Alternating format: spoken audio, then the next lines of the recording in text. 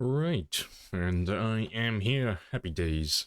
Hello, Hash, Timotry, Pro as well, Big Sexy, and Abraham.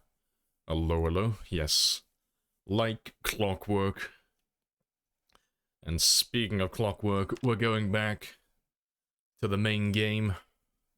Because my dumbass got myself killed yesterday on Sprinters. And let me just check that command is up to date. Let's see if you work. Yep, there he is. Sprinter skill issues. Because I got nibbled yesterday. Well, that was a pretty good sprinter game to come back to. But yeah, we'll do the main game today. Try and do at least another 5,000. But I'll try and do a little bit more. I'll try and get something towards like the 7,000 mark. Yeah, hello, Darrett as well.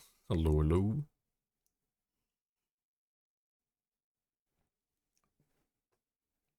Yep, this is taking a long time to load.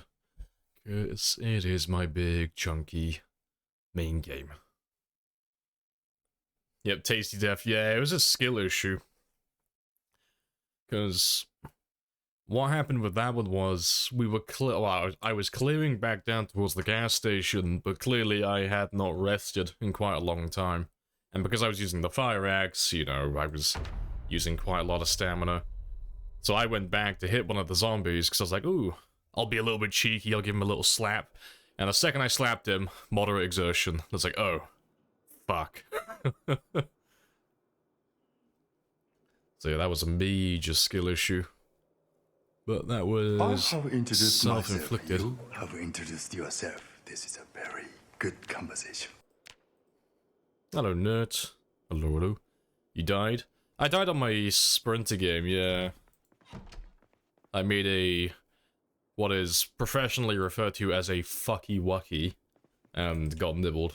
But nah, it's fine. But we're on the main game today.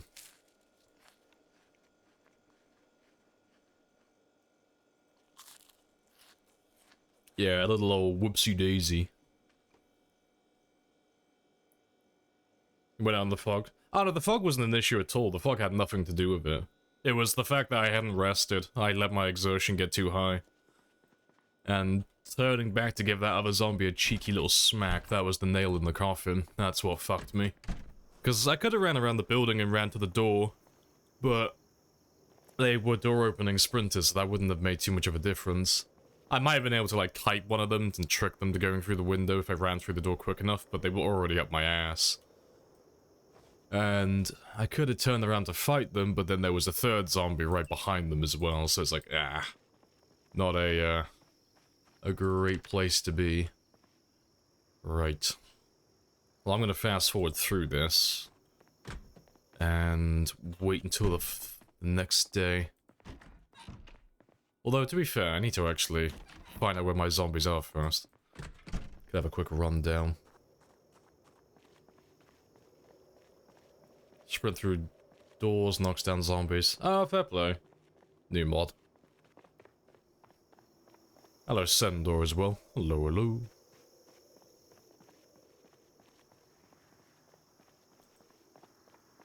Yeah, hello, Hash as well.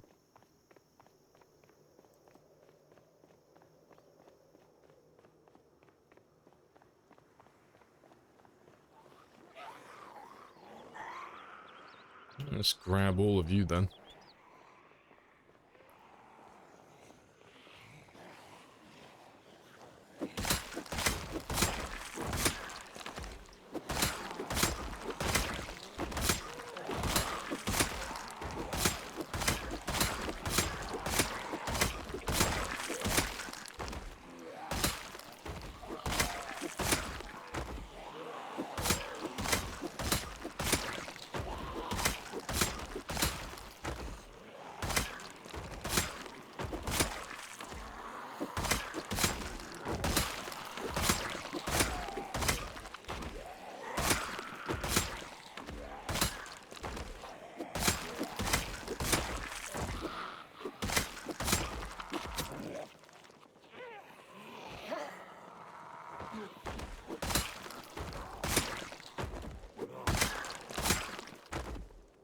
Right.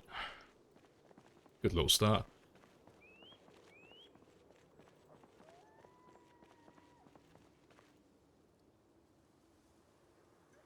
Hello, Cot, as well. Happy days. Back to the good old stinky shamblers, yeah. Yeah, because we'll do some more sprinters again next week. But I think today and tomorrow I'm gonna do my main game. Because I've been off for a bit. And I've had a little break from it now, so I'm not too burnt out. I could do another 2 days of this. And then maybe on Monday, we'll do some more sprinters.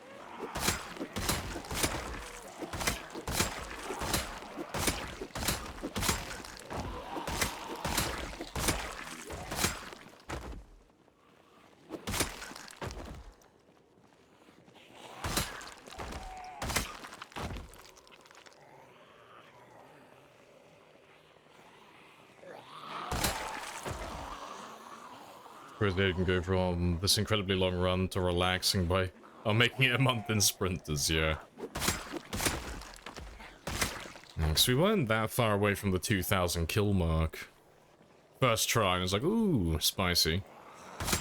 But I was saying yesterday, after I died, after the character was gone, next week when we do some more sprinters, we'll have to make it a little bit harder. I might leave, like, the helicopters on, I think. I might leave the helicopters on often. So they come around, like, every, like, 5 days or so. Maybe increase the pop a little bit as well. Did you die? Oh yeah, that sprinter game's gone. Yeah, he's dead. Type in, exclamation last death. And you'll see the skill issue. I got nibbled when I was climbing through a window, because I let myself get too exerted. So I rolled the dice. I was like, oh, fuck it. I'll try and climb through the window and just take a scratch or a laceration. But no, it was a bite. I was like, fuck. Big ol' rip. But no, it was fine, though, 'cause it was a good game. It was the first game, like, proper game of sprinters I've done in almost a year, so I'm quite happy that he even survived that long. Honestly.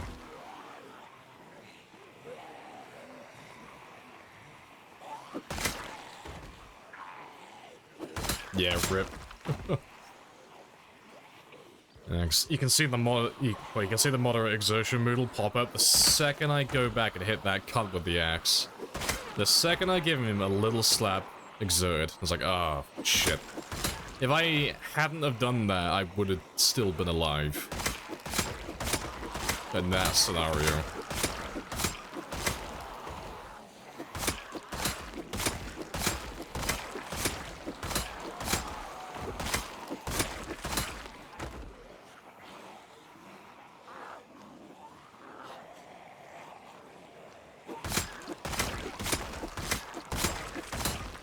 Still a month. Yeah, it was still a good time, good kill count. I need to make it harder though, next time. Just make it a little bit spicier. And I might even start adding the integration back on. Maybe. Have to dip my pinky toe back into that again.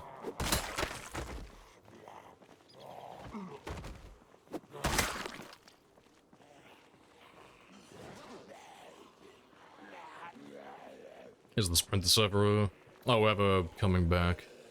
Maybe? It's unlikely. Well, it's 100% not happening anytime soon. But it's a maybe. Because the issue with that server is it's incredibly time-consuming setting it all up and having it run like clockwork. Because things on that permadeath server that I made break constantly.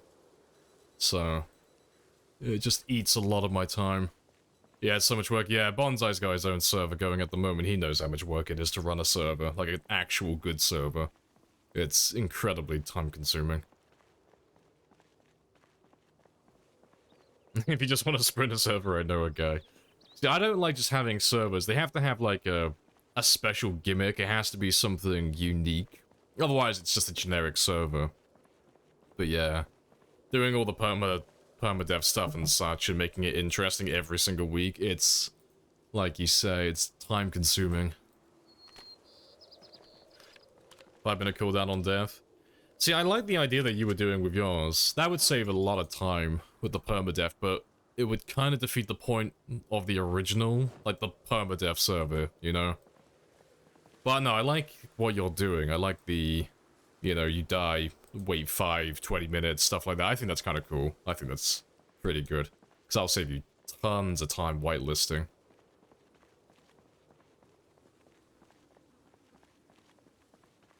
It was pretty fun. Yeah, it was a great server while it lasted. Is the military backpack the best one? Yep, that's the best in the game. There's nothing above the military backpack. That's as good as it gets.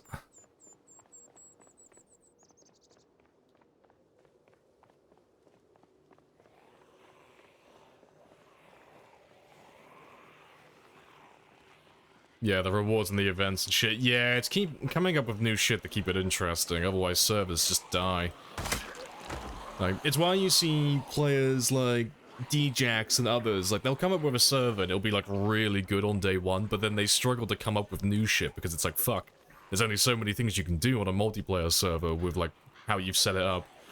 And then the server ends up dying after, like, maybe a month or two.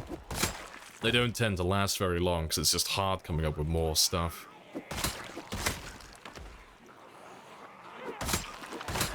And then people inevitably get bored and then they move on to the next thing.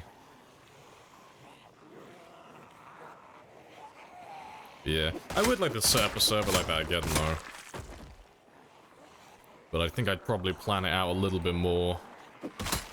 It's the first time we did that server, I was, like, in all honesty, I was winging it. Like, I didn't actually plan that server out thoroughly. It was more of a spur-of-the-moment thing. I was making shit up as I went along, which is why it was so chaotic.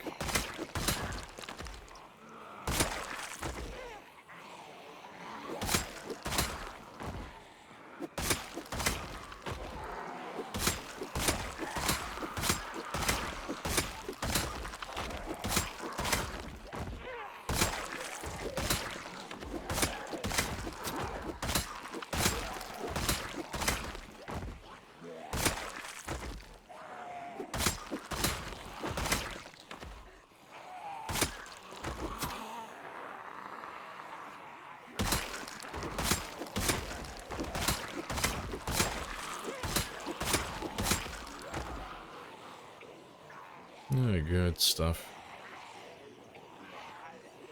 No hate to anyone else. It takes discipline to run a permadeath server. It does. It's just...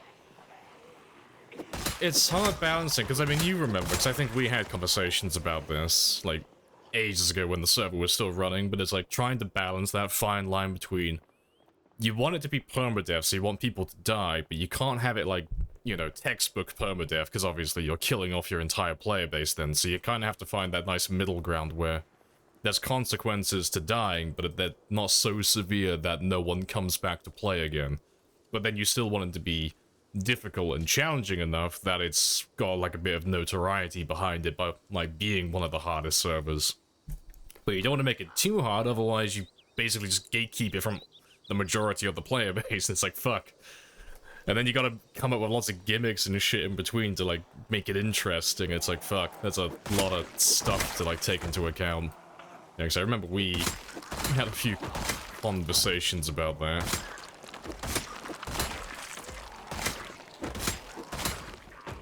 Yeah, you're working with Dylan to get the reward system automated. Oh, fair enough. Yeah, that was one of the worst parts on my one, because it was all... Well, not all of it, but most of it was, had to be input manually, which was a pain in the ass. Get the character... so you get the new character when your last death is more than X time ago. Okay.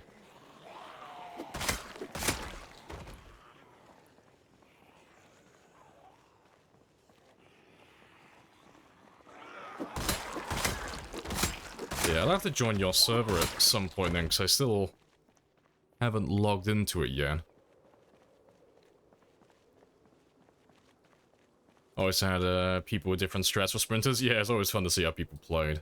I always liked it when people banded together, because it was like, fuck, we have to work together, because there's like no resources and too many sprinters. DJX at the moment is running a lottery. To get back into the server, is he? That's a funny gimmick. That's a new one.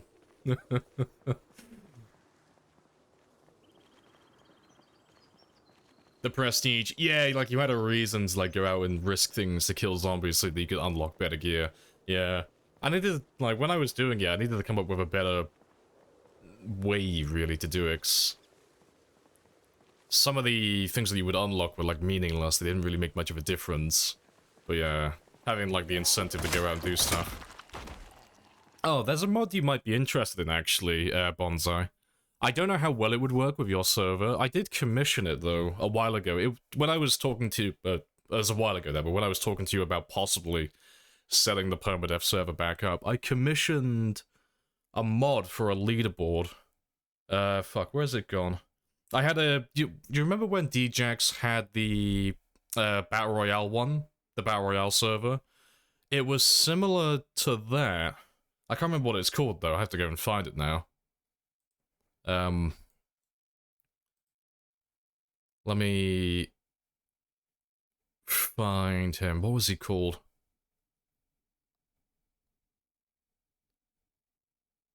The leaderboard ones I've seen all get marked by your jank wireless system. Because I can't remember exactly. Was it Iron Man leaderboard? Don't know if that's the one. Oh yeah, commissioned by Mr. Lamprey. Yeah, this is mine. Yeah, this was... It was by the same person who helped... Well, you did the Battle Royale mod for DJX. Or, you know, rather, he did his mod and then DJX used it for his server. Yeah, it has the alive death status. Connection status, yeah. So it was literally just to see who was still alive and who was dead on the permadeath server. So... yeah, that's what it was for. I love the names you put in there as well. But yeah, I never... because I didn't finish getting the server set up, I didn't actually get around to using it. But yeah, just keeps track of all players that logged onto the server, and who's currently alive and who's currently dead on the server. Yeah. Because that's the one I was gonna use when I was resetting my server up. How much for that commission? He didn't give me a price for it. I gave him £50, because, you know... it's like, fuck, it's a good mod, and it's like, fuck it, someone's bound to use it, so I gave him 50 quid. But yeah, he didn't ask for a price or something. But yeah, I thought that'd be pretty good, because that was an issue that we ran into when we were doing the permadeath server. It was keeping track of who was alive and who was dead.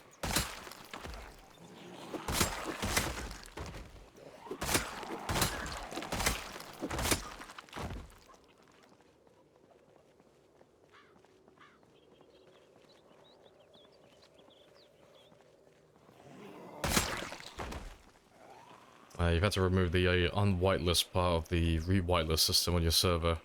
Hasn't failed yet, thankfully. Good stuff.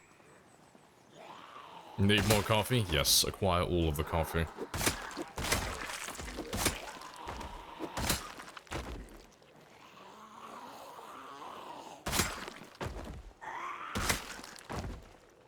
Hey, try to scroll the Steam page.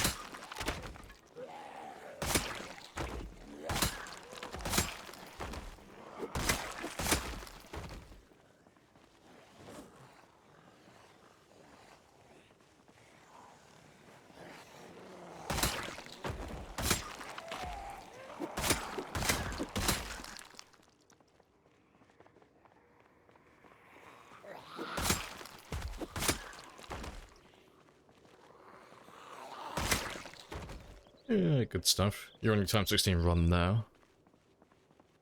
How long did it take in game to clear all of the, well, all of West Point?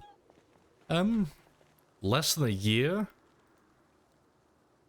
I can't remember what the exact time was. It might have been about like 8 months. Go on the VOD list.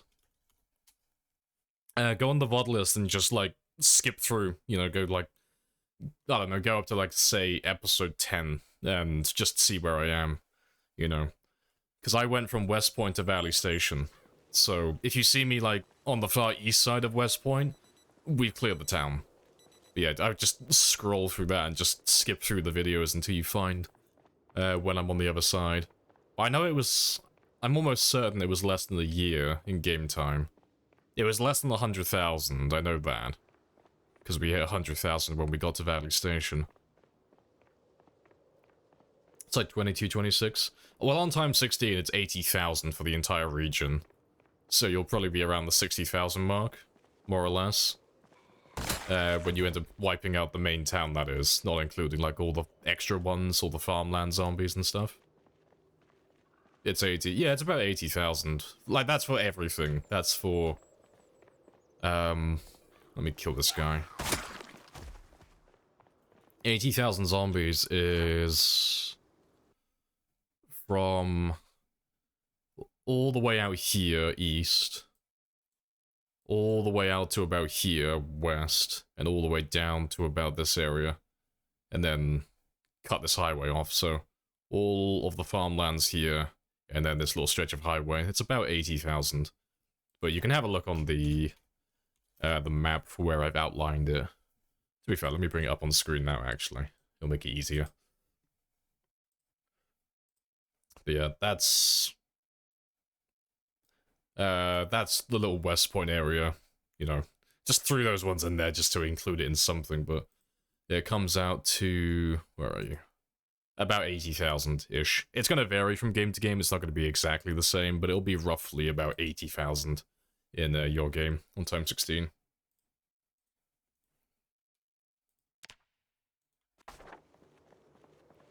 $80,000, yeah, just a couple of days, 20-minute adventure, you know, quick in and out.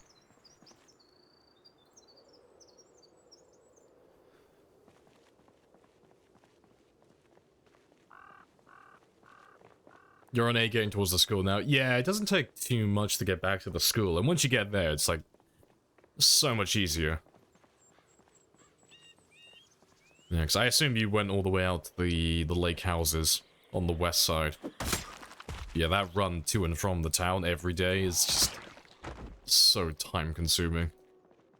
But yeah, you'll have a much better time. You gotta be better prepared. I'm mansplaining again, I'm sorry. It's always prepared. Yeah, the lake houses, yeah. Yeah, because now that you're pretty much by the school, things will speed up tremendously.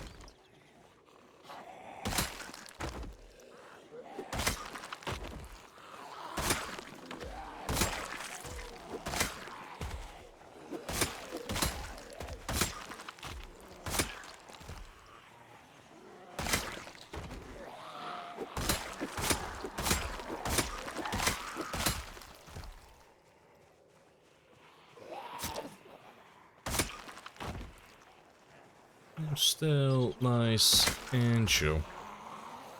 Vanilla West Point helicopter on time 16 is cast. Yeah, you gotta leave, yeah. It's an absolute nightmare.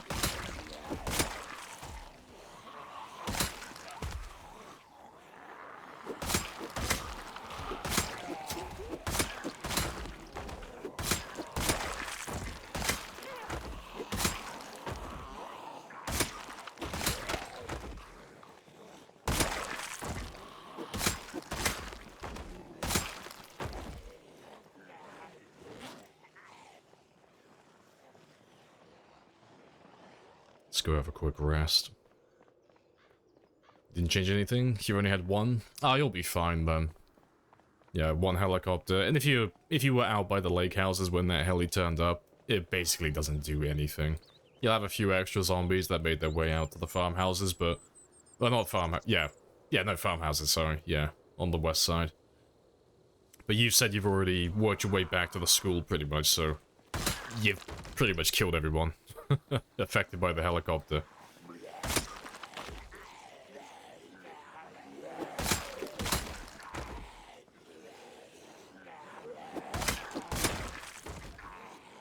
But Ellie was perfectly fine. Yeah, it's... The heli doesn't really affect you. It might as well not exist when you go to the lake houses in West Point.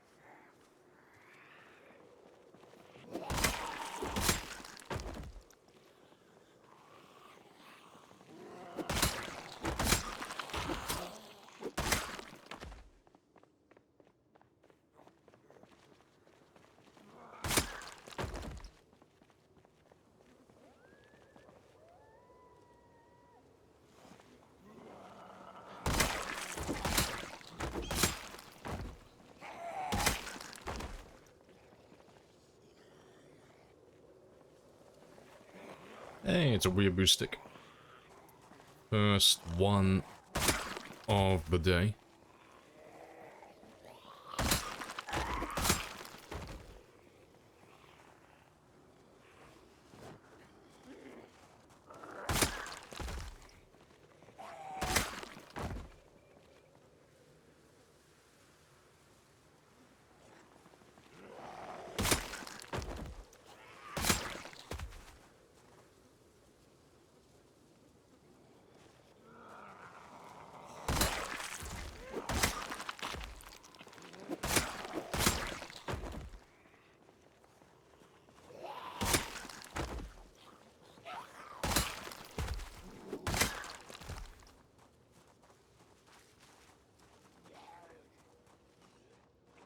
I'm just gonna go a bit further south, because I want to see, if I can, where that big group of zombies is.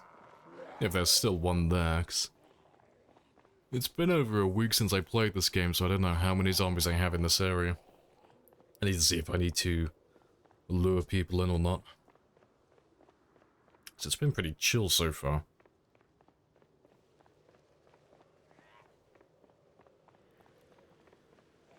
Alright, survey says... pretty chill, so far at least. But I'll head back home now. I'll take some of these guys with me though.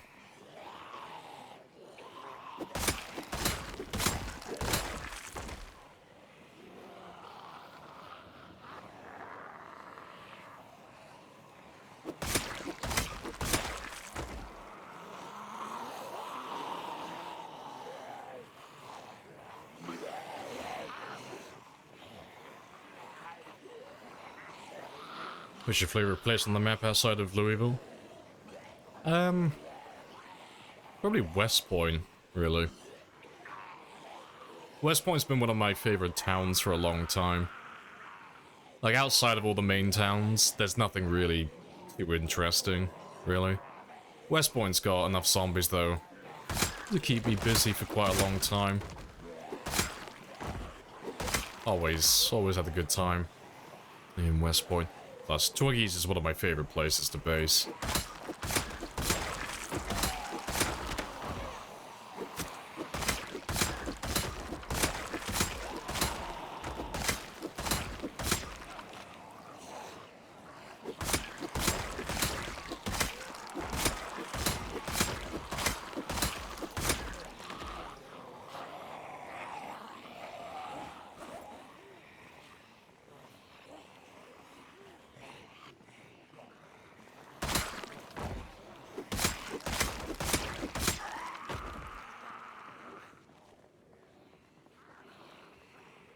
So you've done the two funnest cities. Oh, well, like doing them first? Yeah. Yeah, and the only reason we did the cities in the order that we did is because last time we did a marathon game like this, we went the opposite way. So, we're not quite the opposite way, but we went west first. So we spawned in West Point on the other one, but we went straight out towards Riverside. But on that run, the plan was to finish in Louisville towards the end. And I died on about 297, like we were on the south side of Muldra when we were going through it. So I never actually got to go to Louisville on that run. So instead of like repeating the same thing and making the same mistake, we went to Louisville straight away on this game and cleared that one first. Just in case I die along the way again. Because then that would be like almost, what, a year and a half where I just haven't gone to Louisville. Like a year and a half in real time, that is, where I just had never went to Louisville on any of my main games.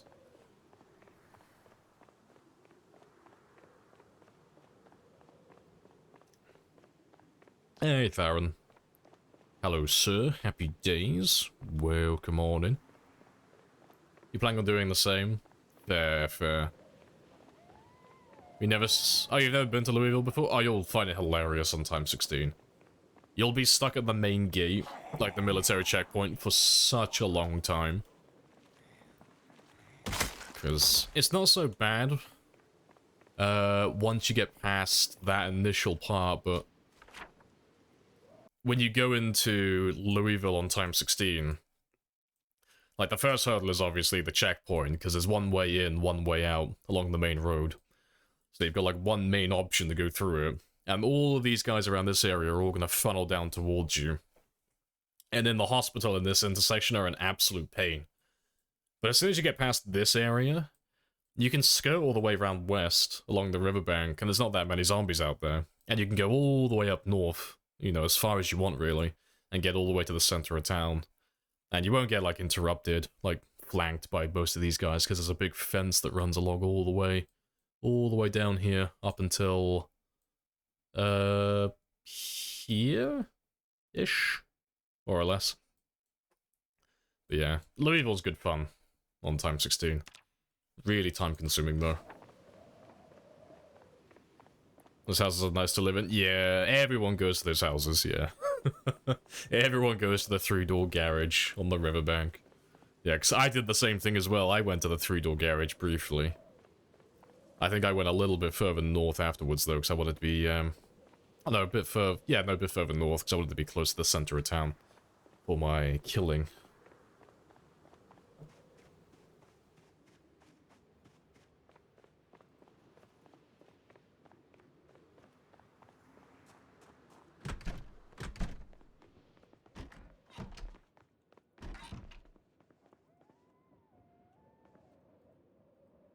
What's my watch on? 4, good stuff. You're really looking forward to Louisville? Oh, you'll love it. You'll love Louisville. It's fantastic. Right, before I carry on though, I'm gonna stretch my legs quickly and just go check a couple of things. Just so I don't have to do it later in the stream. Give me 5 minutes to finish that.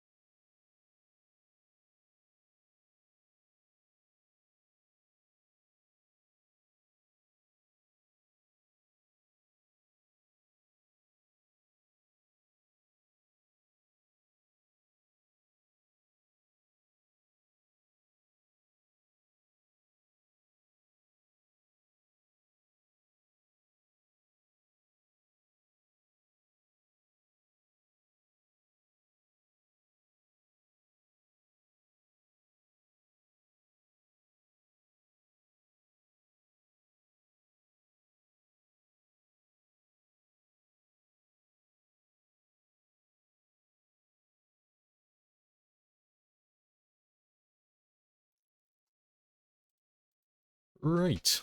And I'm back. Where'd I get to, though? There's about 30,000 zombies between West Point and Louisville. I think it's a little bit more. Maybe. Gotta jog my memory. Where am I looking? Well, it's not, there's 143,000, but you can't ignore most of them, to be fair. Yeah, because what did you say? 30,000 Zeds? You're probably right. Yeah, because you've got, we'll round them all up, so we've got like 2,004. 7, yeah, 11. Yeah, it's about 30,000-ish along this stretch here. And you can ignore most of these guys, you know. Because unless you have pinpoint hearing, they're not going to bother you, they're not going to come out, and they're not going to try and find you. And even with pinpoint hearing, they're all going to get stuck on the river for the most part, so yeah, you can just ignore most of those guys.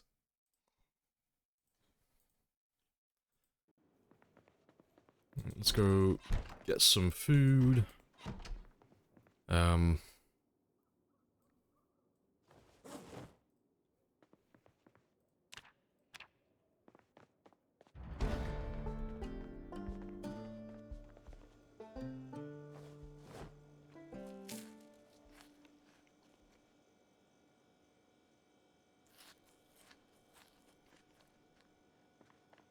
That'll do.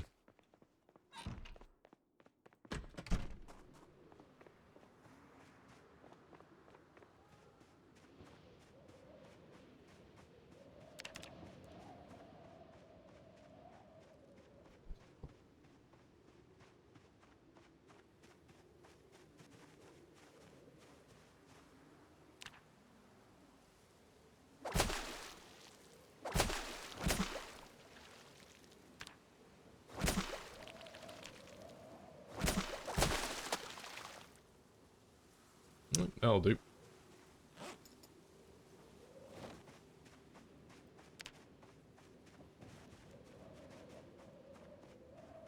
The song is a throwback. Hey, it's a good song. Good song.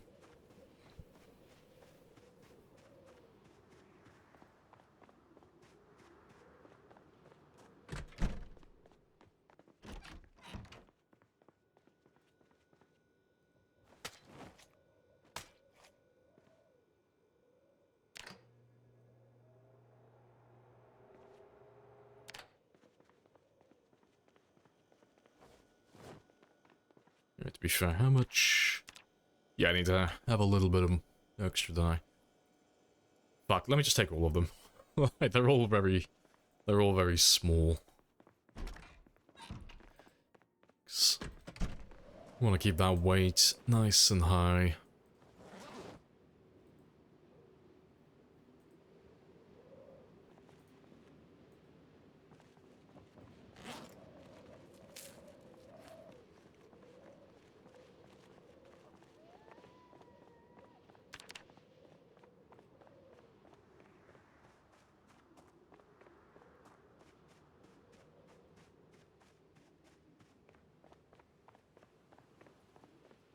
And unlike yesterday, we'll run all the way south this time.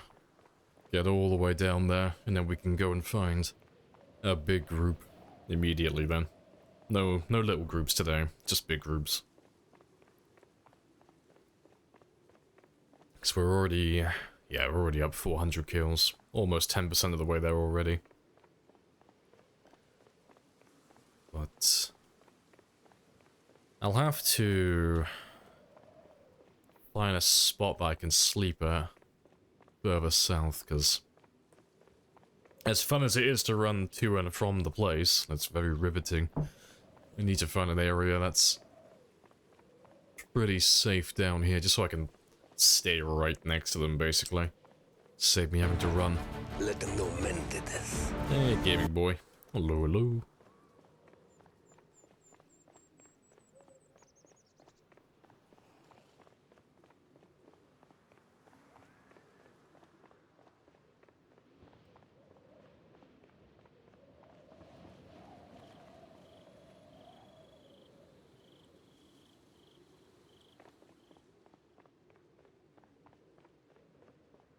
A little bit further. There we go, they're all in range now. So we'll chill here for a second. Let the big group form. And then we'll go and see how many we have.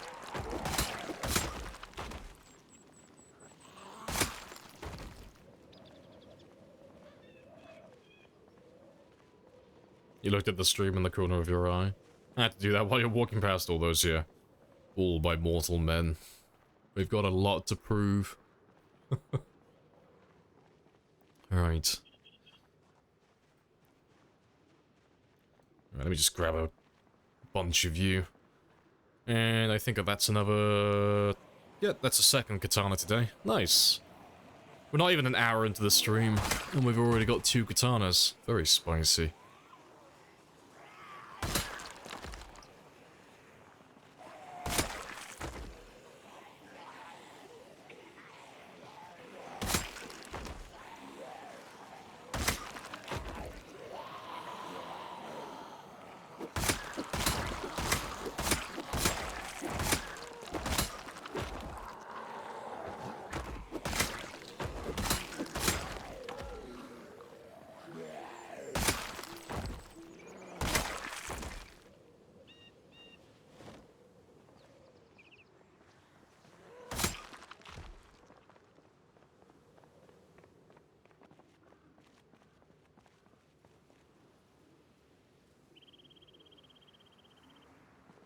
Well, let's see how bad it's looking.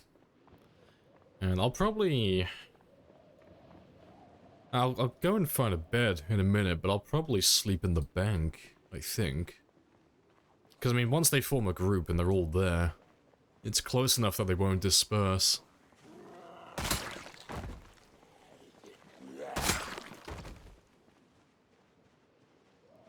Just gotta wait for all the guys around this area further east to finish coming down.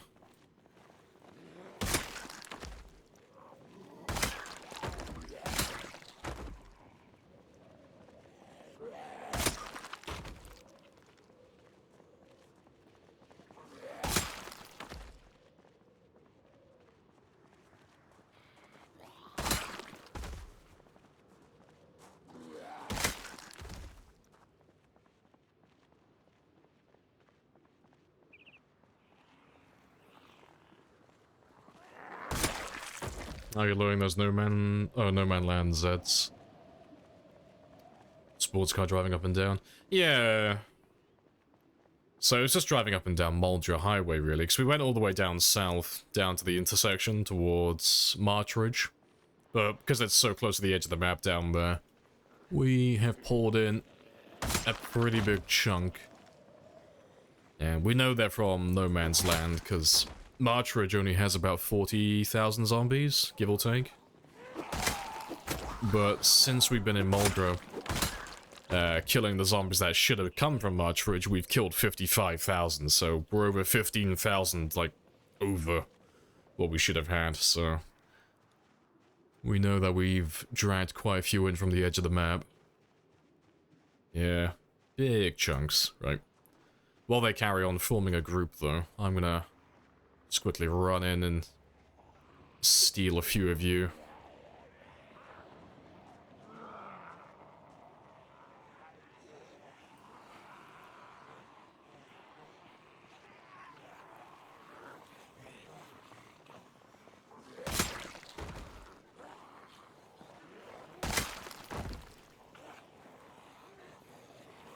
Hello, Tony, as well.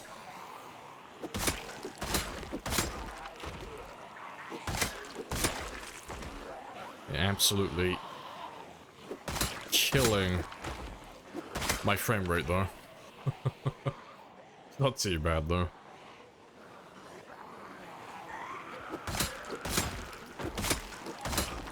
Still playable.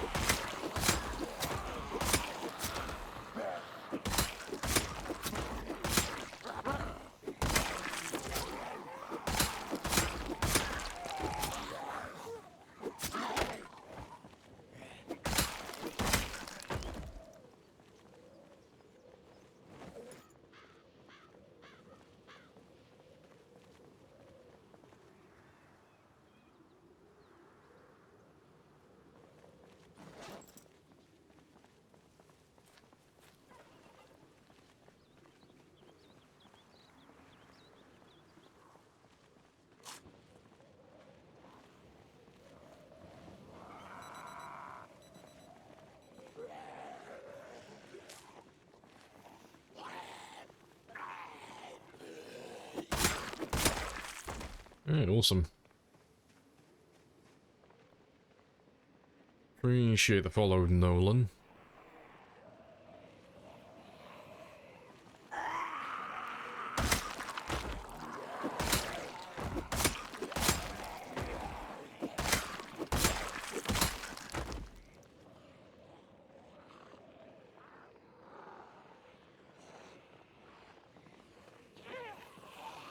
Yeah, what I need is that road there, really. If I can get that road clear, you can see how much better my frame rate is currently. Because I can't see the big group of zombies down there. But the second I have line of sight on them, my frame rate tanks, so... I need, ideally, to be able to get to the other side of the bank when I'm luring groups away. So it doesn't chug my frame rate too badly.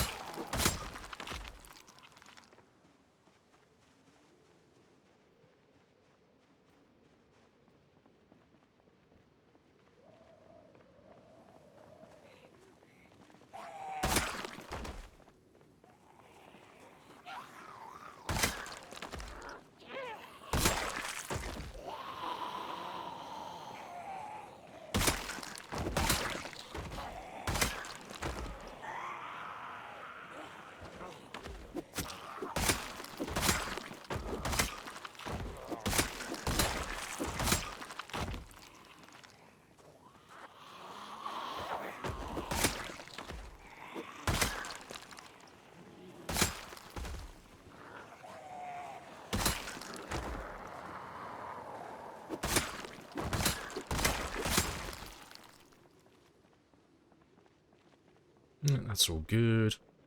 Yeah, if I can get this clear, that'll be fantastic.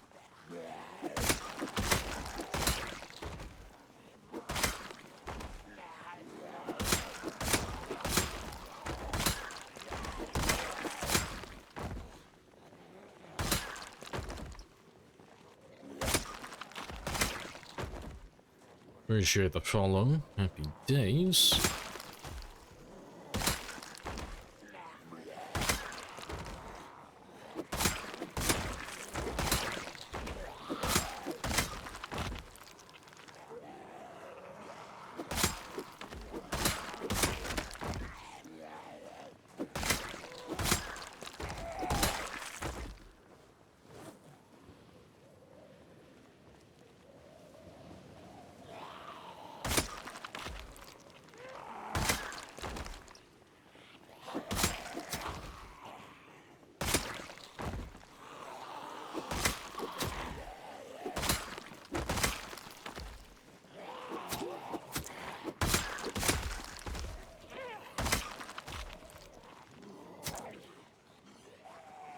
Oh, second wave.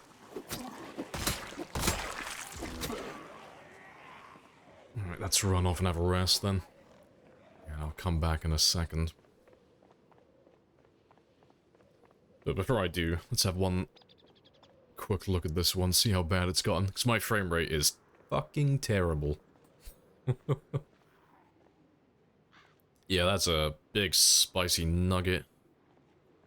Glorious. That's like a game-crashing amount of zombies. Well, I know where we're going to be killing for the entire day.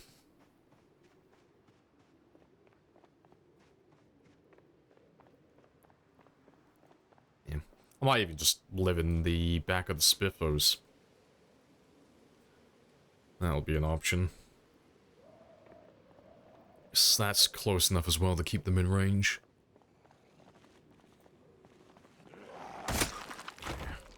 I don't have to worry about those other guys flanking me then either.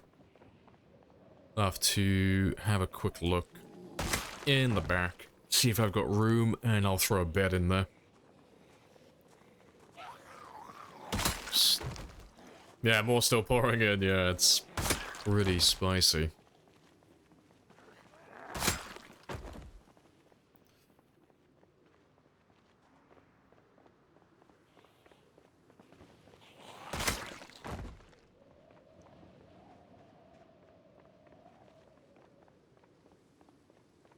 There should be 2 bathrooms in here.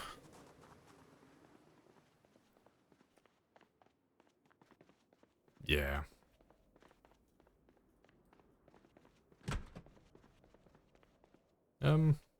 Yeah, I should have room.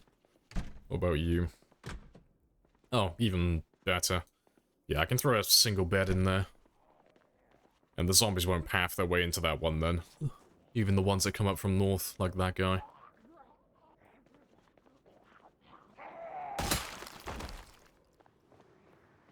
And then I can stay here. Although, shit. No, I can't stay there. I'm just thinking, like, I gotta go back and grab my spears as well, but... the main thing is I keep all the zombies together in one big group. Alright, they're still doing their thing. God, they're still pouring in from the east. That's hilarious. Alright, let me go grab a bed quickly then. There's bound to be a single bed around here. Tons of them.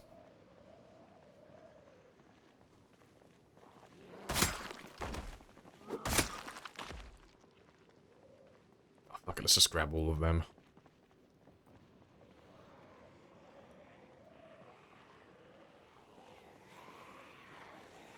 Hey, GK as well. Hello, hello.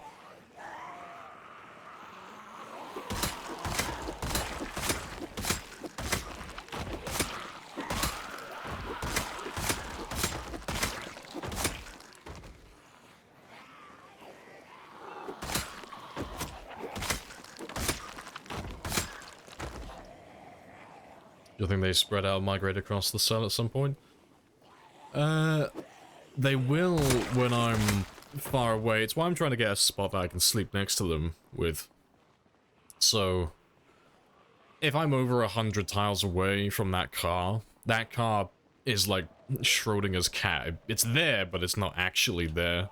The car is both alive and dead. So because I'm so far away, when I run back to sleep at the bar on the north side of Muldra, that car is no longer making noise. So then those zombies that we just saw, they're redistributing and they're spreading out throughout the cell while I'm gone. So I'm trying to get a spot that's relatively close by that I can sleep within range, so that while I'm sleeping in the night I'm not killing them, they'll still stay by the car, because the car will still technically be there making noise. That's the idea, at least.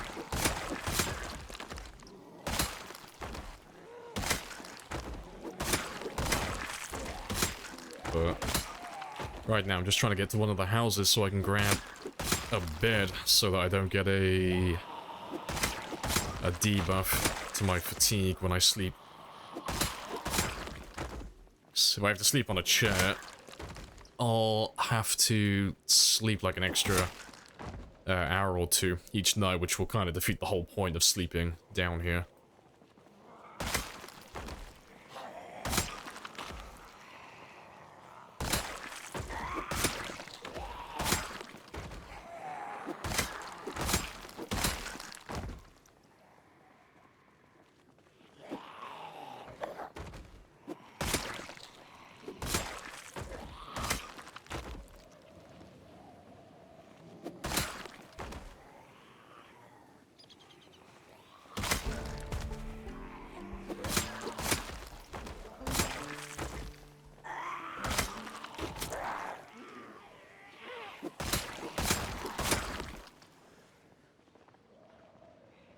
It's still pouring in.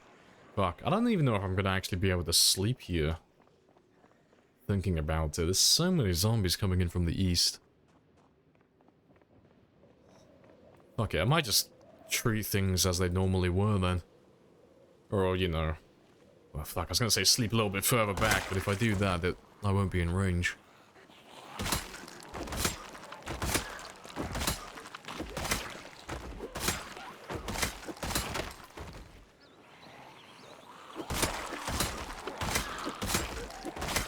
Just leveled up. Oh, that was strength level 10 again. Yeah, nothing noteworthy. It's just when you get level 10 fitness and level 10 strength, you'll just level them up over and over again constantly, like every day or every other day. Because you have a very small decaying effect on those two skills. So every now and then you'll lose like 1 experience. But because it's only 1 experience, you know, the second you do anything, you'll regain that level again. So you'll see me leveling up fitness and strength constantly, all the time. It is the burden of having level 10.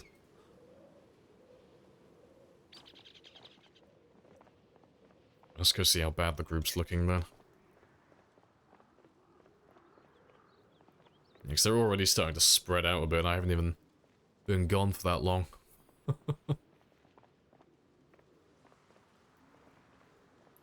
Yeah, less than 10 FPS. Wonderful.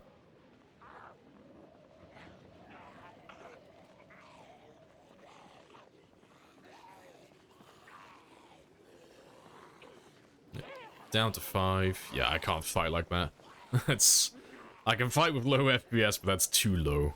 That's too low. Dramatically less exciting, yeah. It's a bit of a bummer, but it's fine. So we've been level 10 fitness and strength since like year 2. Somewhere between year 2 and year 3, we've been level 10 in those 2 skills. So yeah, it's nothing new.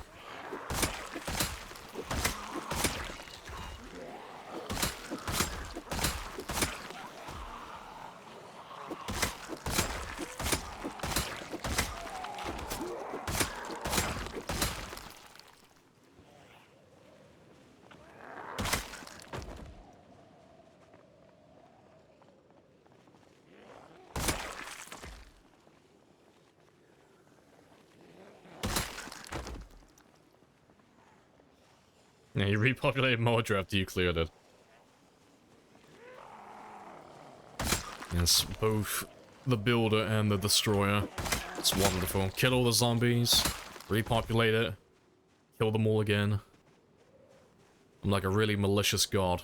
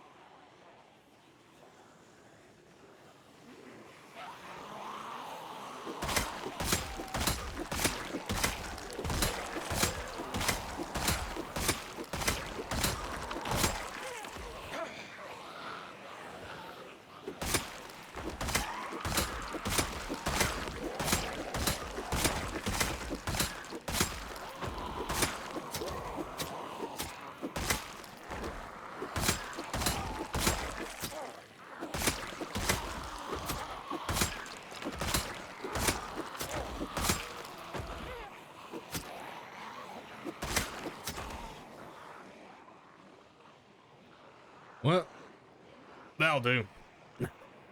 Let me drag you all north then. Because I'll drag the ones that can hear me, and the ones that, you know, the ones that didn't hear me, doesn't matter. They can't leave the cell. They can't go anywhere, so that's fine.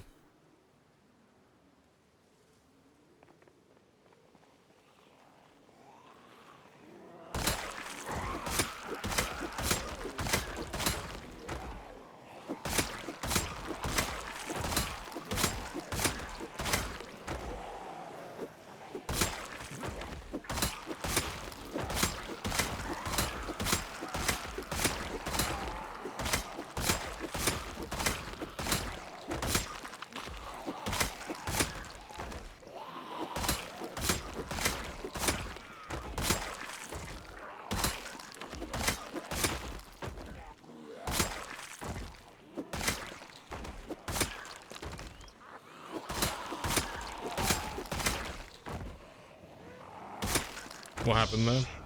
That wasn't our fault. That was what I was talking about earlier. Like being over 100 tiles away from the vehicle, so the vehicle is no longer rendered in, so it's no longer making noise. That's what happens every time I run back north to go to sleep. So because I'm too far away for the car to be rendered in, the car no longer exists, and so the noise doesn't exist, and so there's no anchor point to lure the zombies in anymore.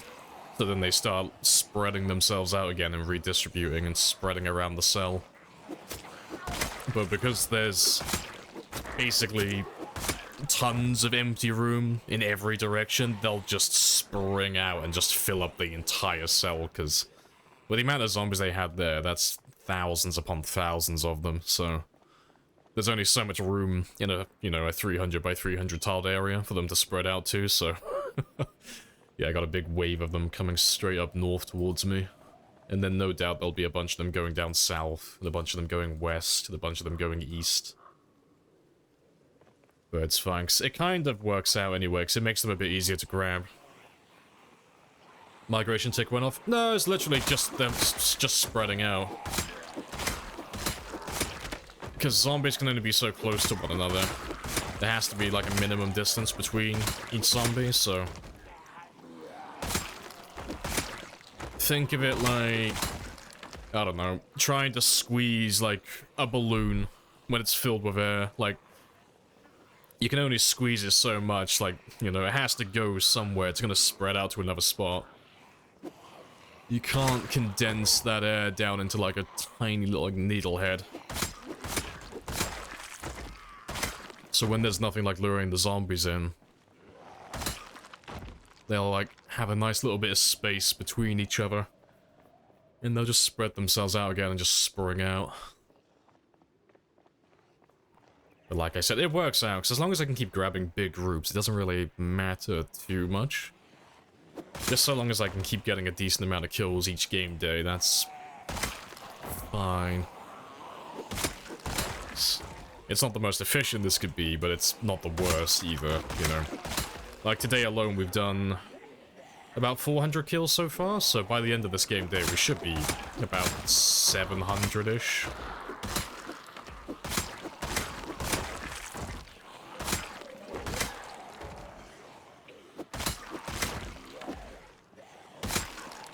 It's like another distribution setting. Well, it's the same, but you wouldn't really notice it under like normal circumstances, but it's the same thing as the default settings. So on the default, you have like there's three things you have to think about when it's like where the zombie's going to end up being. So there's the group size, there's the I don't know what that, can't remember what the name of it is. It's the spacing in the group, and then it's the spacing between groups. So on the default settings, it's going to be like 20 zombies per group, and then they're going to have a small distance between the zombies in that group of 20. So it's not going to be like, you know, 20 zombies stood on a single tile. They're going to be spread out a little bit. But then there has to be a minimum distance between each group of 20 as well. So that would be like the normal settings. On this game, it's the same thing. The only difference is every zombie is their individual group. So every zombie is a group of 20. You know, think about it that way. Every zombie has its own, like, minimum distance between it and other groups of zombies. But because they're all individuals, they spread out quite a lot, because they all have to be, like, a little bit far away from one another. But if it was a small group, you wouldn't really see this happening. It's only because there's so many of them that's causing this. So it's like, I'm trying to squish, you know, like, well, fucking 10 pounds of shit into a 5-pound bag, you know? There's too many zombies in one cell, so they're all very close to one another, and they're trying to fill in all the empty gaps in that cell, because they're all trying to space themselves apart from one another.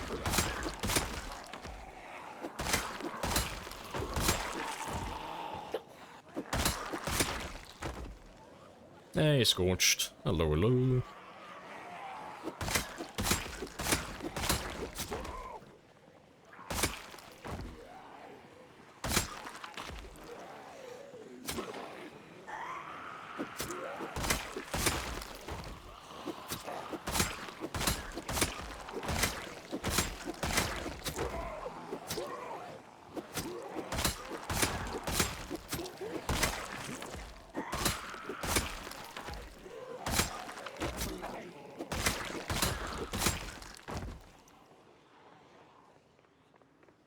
There you go, Leave as well. Hello, hello. It feels like an actual horde, ironically enough. Yeah, it's why I like these settings, because you get zombies being more inconsistent with one another. So you can literally get zombies in any quantity in any location. So it's a lot more chaotic, so that when shit does go south, and you know, if you're running like helicopters on often, or you've got like the expanded heli mod, or you got pinpoint hearing, anything like that, you can get like these super hordes, which are like literally thousands and thousands of zombies all in one area. And it actually creates a proper horde then. Not like little tiny groups of 20, you get like proper big groups. I think that is far more fun. Because you can set this so there's like up to groups of 1,000. But I'm not a big fan of that personally, because they all stick right next to one another, or as close as they can, and if you see one zombie, you know there's going to be like an extra 999 attached to them, right next to them.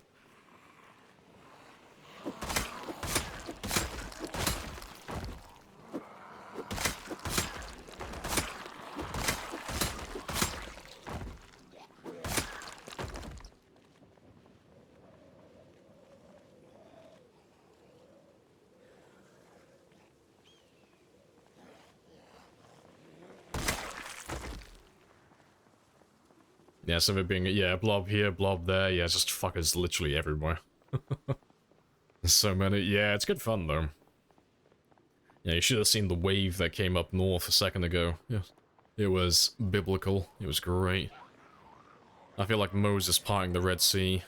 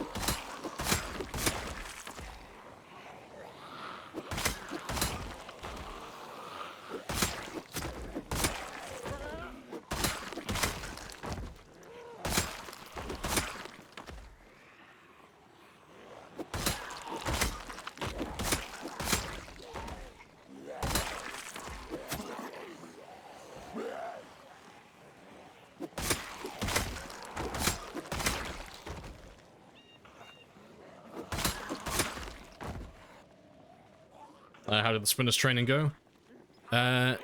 It went very well. We were bullying all of the sprinters until the sprinters decided to start bullying me. So, yeah, he's dead. But we're gonna do another sprinter game. Start a new one next week. On Monday, probably. But yeah, I had a lapse in judgment and I didn't check my stamina.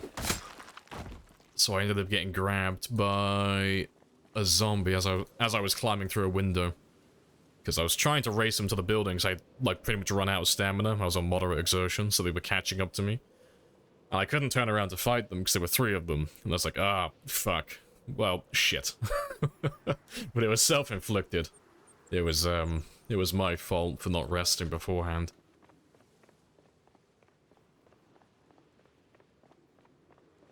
Yeah, it's quite the little pickle. Oh no, it's good fun though. Good fun.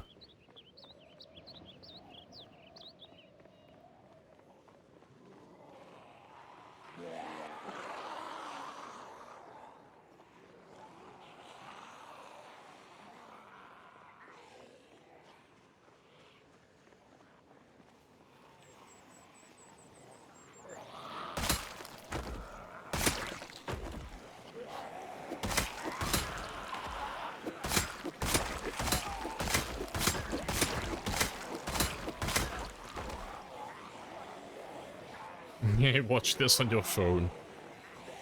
I'd be surprised if you could see anything on your phone. I bet it just looks like a bunch of blobs just slowly shifting around on screen.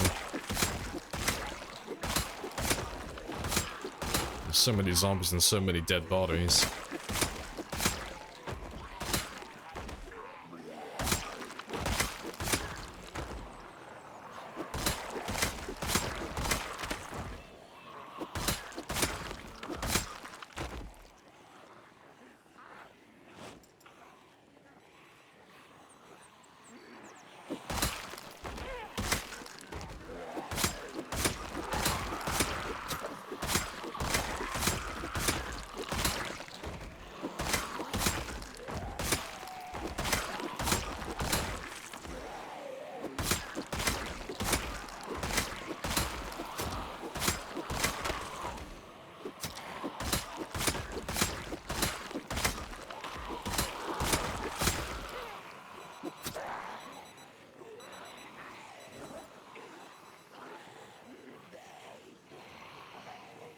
Ah, your internet's down for a while, so no choice. Ah, rip. Always hate it when that happens. Hopefully your internet comes back up soon then. Fingers crossed. This makes the spear look so fun. Oh, spears are great. Yeah, spears are fantastic. They take a little while to get started, like getting them leveled up, but they are absolutely worth the time and the investment.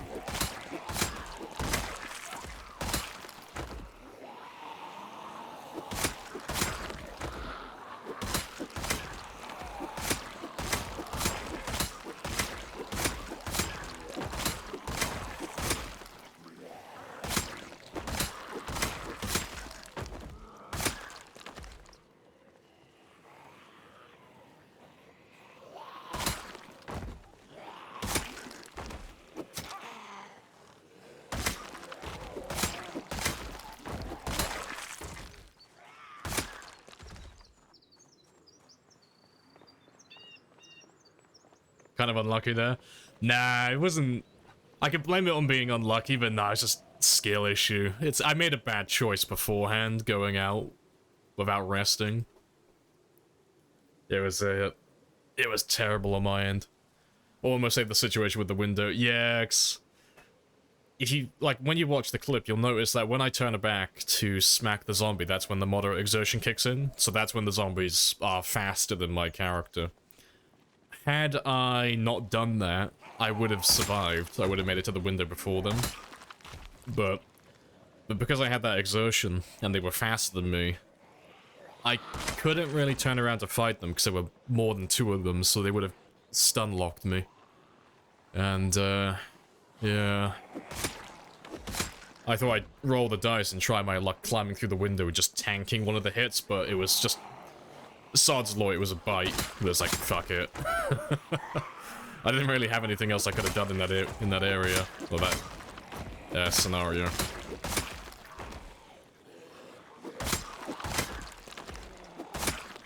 Yep, live and learn, yep. Need to be more astute, checking my stamina next time on the sprinters.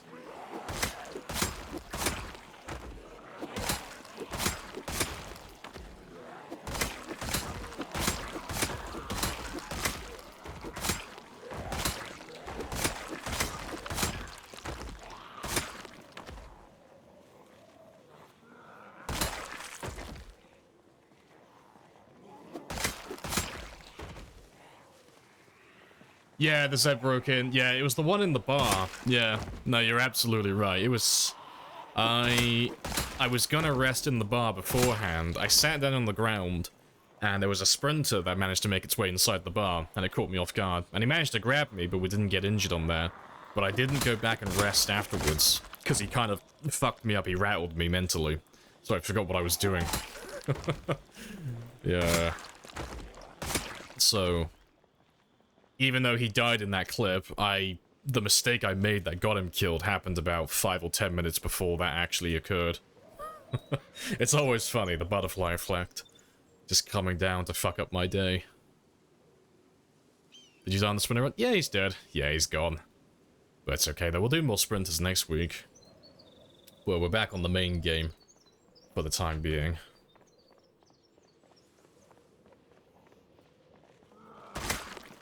So we'll be on this one for the rest of the week now.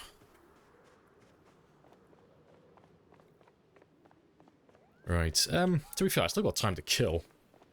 But before I do, though, I've been sat down for about 2 hours, so I'm gonna go stretch my legs, probably grab another drink, and I will be back in less than 5 minutes.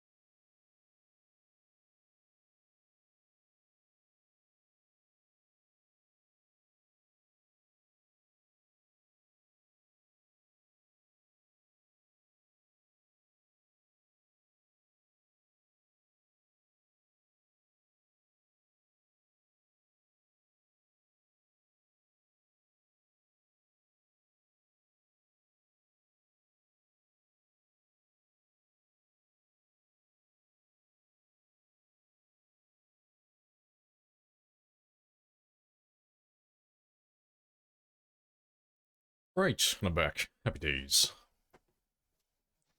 Yep, stretch the water, refill the legs. Bish bash bosh, happy days. Yeah, chest bite like that. You can. Yeah, just get a new torso. Get bit on the chest. Just amputate, you'll be fine. We'll stitch my head to my pelvis. I guess that'll work. Super glue my arms onto my thighs. Oh shit, let me get rid of my counter. Let's get rid of you.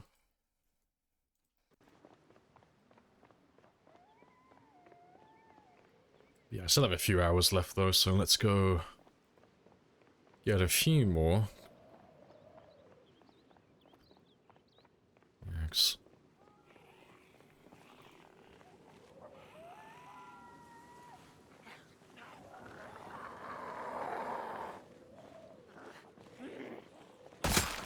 So far today we've done about 800 kills? 800 so far?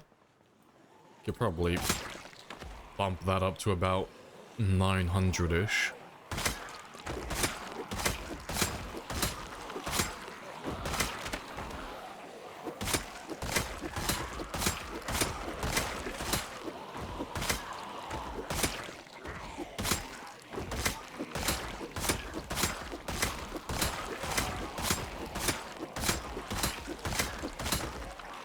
$1,700 is still a good mark. Yeah. It was not a bad game at all. I was kind of impressed with how long he stayed alive, really. Because, I mean, he got lucky quite a few times on the first stream, but that's the first proper sprinter game I've done in almost a year, so I was pleasantly surprised when he stayed alive for as long as he did.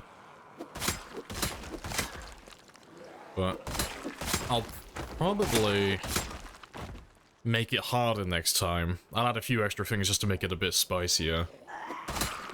Probably increase the population a little bit as well.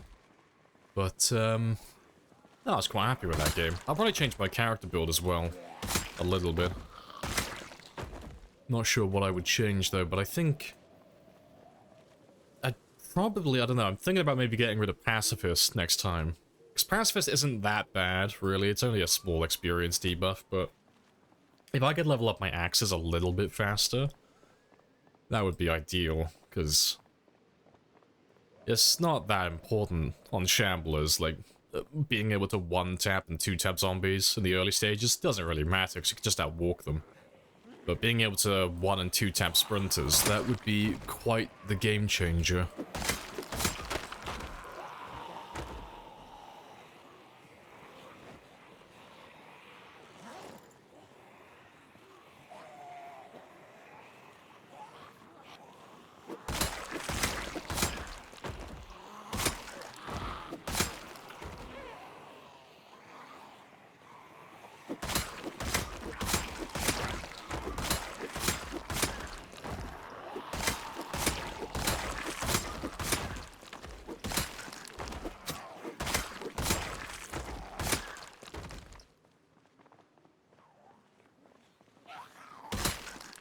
Yep, rip the sprinter run, yeah. It was a very good game, though. Yeah, sounds like I need more swords.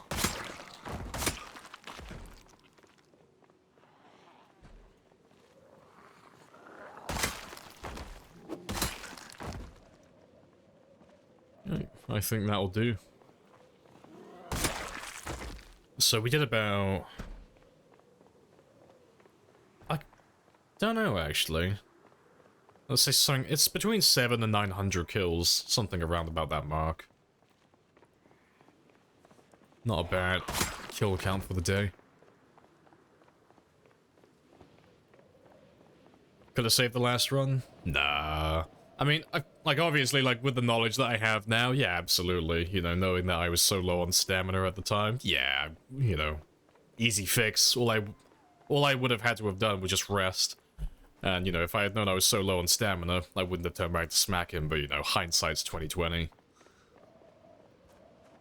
The second I turned back to smack that guy with the axe, it was over. It was done.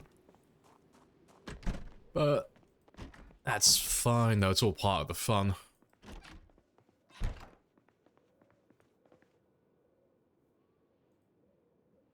Just go until midnight. Yeah, we did 824. Nice. I have introduced myself. You have introduced yourself. Hey, This still. is a very good conversation.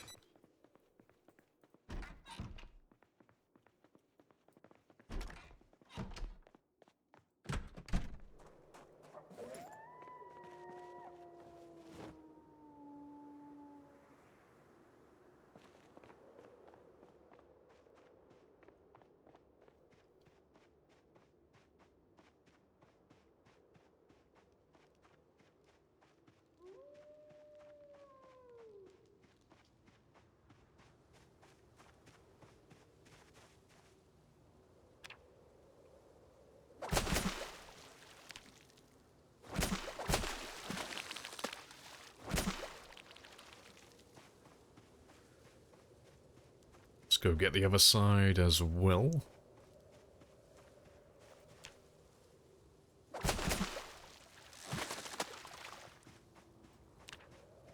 Oh, how I have missed level 10 fishing. Good stuff.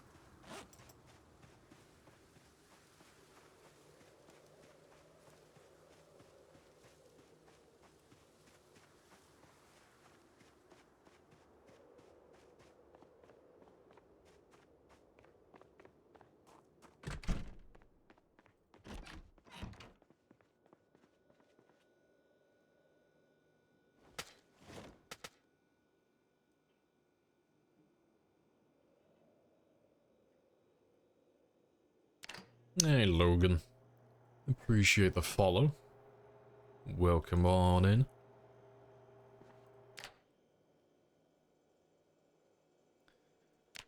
Right, give me all the small ones first.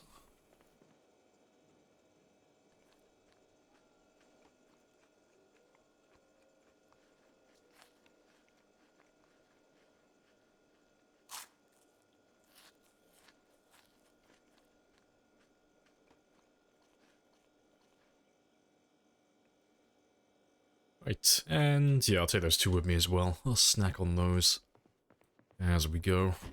So we're still, yeah, we're still holding at 82, so that's ideal. It's gaining a little bit of weight as well. Let's make sure he's still empty. Yeah, he's fine.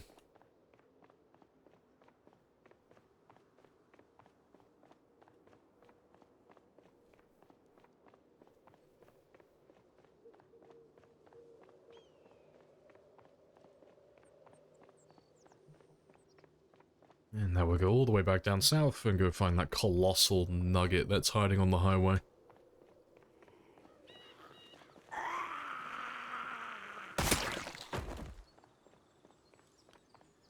And to be fair, probably go through those two as well today.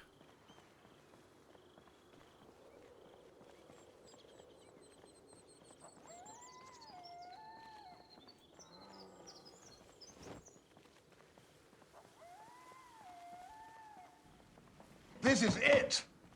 I'm telling you, this is it! Yes, katana time. Gonna go full weeb.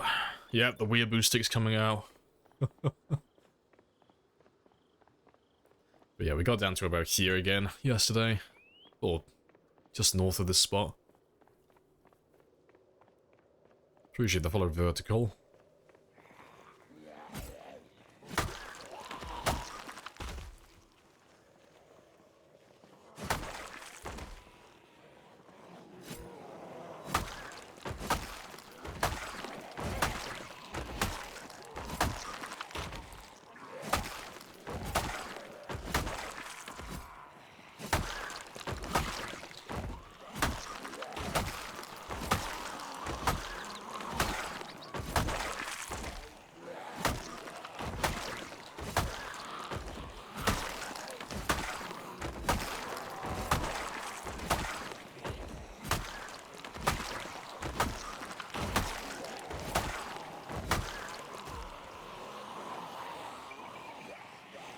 You can't believe they can spawn with bad condition. Oh, well, the katanas.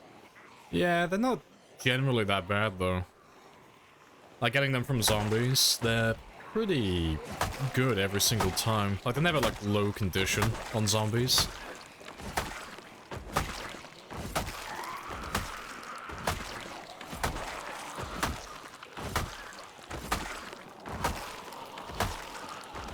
So I think I've only had one from a survivor house on this game.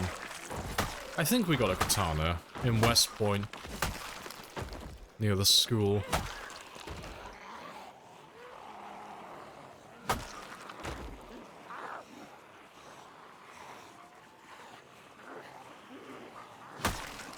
Maybe it was just low main. Oh, it's just your maintenance not being high. Yeah, that'll probably be it. I mean, the starting condition for all the weapons that you generally find on zombies, like, they're never... You can see that one's gone down to half since I've been using it, but this other one, they're never really, like, that low. Like, they generally always above the 50% mark. I don't know what the exact hit points for the katana are, though, but... yeah, having that high maintenance definitely helps its longevity.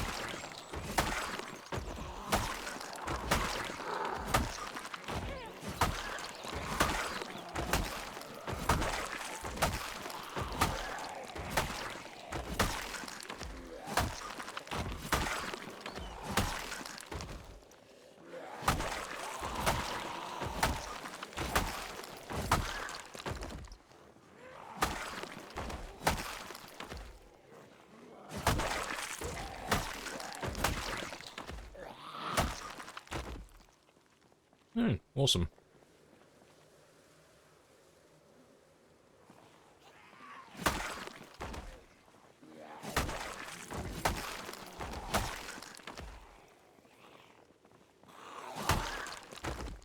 ASMR, yeah. I need to change my category on Twitch. Just rhythmic slapping sounds.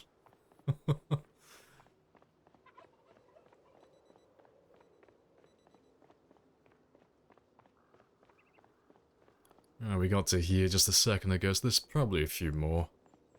You normally get stuck on buildings. Oh, there's one.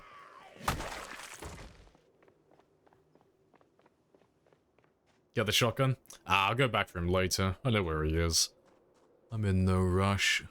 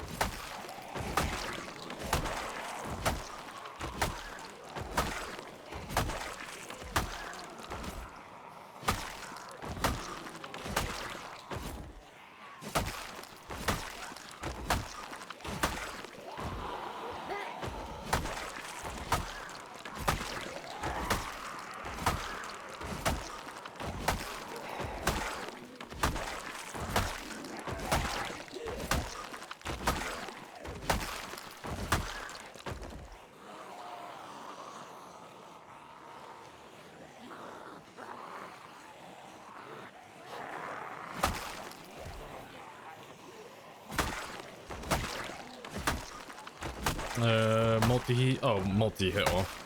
Yeah, we don't use multi-hit here. Nothing against other people doing it, it's just not for me, personally.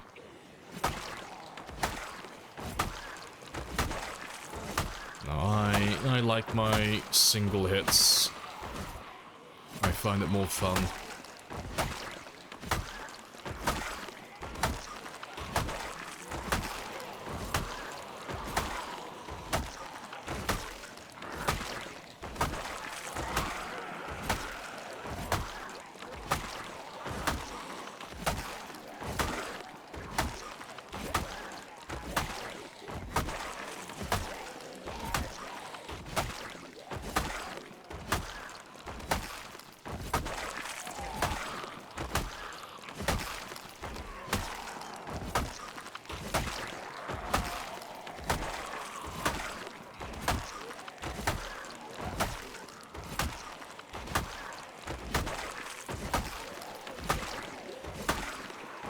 This katana is lasting a very long time.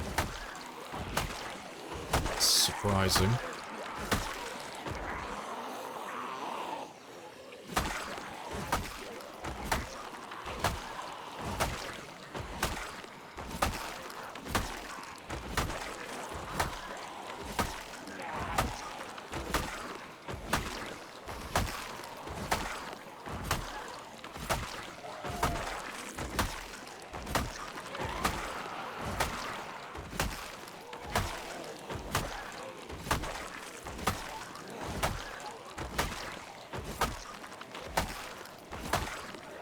It's gotta break soon.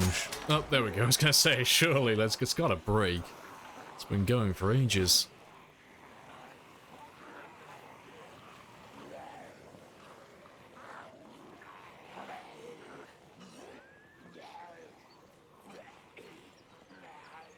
Yeah, there's not too many left either. Are you keeping them in case the other katana repair feature in 42? No, I keep them just so I can see how many I get on the entire run. Because, like, they haven't said it, but it's pretty much a given that this game plus everyone else's games who are currently running, they're not going to be compatible with build 42. Anytime they do a large update like that, and they move to a new build, every single time, every save gets made redundant, basically. Because they're overhauling quite a lot of stuff in the game, so there's going to be things that just aren't going to be compatible. So you'll have to start a new game. But I am completely fine with that, personally. 100%, yeah, they're changing too much. Every time they move to a new build, there's too many things that change. And especially when they're doing things that relate to the character and such. So they're changing the way, fundamentally, how your character learns skills or either learns recipes. They're also changing how a lot of the crafting system works. They're adding crafting tables. A lot of the building is changing. The map itself is changing. Fishing is going to get a complete overhaul. They're adding new things like forges and kilns. There's new skills as well, like blacksmithing. So it's like, there's going to be hunting as well, which presumably is going to have its own set of skills. So there's going to be tons of new things. So yeah, this won't be compatible with any of that. Like, there's always a chance, but, you know, if I was a betting man, I'd probably put all of my money on not. Yeah. But no, I like to see how many katanas I can collect on one entire run. Because on this one so far, we've had about somewhere between like 140 and 150 katanas so far, I think. It's around about that mark. But we store them in the main base. That's where we throw them all.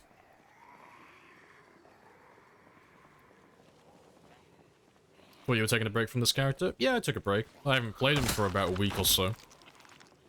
Like, I'm not leaving him for like a month or like 2 months or anything. I just took a really, really short break on sprinters. And yeah, I died on sprinters yesterday because I was going to continue doing the sprinters for the rest of the week. But I died yesterday. So we're back on this one now. We're back on the main game.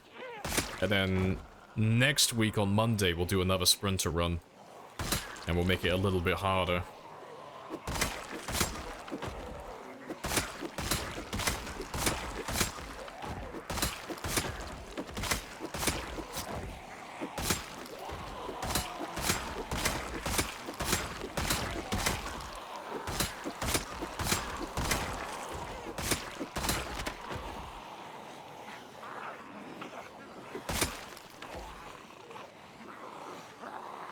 That's a lot of katanas. Yeah, it's been a lot of kills, though.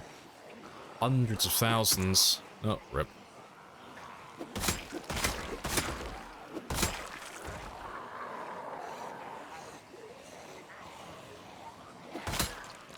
Try driving a car on this road? No, not for a while. Yeah, the road must smell horrendous.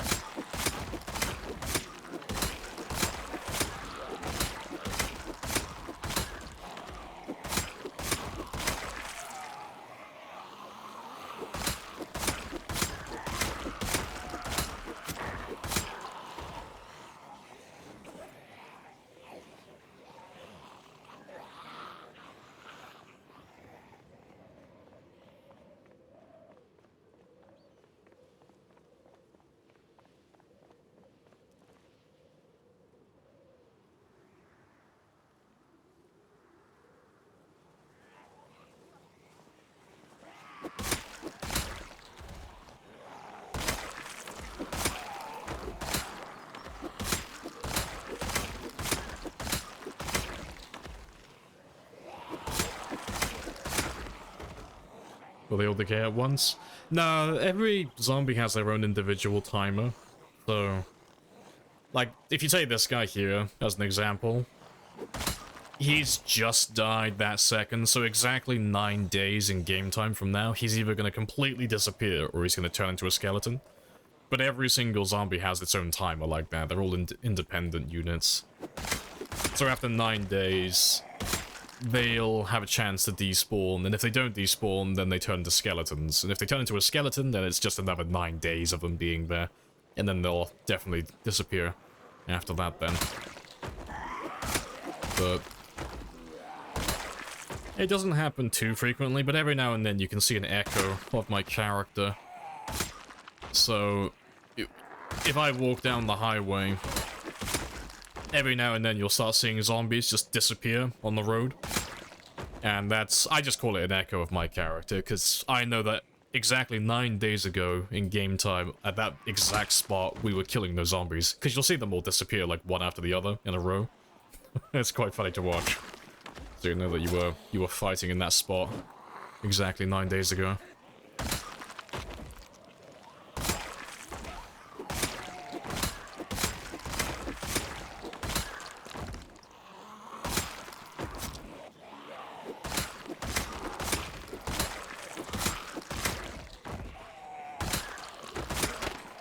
Can't wait to see that.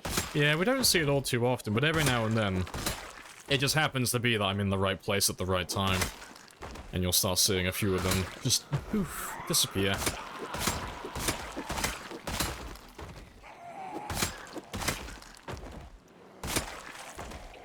No, just a trail of them disappearing one by one, yeah.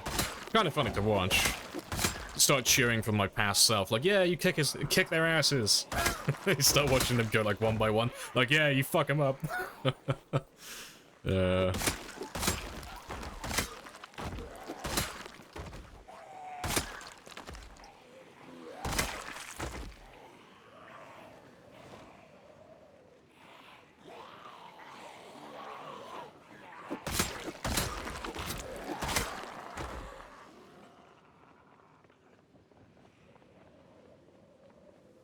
Appreciate the follow as well, Ice Cream Man. Happy days.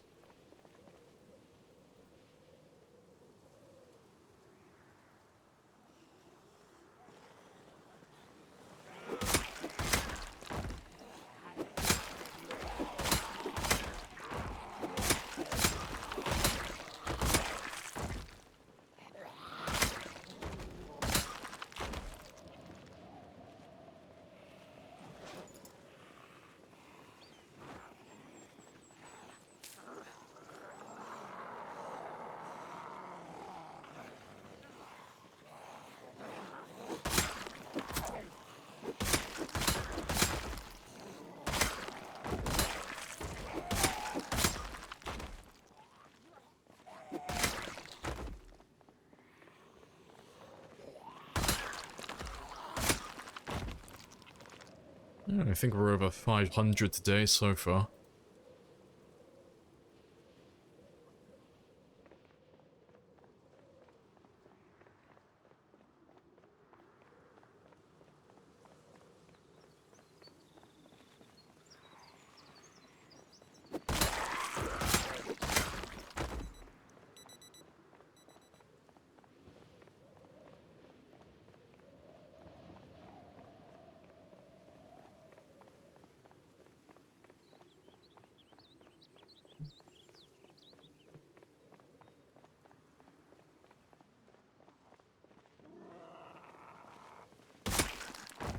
I'm looking forward to the temperature dropping soon as well.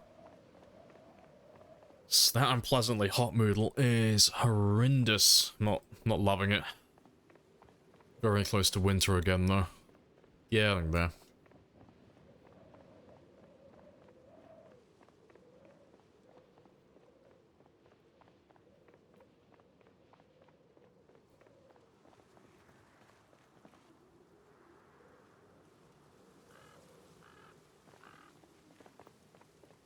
Hey, Mac. Yeah, came for the spear, stay for the tunes.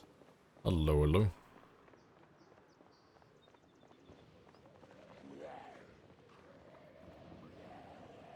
Let's grab that little group there.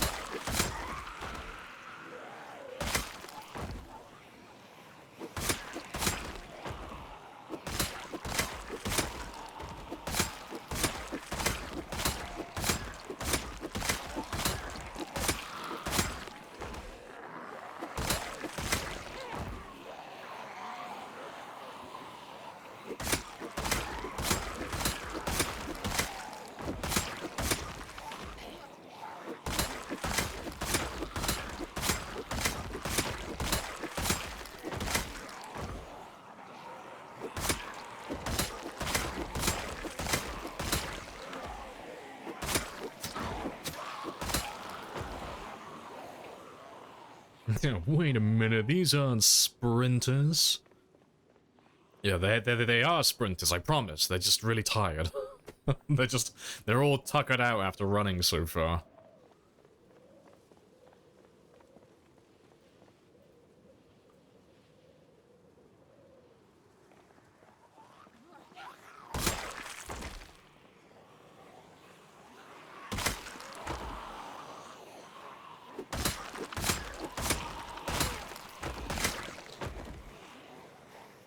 Back to the grind, I see. Yeah, back to the grind. Yeah, we're still gonna do some more side games and such, but I really needed that little break. Like, this is actually not that bad now. This is actually quite fun. Now that I've had, like, a little bit of time off, it's like, oh, this is bearable. I don't feel like clawing my eyes out.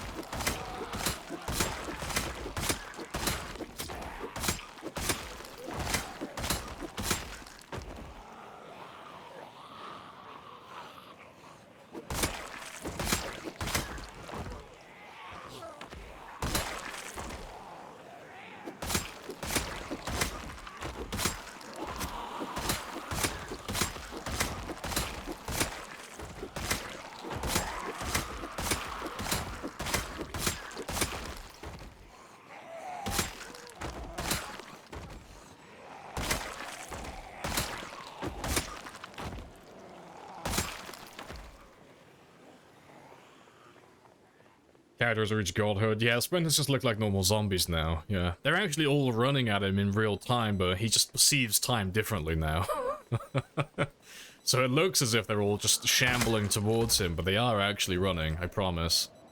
He's just become that fast.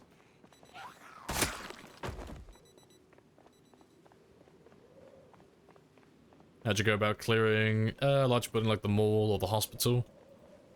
Same way you would go about clearing any other building, really. You start from the outside and you work your way in. So, you know, you clear everything around the immediate area so that you don't have zombies that are gonna, you know, obviously come out of nowhere and flank you.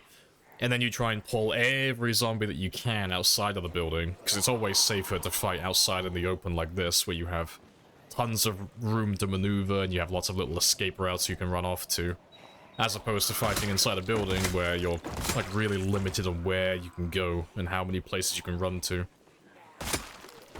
And then after you've done that, then you can go inside the building and then start, like, going through room by room and finding all the little groups, well, I say groups, all the small, like, individual and duo pairs of zombies that are, like, stuck in bathrooms and closets and stuff like that.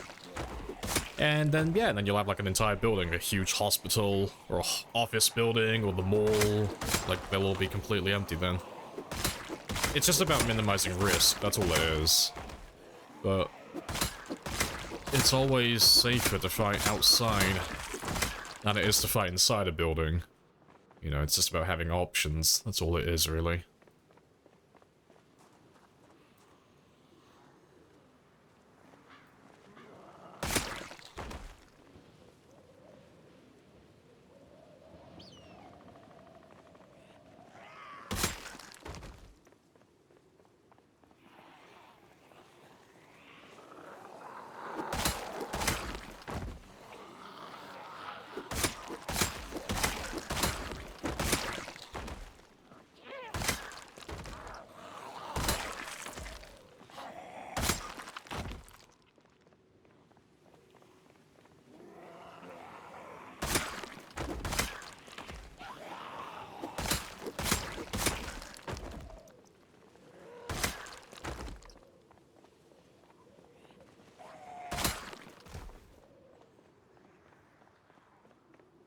Got another one behind me.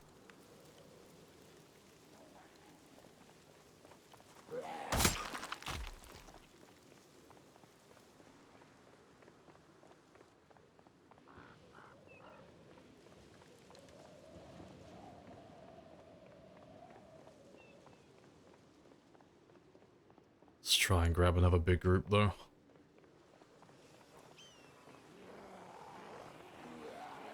Yeah, that'll do. That's a nice group.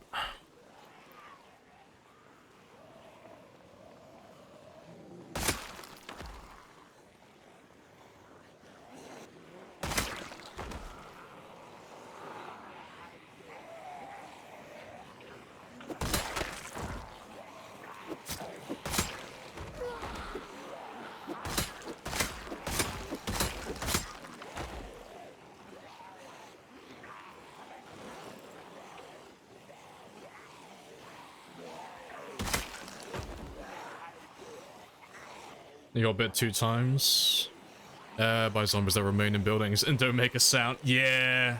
Some of them are little shits. Like, you can hear them if you really listen for them. You can hear them breathing. But yeah, some of them, they're so fucking quiet, and you just can't hear them. It's why anytime you see me going inside a building where I haven't, like, looted or where I don't live, you know, like, somewhere I don't go constantly, and even when I do go there constantly, you'll always see me go into the combat stance when I open up doors. I'm always in this combat stance, because it's super fucking paranoid, because I've had the same thing you have, where you think the building is completely empty because you can't hear anybody, and you've been there before, so you're like, yeah, I cleared this building, it must be empty. But there's that one guy in the back, just dead silent, in a bathroom somewhere. In a closet, just hiding. So yeah, always in the combat stance when opening doors. And yeah, if you're after the settings and the traits and all that stuff, it's all in the title, but it's exclamation mark traits, settings, mods, all the links are there.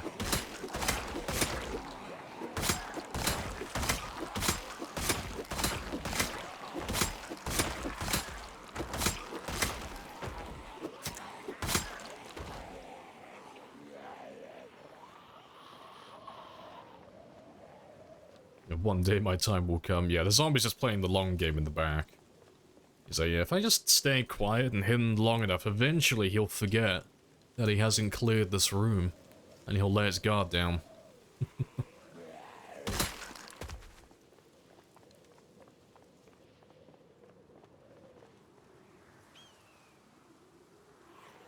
gotta clear buildings like your SWAT team looking for an escaped fugitive. Basically, yeah, room by room, floor by floor, checking all the corners. No stone left unturned. It's like, when you see me going through like Spiffo restaurants and stuff like that, you'll always see me go through the bathrooms and I'll go stall by stall as well. You gotta check like every tile, every possible place that the zombie could stand. You gotta check it, you know. Gotta have a quick gander. I mean, once you've cleared it out, it'll be clear forever then. You know, if it's upstairs, that is, because zombies, unless they're chasing after the player, zombies don't typically go upstairs when they're migrating or chasing meta events. They don't really go up floors. Like, it's not impossible, it's just very rare. Like, it never really happens. Let alone going upstairs and then hiding themselves in the room somewhere. So, yeah, once you've cleared the building out completely, the only ones you have to worry about then are the ground floor rooms. And then adding on to that, you only really have to worry about the ones that have windows or broken doors, like ones that the zombies can walk through freely. Because if you close every door behind you, even if you're playing with high cognition zombies, zombies can't close doors. So if you find anything that's open, you know there's a chance that there's a zombie in there then.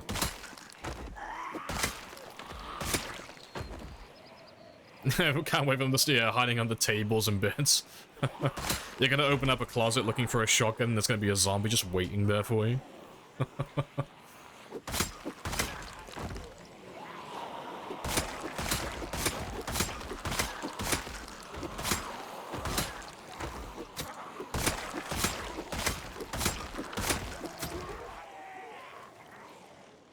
To be fair, there's not that many left.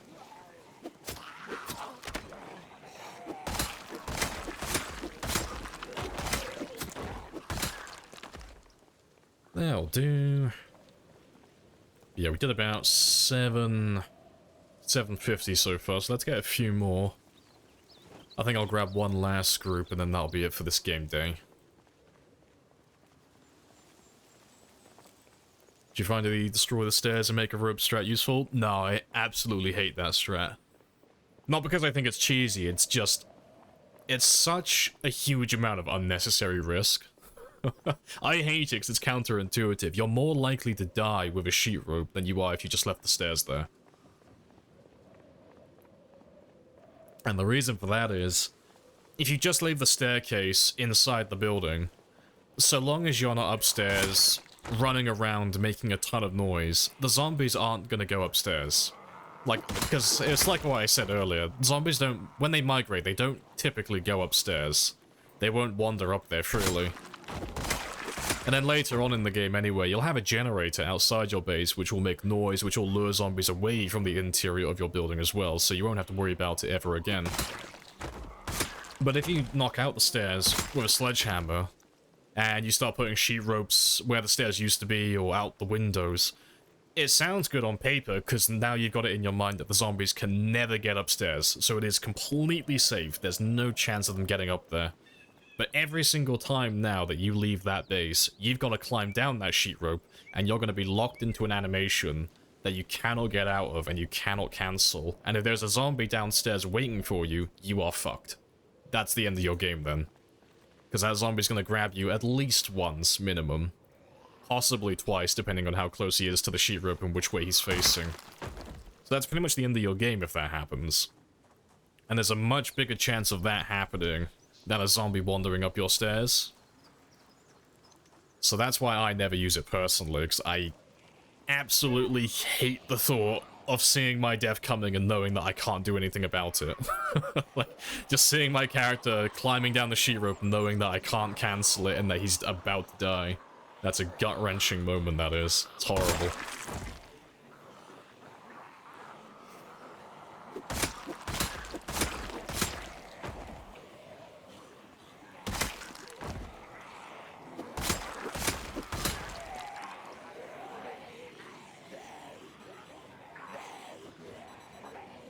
Another tip in YouTube guides that's completely useless. Oh, yeah, don't...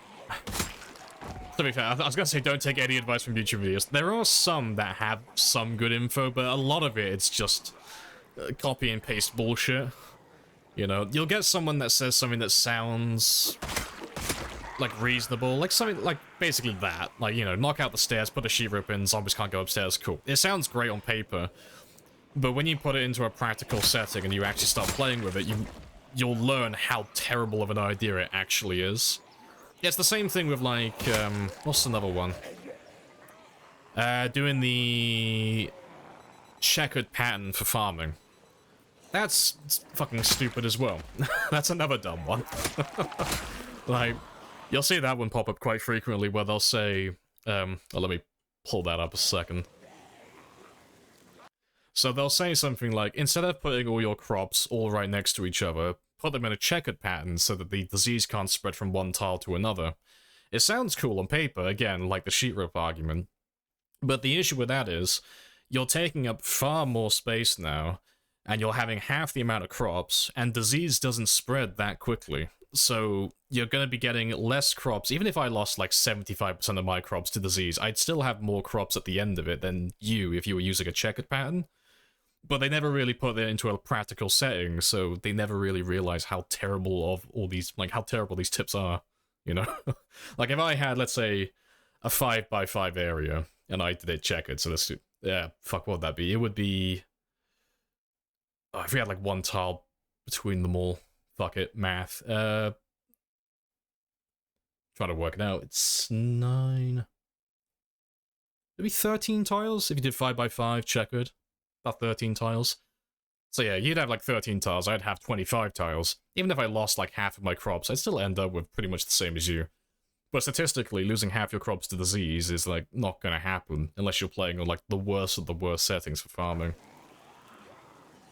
But it's like, stuff like that, you see those tips pop up constantly and they're all terrible. And another one, it's like grabbing the antique stove as well, that's another terrible bit of advice. No one needs an antique stove. It looks cool, but it's basically useless. It's the same as having a barbecue. There's not really any difference between the two, apart from how easy one is to get opposed to the other. And I believe the antique stove has slightly more capacity inside, which is basically redundant because it's an oven. But yeah, it's lots of little things like that, but it's not to say that all of the YouTube tutorials and guides and tips and all that stuff are useless. There are some of them that have some things in there. It's just that a lot of it is just copy and paste bullshit.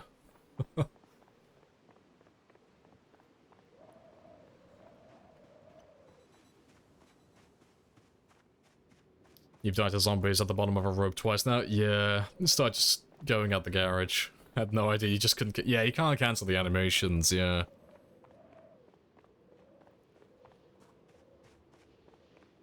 Antique stove can keep you warm in the winter. Yeah, see, that's what they say, but you don't need that. You can keep warm in the winter if you literally just wear a jacket, you know? It's one of those things, again, it sounds good on paper, you know? You have an antique stove, it'll keep you warm in the winter.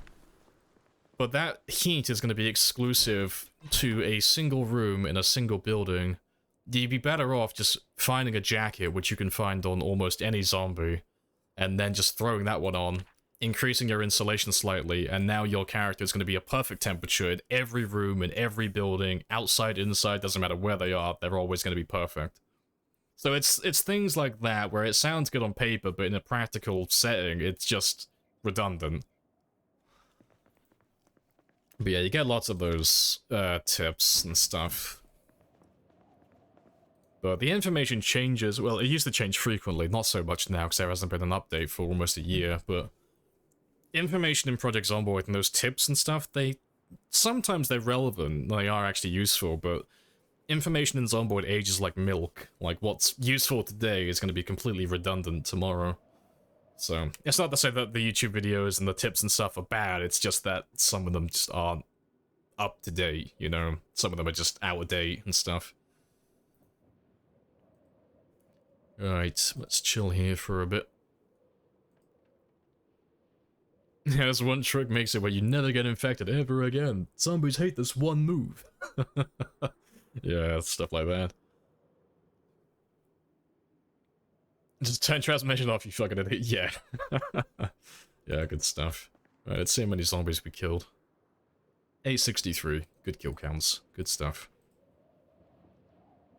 Yeah, you can stack up to 5... Yeah, you can stack tons of layers on, so you can build your insulation up quite a lot. Like, just for, like, reference, like, to my game specifically now. Outside, it is 8.2 degrees Celsius at the moment, so it's above freezing, but it's still quite cold. While I'm running around, my character's like overheating most of the time during the day while I'm fighting zombies. It's nearly freezing temperature, and I'm not even wearing any clothing currently. Like, winter and cold temperatures aren't really a threat in the game, unless you're running the worst possible version of, like, cryogenic winter, like the mod that is. But in vanilla, it's kind of hard to get too cold, really.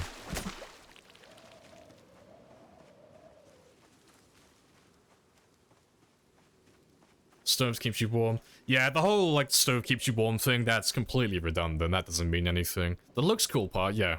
Aesthetics, yeah, it makes the base look cool, but practically it has no purpose, you know. You'd be better off just grabbing a barbecue.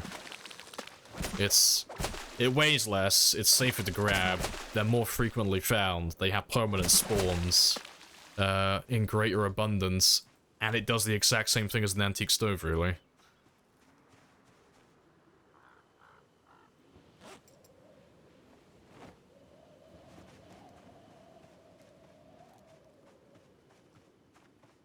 You watched a few guys, one guy said heli spawn zombies in. Nah, that's not a thing.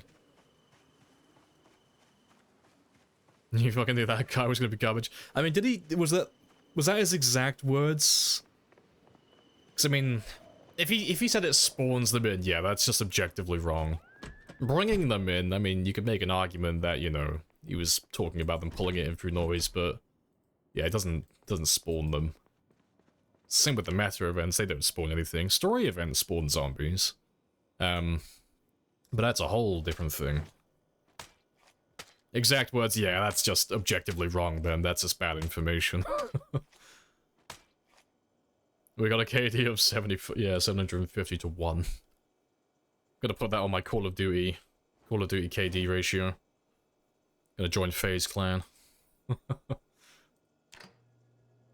Barbecues indoors don't kill you? No, they're fine. Same with propane barbecues.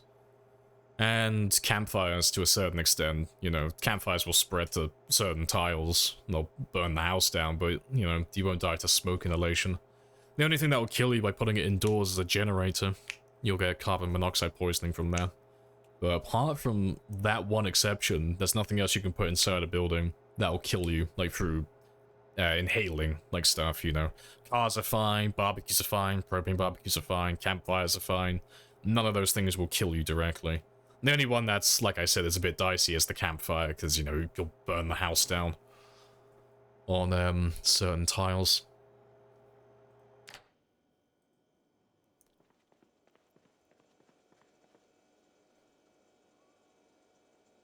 Sound draws them... Yeah, sound draws them in, yeah. So when you have a helicopter, they're not like, they haven't been spawned in, and they're not chasing the player, they're just after the helicopter. That's what's happening. They're just chasing the heli as it flies around the town. But the helicopter always knows where you are, because that's another one that people, for some reason, think is a thing. Because I don't know where that one started, but for some reason some people think you can hide from the helicopter, but that's not a thing. The helicopter always goes to your location. It always knows where you are.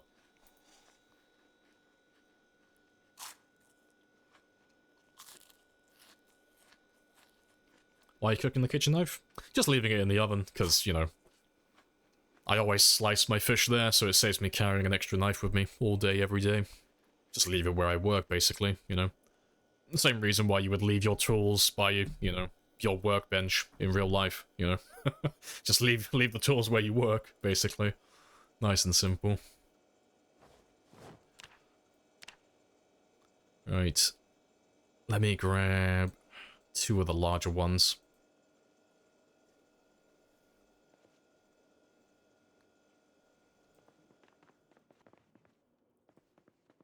Who hasn't died to bathroom parties? Yeah, that's just bad luck.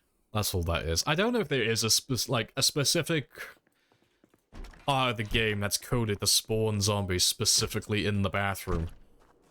I don't believe it's a thing. I've never seen it. I've never heard of it. It's just something that people say because it's just funny.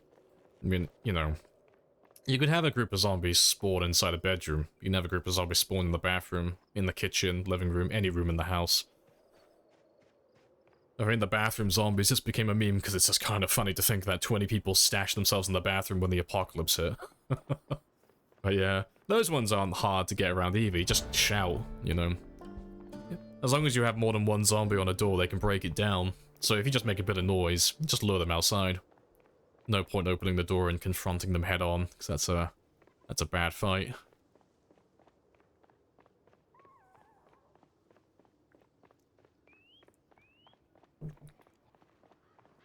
You won't die from the generator? Max your health at 40% in your experience? Yeah, I don't know how true that is, because last time I checked, it does just kill you outright.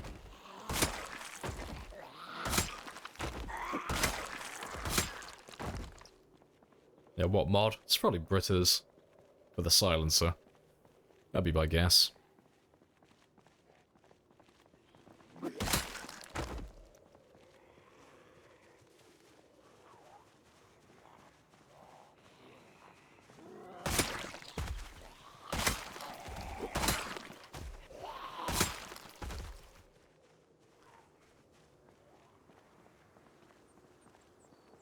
You're in a secluded part of the house that's hard to get out of.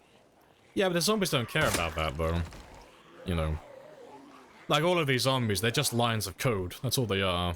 So, zombies don't find it hard to get outside of buildings and such. The only zombies you ever get trapped inside houses, really, are individual zombies. Because you have to have at least 2 zombies to break down a door. There has to be 2 or more. So if there's one zombie inside a bedroom or a bathroom or anything like that, they're trapped. They can't get out. So they'll be stuck. But if you had, like, your hypothetical 20 zombies in the bathroom, they'll break out instantly. There'll be like 3 of them on the door straight away when you make some noise. You just gotta be very vocal. Just make your character as loud as possible. Because, ironically, it's riskier to be quiet than it is to be loud, funnily enough. The louder you are, the more...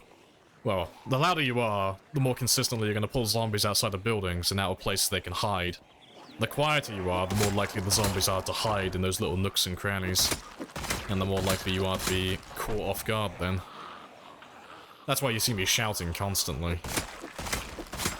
Because I don't want any zombies to hide from me. I want them all out in the open where I can see them.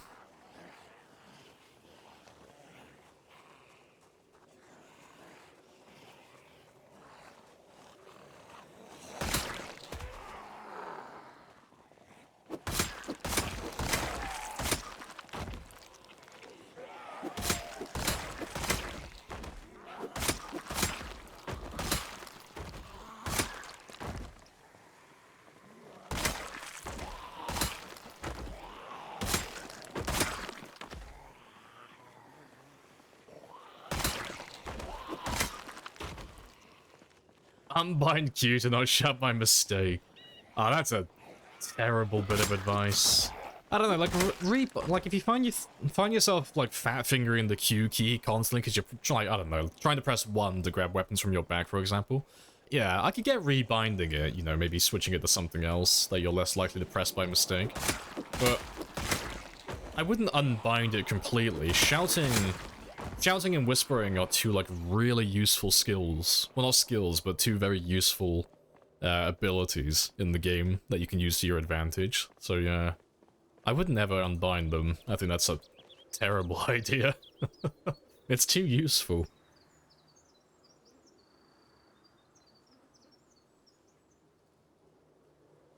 It's the quickest way to level up mechanics.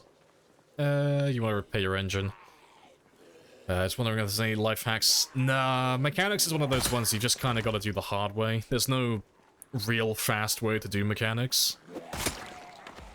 So if you want to just focus on mechanics and get it done quickly, I would suggest personally, get about... Oh, how many? About 4, somewhere between 4 and 6 vehicles. Have them parked somewhere close where you live that's got no zombies, somewhere that's pretty safe and secluded. And then every other day, just take all the parts off and put all the parts back on. You know, just do them 1 car at a time. And that will take pretty much the entire day. And then the following day, you know, go about your business. And then the next day again, mechanics. And just do that over and over again. And then only take apart parts that you have 100% success rate on, so you don't have to go and, you know, find more vehicles afterwards. But yeah, there's no, like, real quick way of doing it. Like, you could do the books and the VHS tape combination, but that'll only take you so far. Do I not need to rest? Oh, maybe not.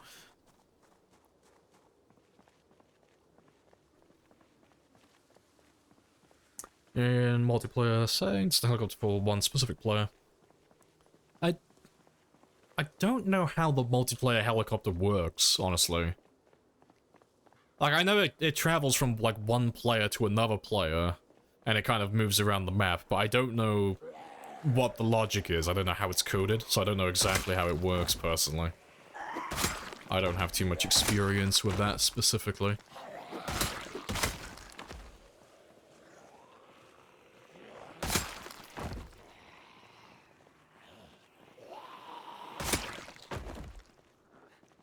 Someone just screaming outside the bathroom, yes. Yep. Gotta lure out all the bathroom zombies.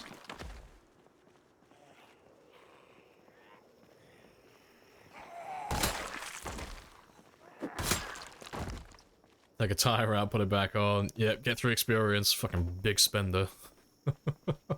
Yeah, you gotta read all those books, yeah. Because I've heard the VHS tapes are pretty good as well. You know, well, obviously if you combine them with the books, but I never really go for the tapes personally, because I never really find them. I always have insanely rare loot. And by the time I do find them, it's redundant, some already level 10 mechanics. But yeah, I've heard they're pretty good though. I've heard that supposedly if you have all 3 of them, you can just power all the way up to level 6 mechanics. You know, obviously reading the books along the way. Whether that's true or not, I don't know.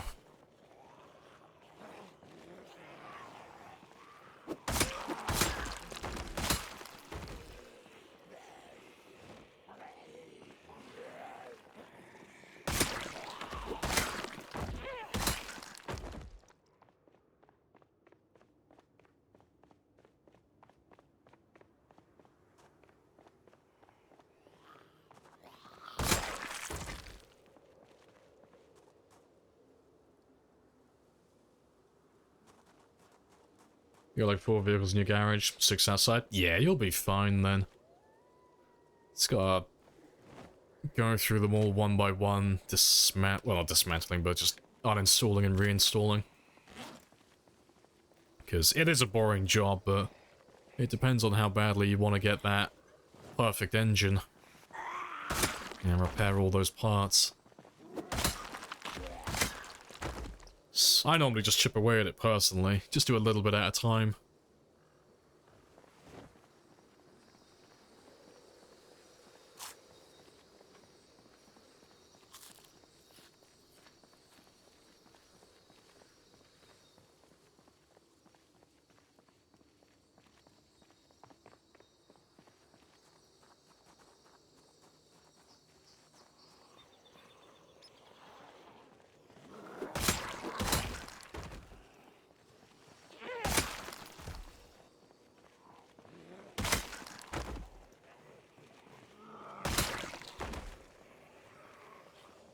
Level 6, pretty sure. No shot.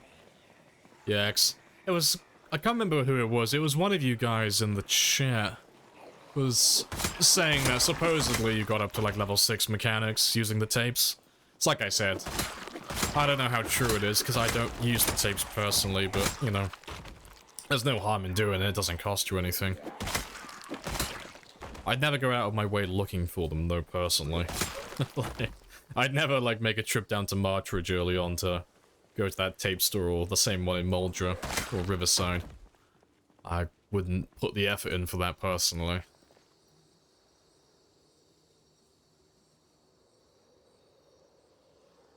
Upgrade the engine.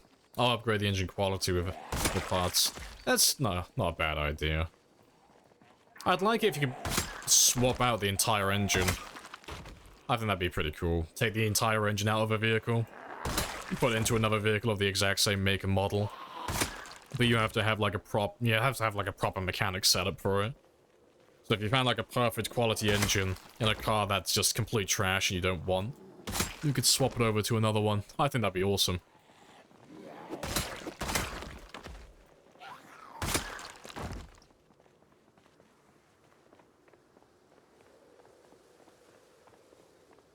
You get to level 2? Yeah, just get the hot wire. Yeah, that's enough.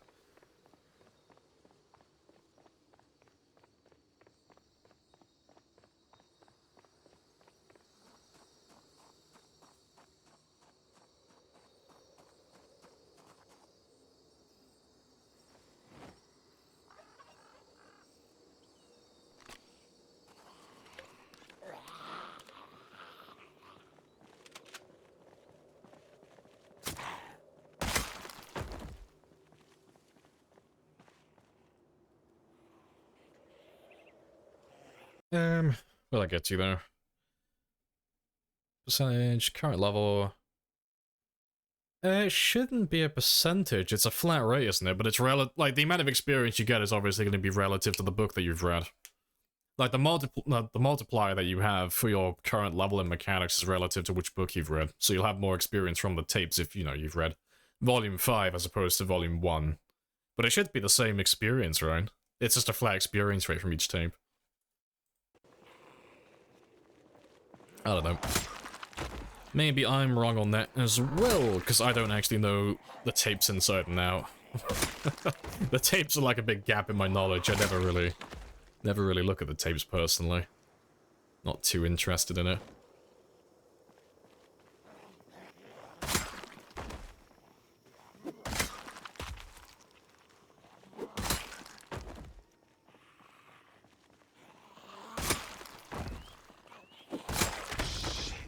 That wasn't our fault. That Wasn't wasn't our our fault? No.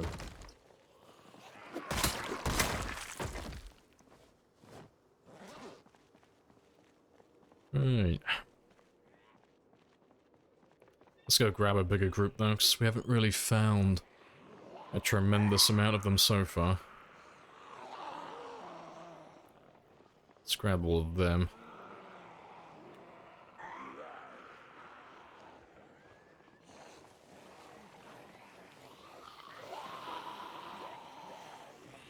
Wookie says flat experience, you think it's wrong. When was the page for it last updated then? It should say on that page, like, near the bottom or near the top when it was last updated.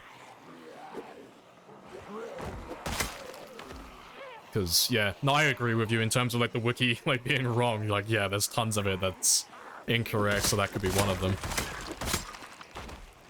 Because the wiki is not fantastic. 23rd of September. I mean, that's not too long ago then. I don't know. It could be right then. Unless the person who updated it just got the information completely wrong. Is there a name, like, tagged to it? Are you able to see who updated it last? I don't think you can't get that information, can you? No. No, it could have been anyone who wrote that then.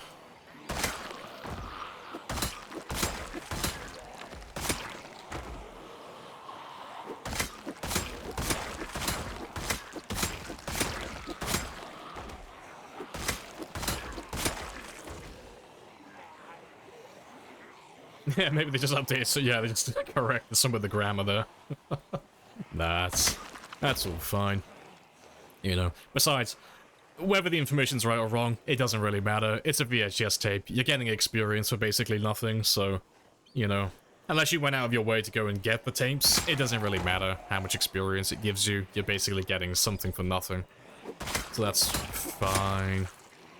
It's a win-win regardless. Experience is experience.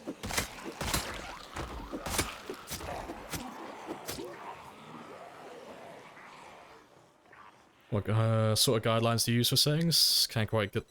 Can get it to feel quite right. Always too easy or too hard. Well, it's gonna depend on how good you are at the game and how experienced you are, but my rule of thumb is whatever I've managed to do successfully in the past, which is like my baseline, you know, it's not too easy, it's not too hard, it's kind of like, you know, somewhere in the middle, but it might be getting a little bit too easy. Make it a little bit harder next time, you know.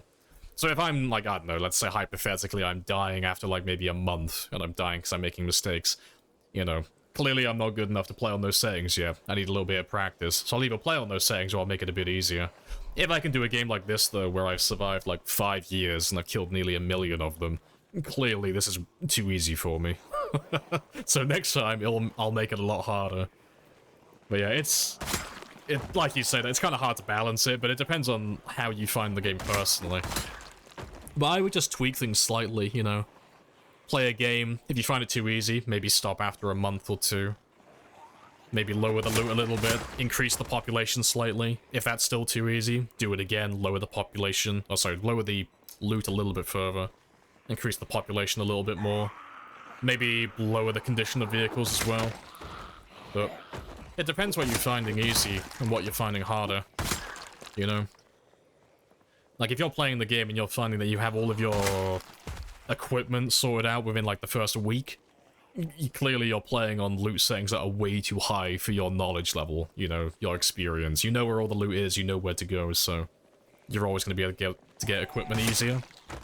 So you'll have to, like, lower the loot down so you're more dependent on random chance then. So it's a lot harder to get your starting equipment. And then with the zombies as well, if you're finding it really easy to clear out, like, an entire neighborhood on, like, the first or second day, clearly, you probably don't have enough zombies, so you might want to increase the population again, so you're struggling to clear an area, maybe. And then, I don't know, if you're finding the food too easy as well, you could lower that down to basically nothing, and then make nature's abundance on the lower setting as well, so you'll get less fish, less farming, less foraging, all of that stuff. You know? You're just kind of like running back and forward on a ship that's got tons of holes in it and just plugging them up one by one, like, ah yes. That's too easy. Let me plug that fucking hole up, make that a bit harder. Oh, there's another leak on the back end of the ship. Well, that's too easy. Let me plug that hole up a little bit. Just finding all the little holes in your game. The things that are, like, too easy or too hard. Yeah, I generally try and max out everything. But it depends what type of game I'm going for. Like, marathon games, it's always, like, shamblers and stuff. Personally, I need to start adding more sprinters into my games, because shamblers aren't really cutting it for me at the moment. I need to make it a bit harder, long term.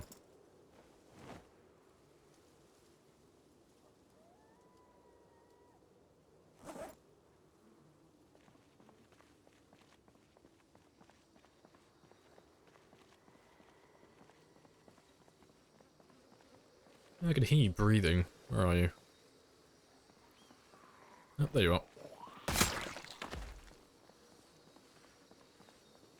New players, base apocalypse settings, disable respawn and add multi-hit. That's basically just Survivor then.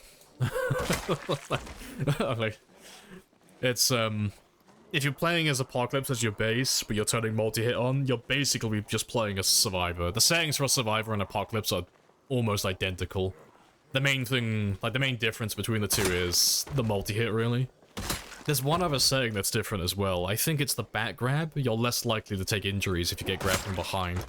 But they're basically identical.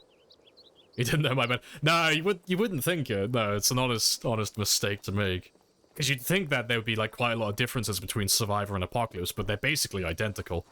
Like, the population's the same, the group's the same, respawn's the same. All that's the same. It's just really multi-hit.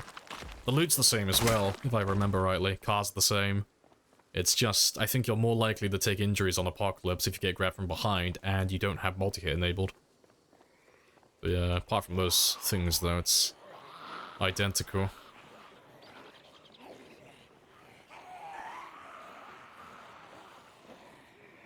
Used to play with mods. Yeah, the game's a lot harder without mods on, you know, unless you're specifically choosing mods that are targeted to make the game more difficult.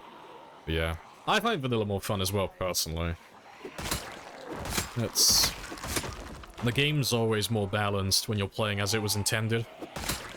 It's not to say that there aren't balanced mods, but, you know, it's obviously a lot easier when it's all made by the original developers.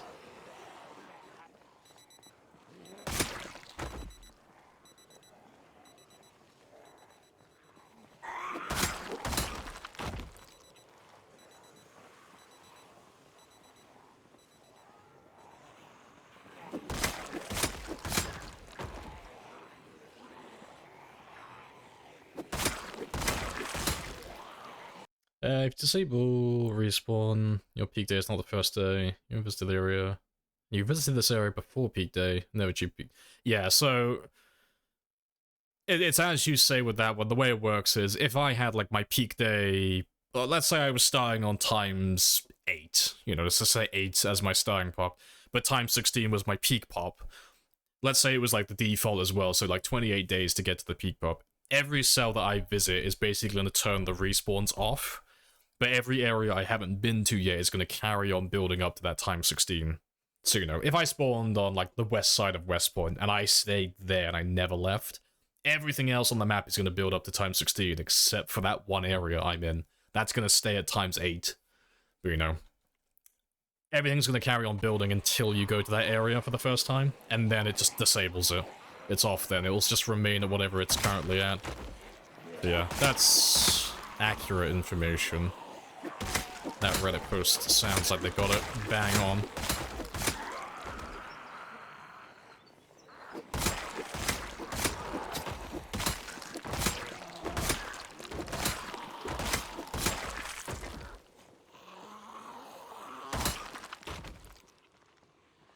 All the zombies.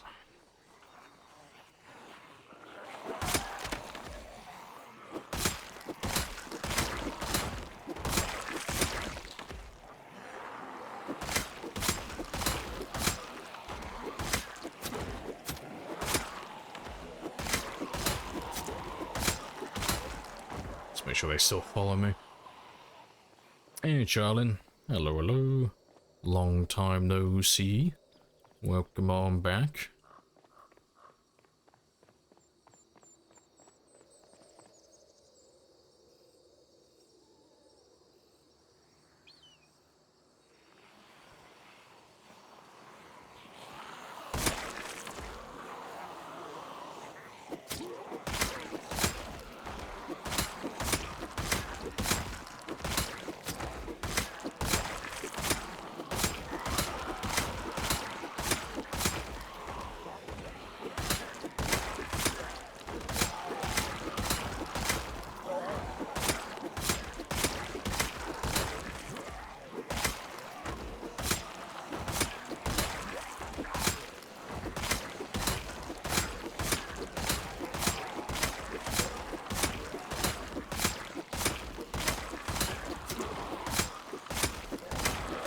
I have introduced myself. You have introduced yourself. This is a very good conversation.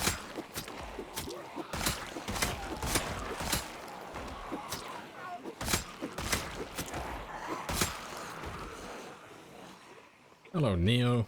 Hello, hello. Alright, increasing the difficulty with mods. I don't know about the smarter AI thing. I've not seen any mods for that. The mutations and stuff, I never play with that personally. I like my vanilla zombies. You know, sprinters are about as hard as I make it in terms of that, but no, adding things that change the difficulty for the background stuff, so the ridiculously rare loot, like that type of stuff. Toxic fog, maybe. Cryogenic winter to a lesser degree. There are mods that have, like, loot disappear over time as well. I can't remember what that one's called. But stuff like that. I like that type of stuff. That's quite fun. Because that's what we were doing on the marathon game that preceded this one. We were having... well, we had a bunch of mods like that running. This one is nothing like that, though. This one's a very simple game. It's vanilla plus. But yeah, no, I do like those types of mods. They are very fun.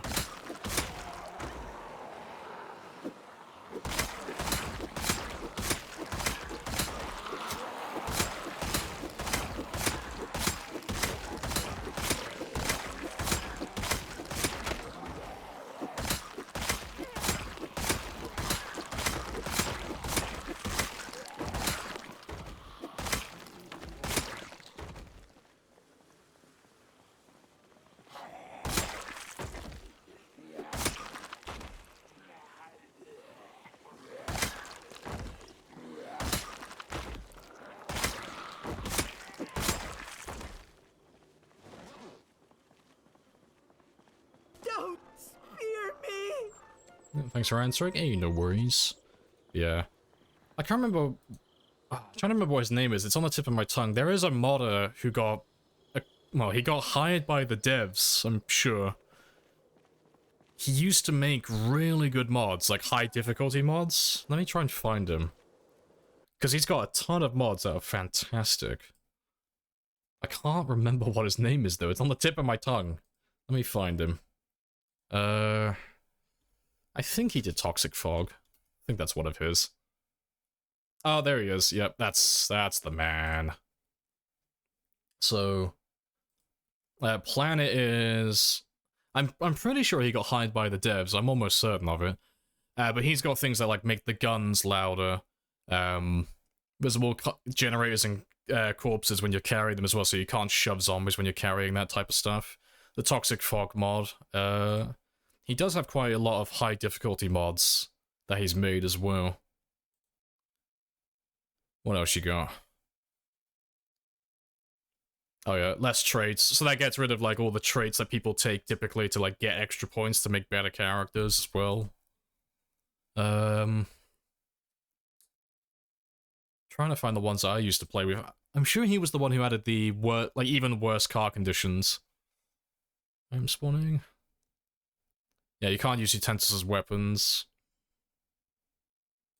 He's got so many good mods though.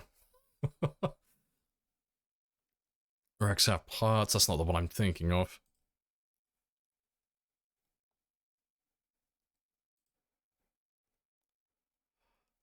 Because I know he got rid of some of his mods in the past. I just want to find the one I'm thinking of. That's just all I'm looking for.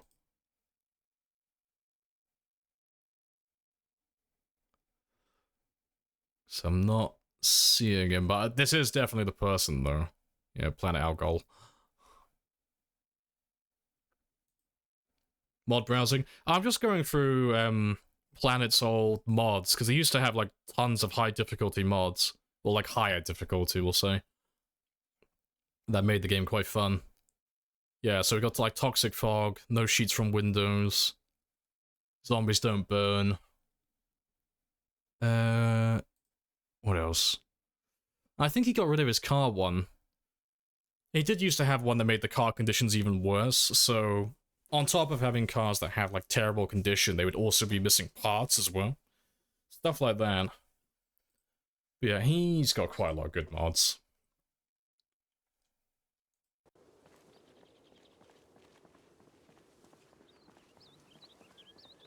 Alpha Kenny 1 or Alpha Kenny Body. I might have to have a gander for that then, see if he's got any good mods.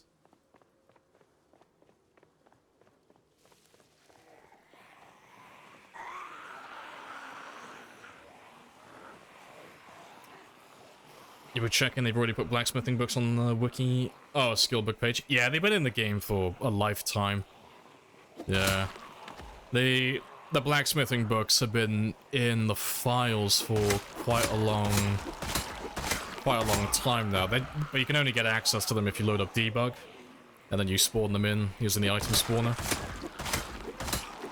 But they've been there for quite a long time now.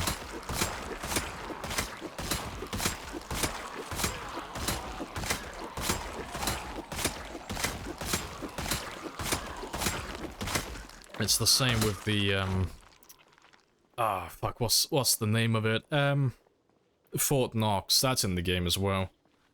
Like, not the actual place, but, they do have the sign and stuff already made for, like, Fort Knox. It's already in the game, it's in the files.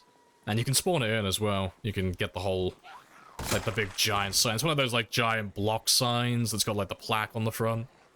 But yeah, you can only get access to that using the brush tool.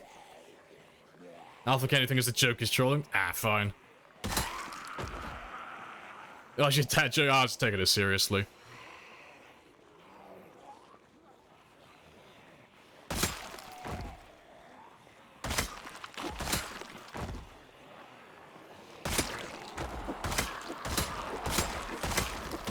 Yeah. Puns go right over my fucking head. Especially when I'm fighting zombies. Yeah, that was a big old whoosh on me.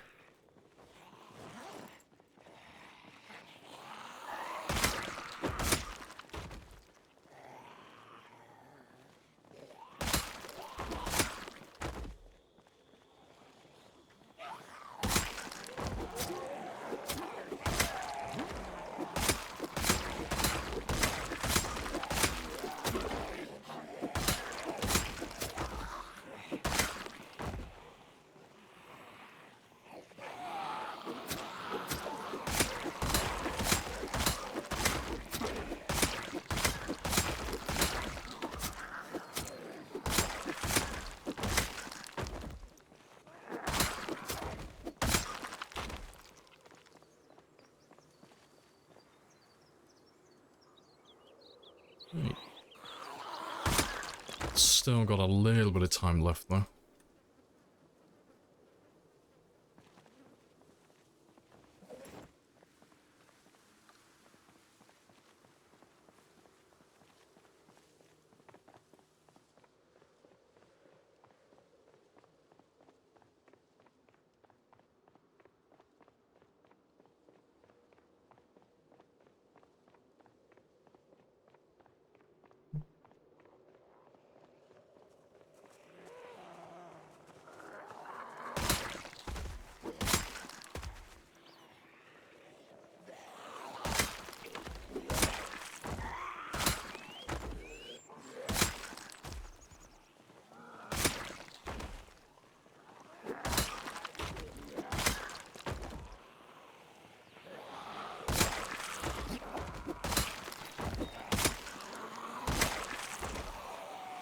Never played Zombie with a handheld. Oh, a controller. No, no. I've heard it's a absolute pain in the ass. Yeah, I've heard that the combat feels a lot more fluid, but you don't, you can't open your inventory if you're moving. I don't know if that's true or not. That's what I've been told by people who've used controller. I've heard it's a really, like all other games that have like inventory systems like this, I've heard it's really awkward with the controller. But the combat feels great, apparently. But I'll never play with it personally. Because any game that has an inventory like this, it's always mouse and keyboard, every time. As much of a console peasant I may be, I do prefer mouse and keyboard when it comes to survival games. It's always a lot easier.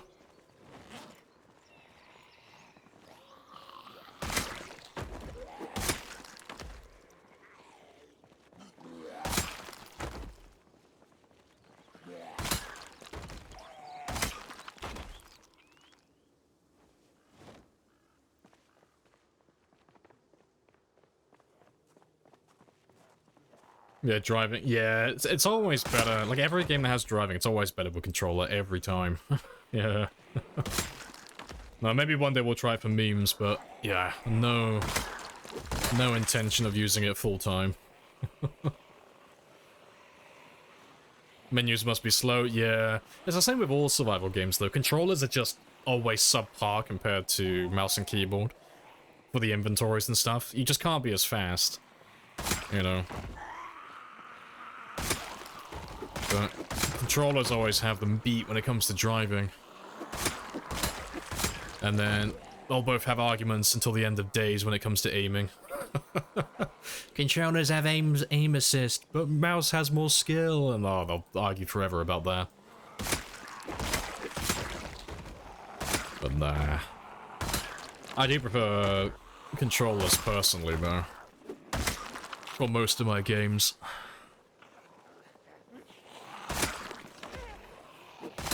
I have introduced myself. You have introduced yourself. This is a very good conversation. Yon. Hello, hello. Entire Apex community, yeah. Ah, anytime I play Apex, always controller, yeah. I tried doing it with a mouse and keyboard, but I just can't. The aiming is piece of piss. I can do that with my eyes closed. That's not the hard part. I suck when it comes to movement, though. I can't move quickly, and especially in the game that's so, well, orientated around mobility, like Apex. I can't get the hang of, like, the keyboard and the movement. I'm not fluid with it. I'm terrible. I'm absolute trash. See, I always use controllers personally. True gamers, yeah, true gamers play with the banana peels.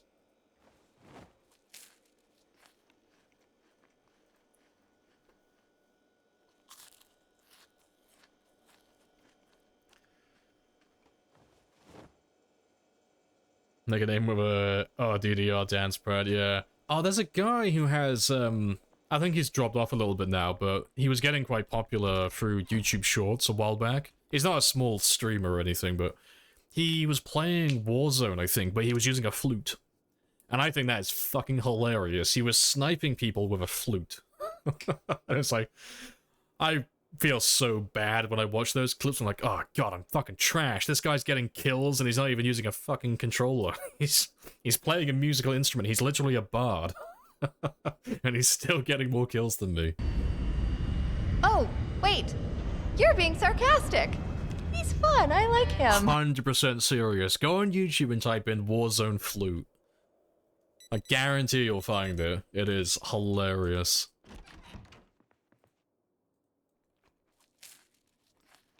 So I know there was a clip where he beat a guy close quarters as well, using an SMG, and he was still using the flute. And it's like, fuck, if I saw myself on a YouTube short getting killed like that, I'd never play the game again. That'd be it, I'm like, I'm done. I'm finished. That's it, it's over. Never doing that ever again.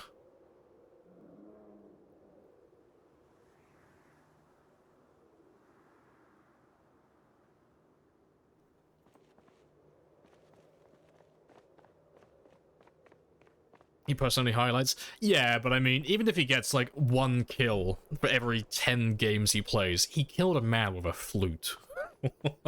Like, no doubt he gets, like, basically nothing most of his matches, and it takes hours and hours until he actually gets anything that's successful, and he only posts the best parts, but the fact they can even get a single kill doing that is just hilarious.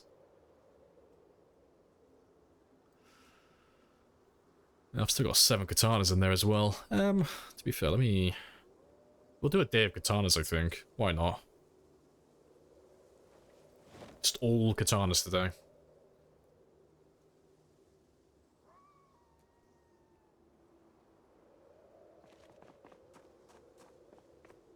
Apparently in the new update, they're updating the controller stuff.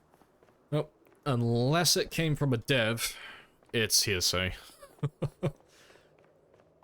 Because none of us have any insider information, so unless it was on one of the old Thirstoid posts, I've not heard anything about controllers.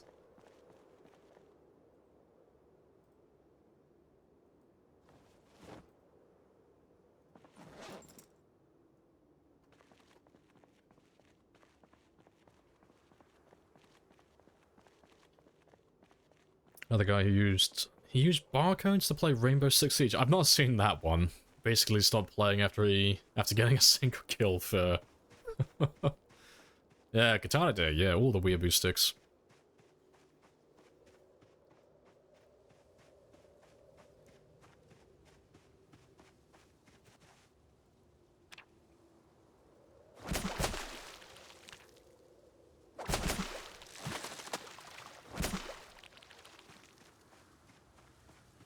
You play with a controller and you don't have many issues? Fair.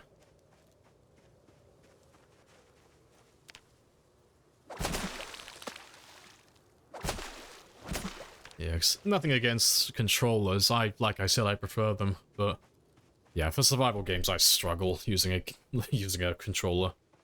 It's too many things to click on. I need my mouse and keyboard for this.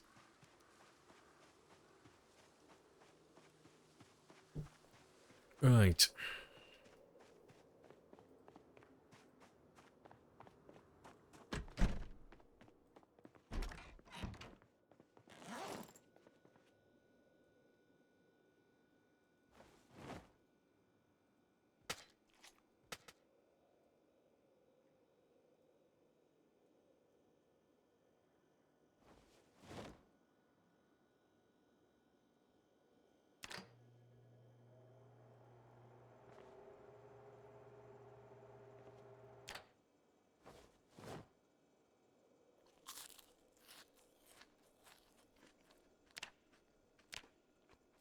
Yeah, my body weight's still holding. Good stuff.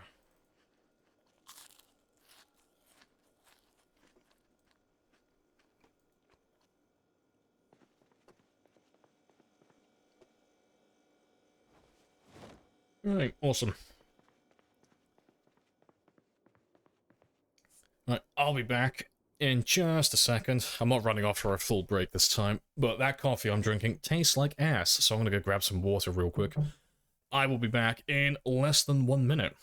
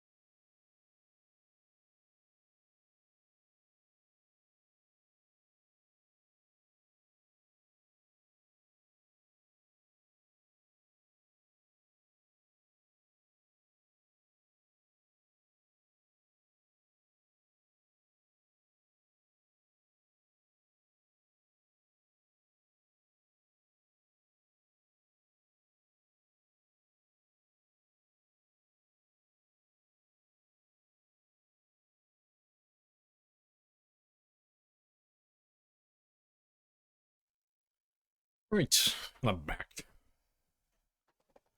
Much better, happy days. Getting ready for long-term runs like this. Every time just get place on board. Yeah, pull out the Stream Deck, yeah. So I don't own a Stream Deck. I'm not really into handhelds. How good does it... Well, how well does it run on the Stream Deck? Oh, Steam Deck, sorry. Because I don't think I've actually seen anyone play it on a Stream Deck, personally.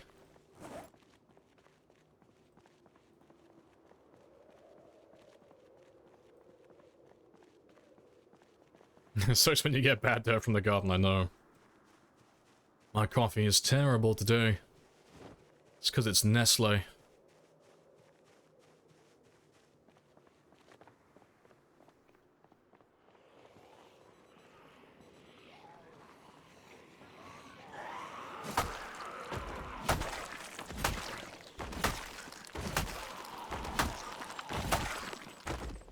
He survived 2 months on the Stream Deck and then died.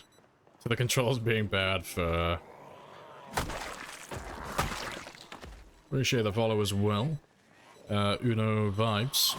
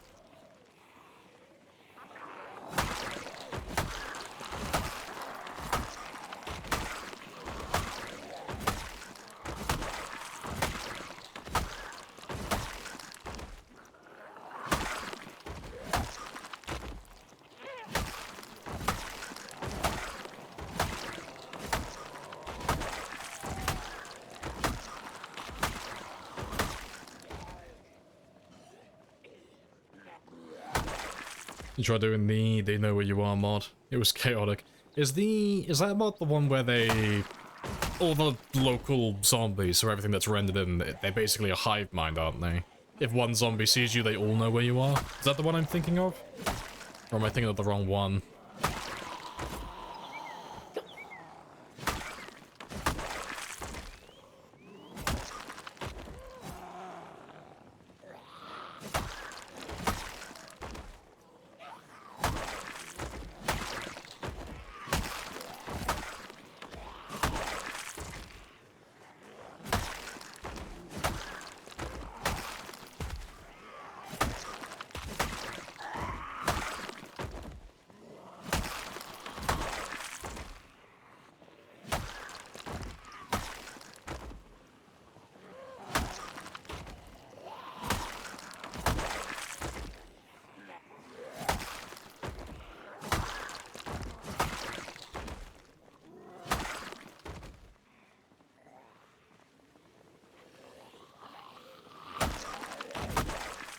Every so mins, all zombies in the radius. Oh, they all get pinged your location. Oh, okay, so it's like the you have 1 day challenge, kind of.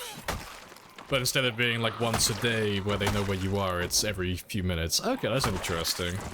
That's kind of cool.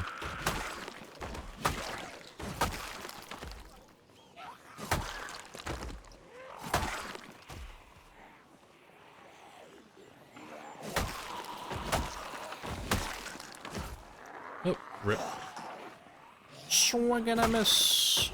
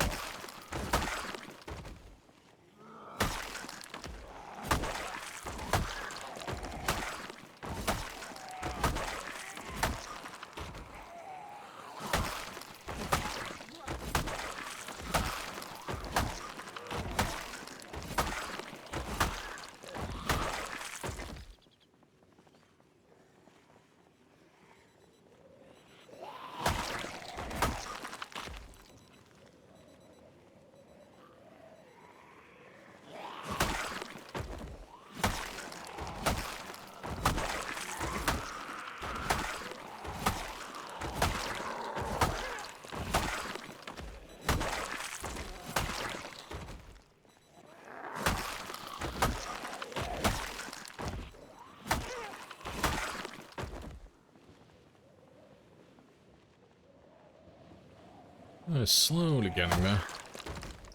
Got lots of freedom at the moment though. It's always fun being able to spin around freely, not worrying about animation locks.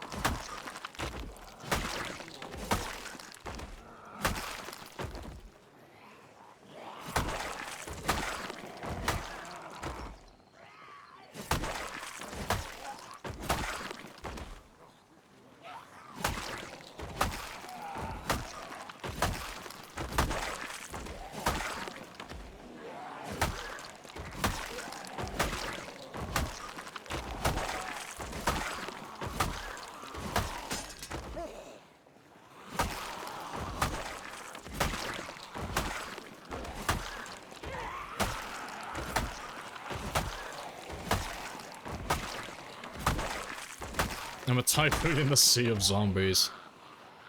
I am Abraham, and these are my Moby Dicks. Somehow there's more than one of them. Must hunt all of the whales. So we should cross the 8,000 mark in a second. That shouldn't take too long.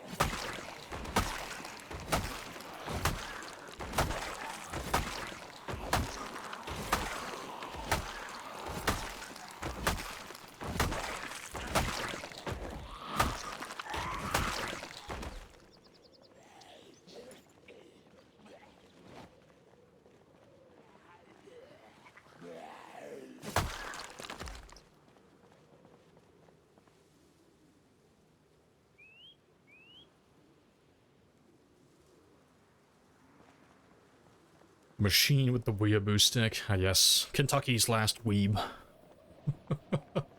Hey, that's a decent little group.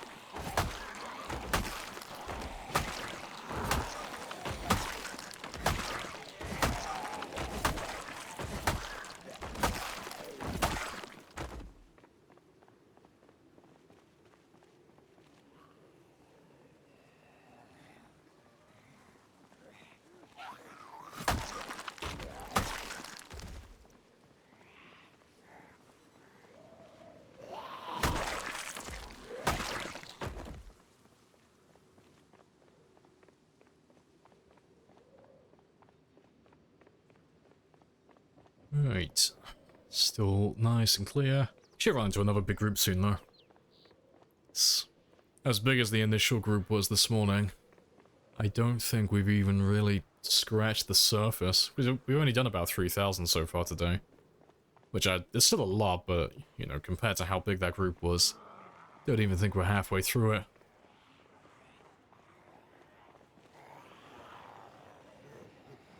A morning message from Colby. The feline strikes again.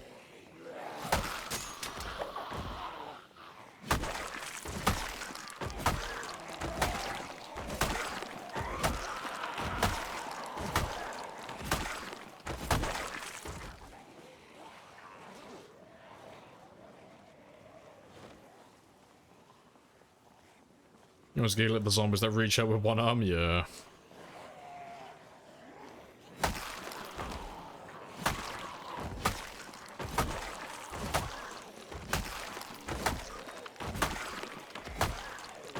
It's a good job their arm isn't too high in the sky, otherwise might be a little bit of an issue.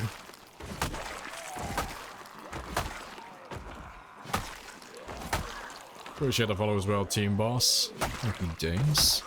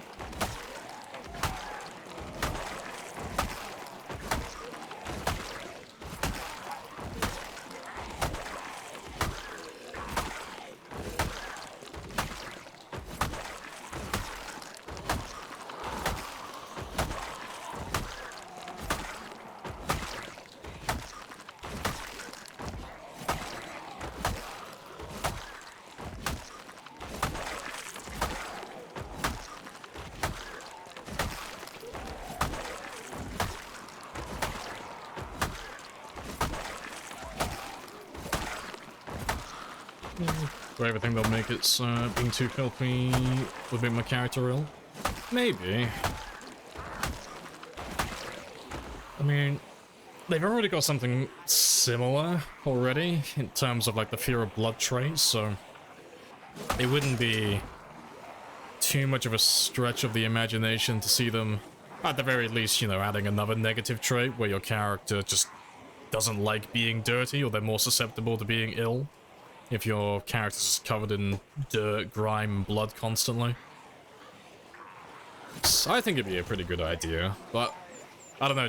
They'd have to find a way to balance this so that it happens frequently enough that it's something you have to worry about, but it's not so frequent that you have to wash yourself every single day, otherwise it just turns into a tedious chore then. They have to find like a nice in-between. Infinite Katana? Nah, they still break. But I have level 10 long blade and level 10 maintenance, so they last for a long time. And I've been collecting katanas for a while, so I've still got 2 more in my bag to go through after this. I normally spend a couple of weeks or a couple of months just collecting katanas. Build a short, like little tiny stockpile of them, and then I can have a day or two of just smacking them with weeaboo sticks.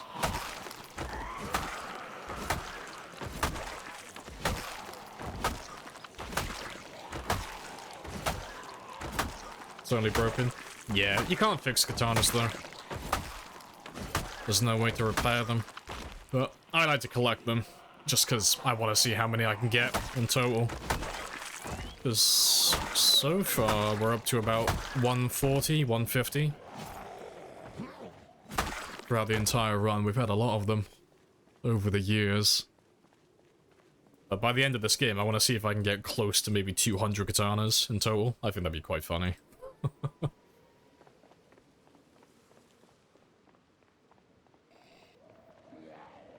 Let's run past you, go all the way back down to the big groups again.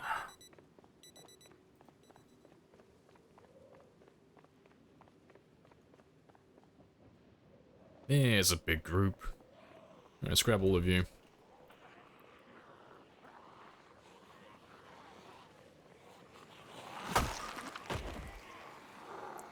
Having 10 long blade made the swing speed like I like the spear, yeah, that'd be quite funny. Yeah, because you can already get more kills in a single day with katanas compared to spears. Because they don't use that much stamina, but yeah, that swing speed, if you made it any faster, it'd be hilarious. It would be quite funny.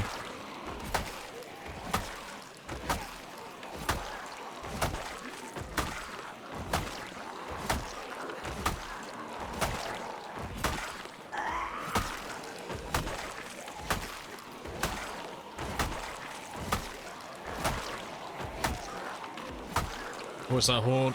If it isn't too big. Like, how many zombies? That's about... Oh, let's have a gander. 200? 200 to 300-ish? Give or take. I mean, we'll count it up now. What am I on? 248. Let's see if I get, like, over 600. If I go over 600, my guess is wrong.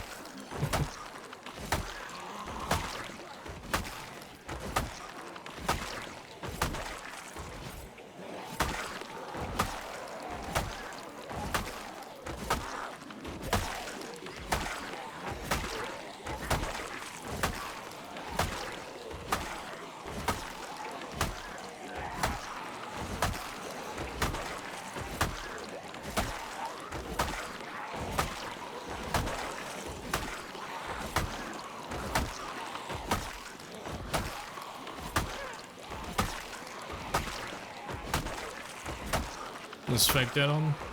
It's on the default setting. So by default, the only fake dead that can come back to life are the ones that spawn in naturally. Because before they changed it and they added the extra sandbox setting so that you can have it so all of the zombies can come back to life, we'd already started this run. But yeah, by default, it's only the ones that spawn in when you go to new areas. So, none of these guys, like none of these guys over here, they won't come back. They're dead permanently. It's only like story event zombies. Burn the bodies? Nah, it's too much effort. The bodies will take care of themselves. Bodies despawn after 9 days. So it's a problem that we don't have to address. We can just ignore it until it takes care of itself. Because having this many dead bodies is gonna make me a little bit sick, but nothing that's lethal. Nothing that's gonna kill me immediately.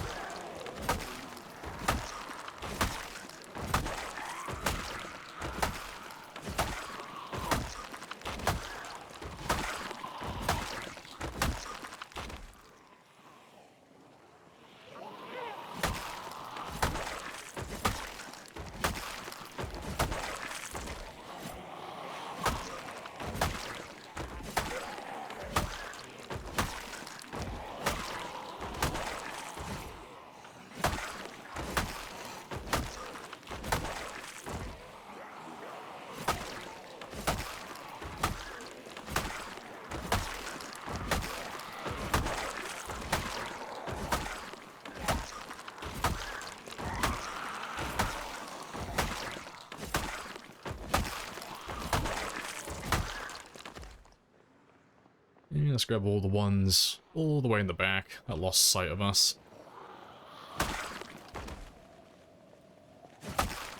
So far we've done, from that group specifically, about 160-ish?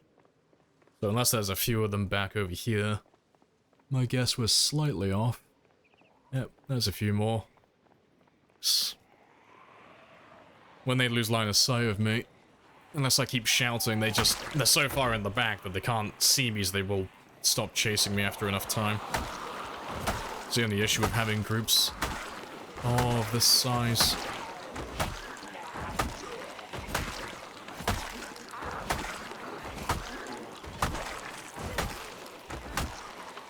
Appreciate the follow as well, Kaz. Happy days. Zombies never seem to smell bad. Yeah, be absolutely putrid. Dead bodies do not smell pleasant.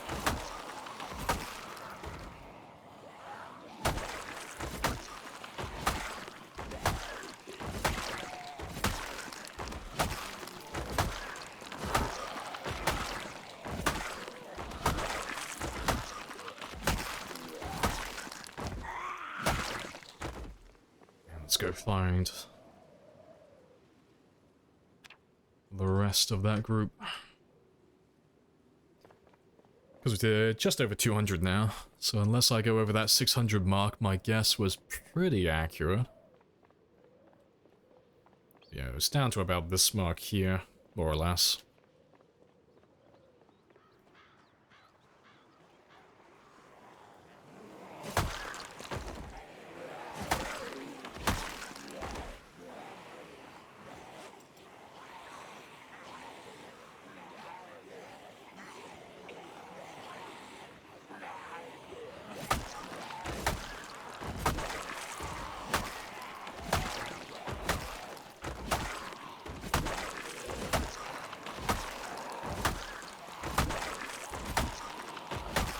Completed 10 skills.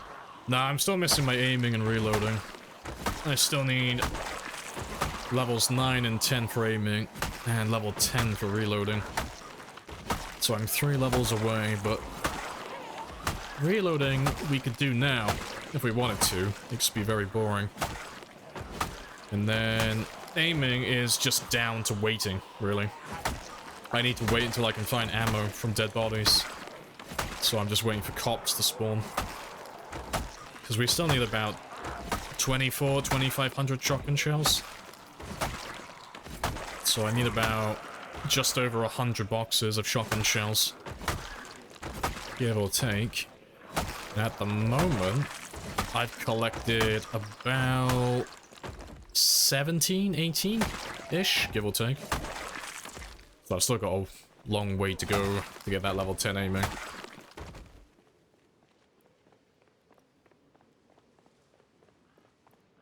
Right, I think that is almost all of them from that group.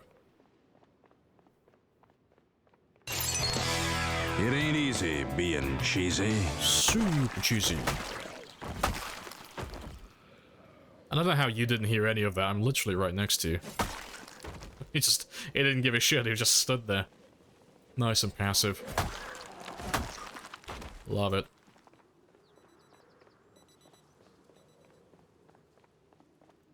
Right, yeah, that's all of them. So I guess, like, 200 to 300 in that group, when we started, more or less, and we killed how many? Math, about 280, 270, 280, give or take. So yeah, pretty accurate. Wasn't too far off.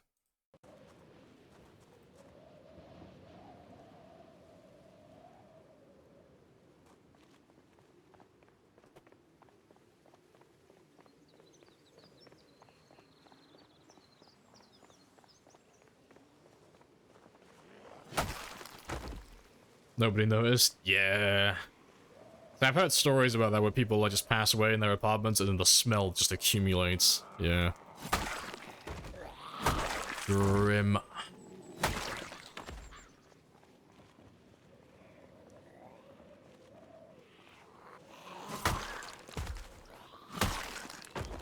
Hello, Insulated. Hello, hello. Happy birthday.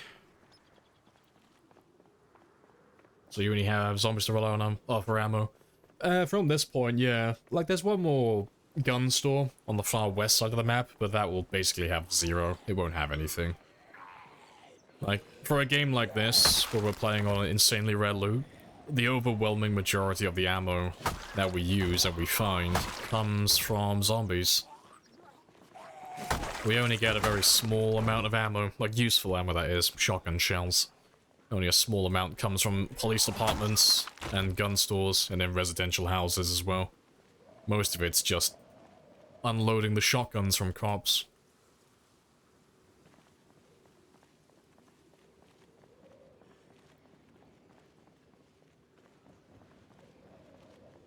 If it's better to take a shower now, I'm learning. I don't know what you're asking me.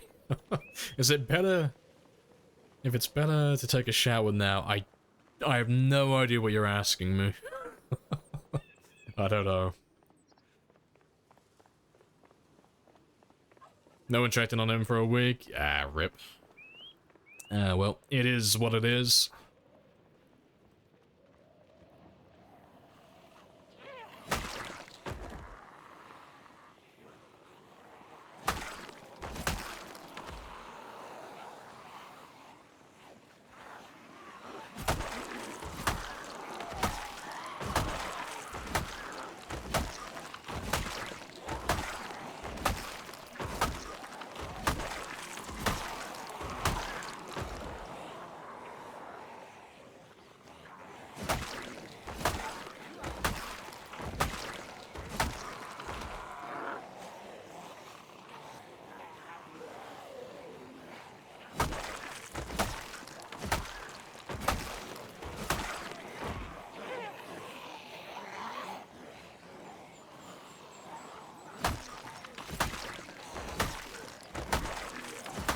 You saw Katana back there? Nah, there's no one there.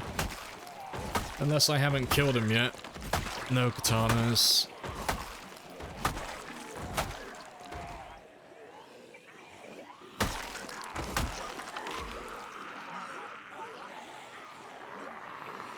If we could do anything different this run, what would it be? Ooh. I mean, for this run specifically, I probably would have just taken police officer. I think that's like the only thing I really would have changed. Settings-wise, doesn't really make a difference. It was always going to be a chill game. But yeah, if I had taken police officer, we would have been level 10 and aiming and level 10 reloading by now. We would have passed that a while ago. But yeah, everything else though, settings and tactics, strategies, nah, would have kept it all the same. Wouldn't have really changed anything. I want to make the next marathon game considerably harder though, keep it interesting. I want to add sprinters into my next one. A very low percentage, like something between 1 and 5% on time 16, just to keep it interesting. Because that'll stop me from doing multiple years back to back then. Because sprinters don't give a shit what you want to do, sprinters are going to gobble you up. But that would be fun.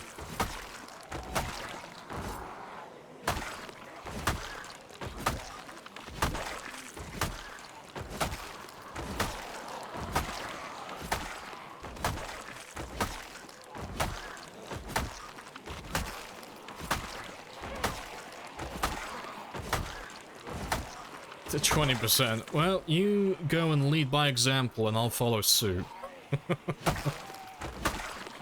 You show me how easy it is, and then I will follow you afterwards.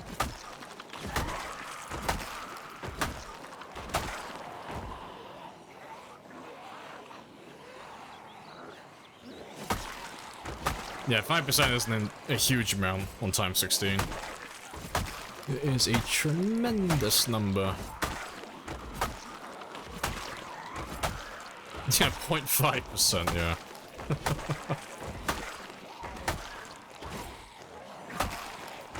Relax. The sprinters wouldn't be the main focus of a game like that. It would just be nice to have something in the background that's always going to be a threat, constantly.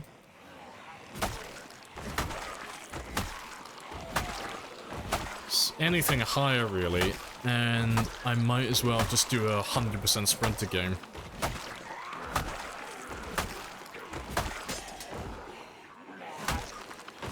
I don't know. I'll think about it though. But I won't be doing another marathon game until Build 42 comes out.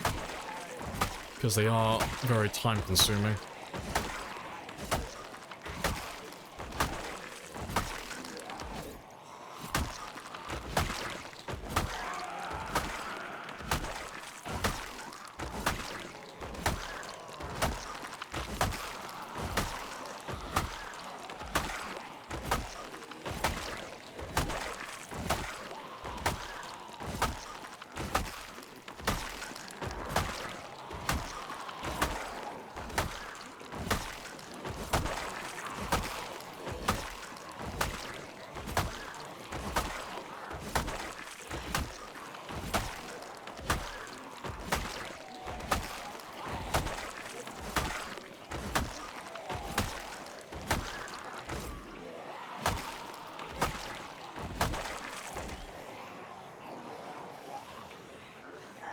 Right, that's all good.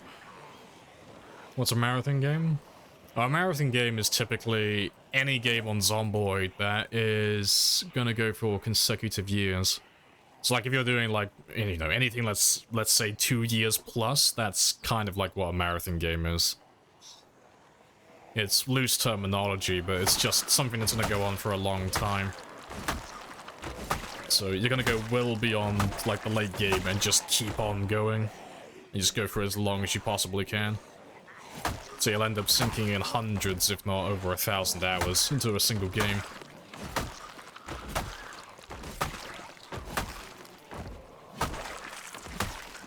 Appreciate the follow as well.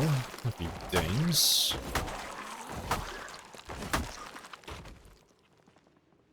Alright. Let's go grab those last few.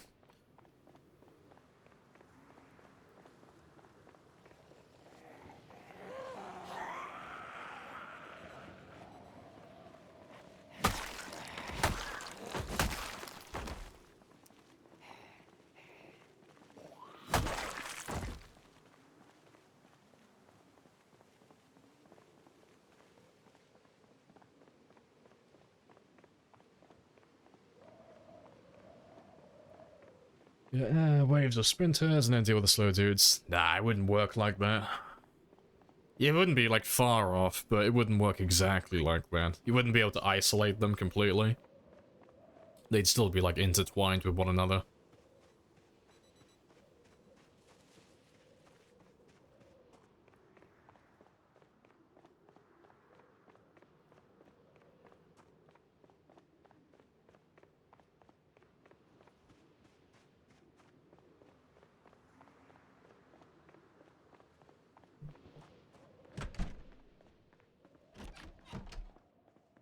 Right. I'll get rid of them in the morning. That's all good. Let's get some food. Yeah, not too bad.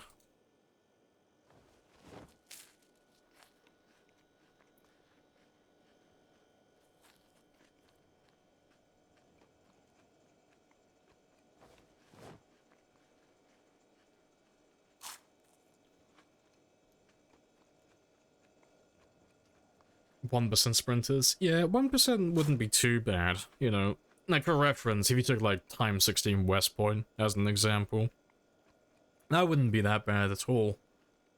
So, I mean, what that would be? You'd have a town of, like, 80,000 and there'd only be 800 sprinters. So, 800 sprinters isn't going to be that bad altogether, but having them spread out throughout the entire town, just so they pop out occasionally, just once in a blue moon, that's the big threat. Like, when you're distracted fighting a group of shamblers and then you get ganked by a sprinter or 2 sprinters coming up behind you, catching you off guard, that'd be pretty funny. So, like, not enough to make the game incredibly difficult, but enough to catch you out every now and then. Enough that there's always going to be a constant threat looming over you. You're never going to be 100% safe. I like the idea of that.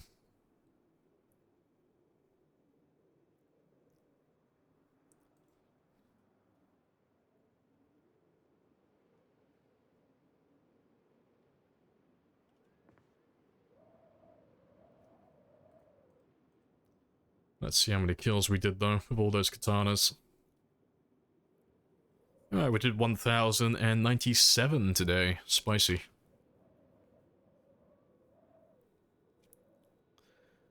Pretty funny being ganked on a game after 300,000 kills by a sprinter. Hey, it's part of the challenge, it's part of the fun. I wouldn't find it that bad, I think that'd be hilarious.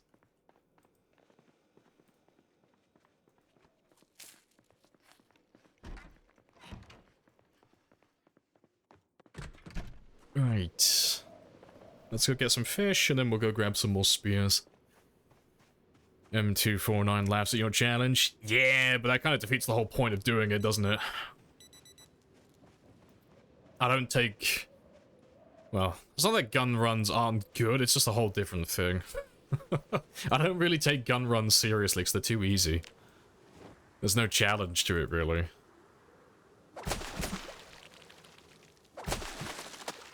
They're kind of cool, but it's more of a novelty thing. It's kind of like burning zombies. Like, it's kind of cool, but it's like, eh.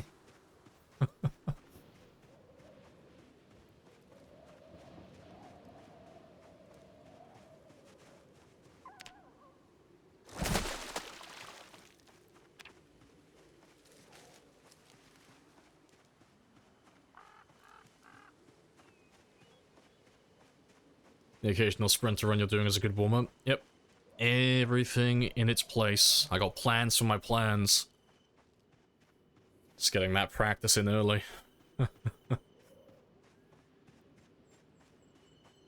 Very different versions of fun, yeah. I just like little challenges.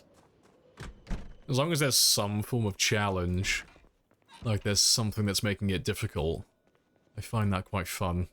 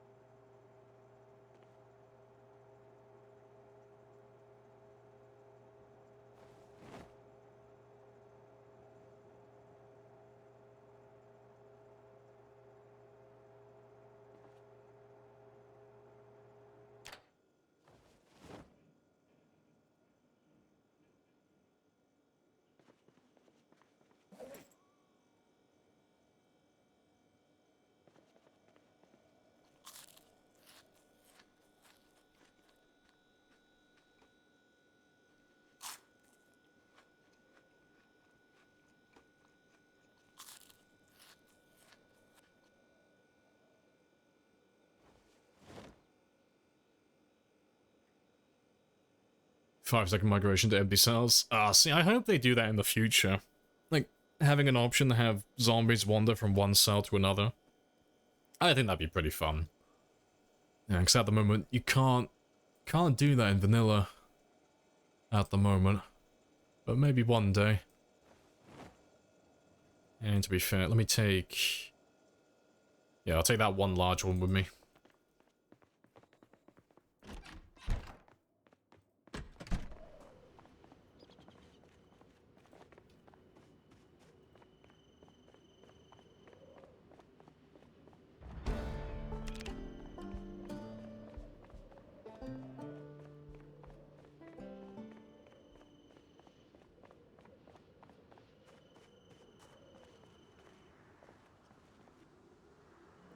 You know, like 80s action heroes, put them into modern media, which is soft, measured against the classics.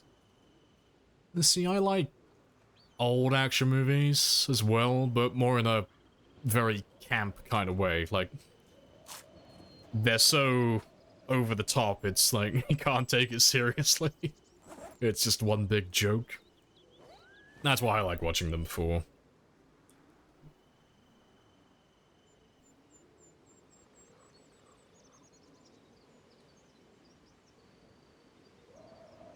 It's like the Expendables, pretty much, yeah. The Expendables was just like one big homage to like the over-the-top, really camp action, like, genre from like the 80s and such. Like really, really cringy, campy one-liners, overly like, overly masculine bravado. Like, yeah, quite funny. It's like one big parody of itself. It's hilarious.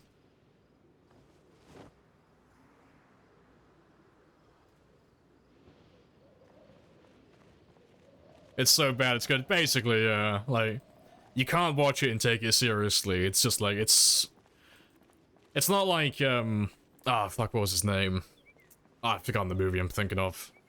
But, yeah, it's not one of those, like, really low-budget ones, but yeah, the dialogue is, like, so bad, it, like, comes all the way full circle and becomes absolutely hilarious. Stick around, yeah, that type of shit, yeah. Yeah, you can't listen to that line and tell me that's not the campest shit you've ever heard. It's so cringy. It's so funny. No, I love those ones. They're great.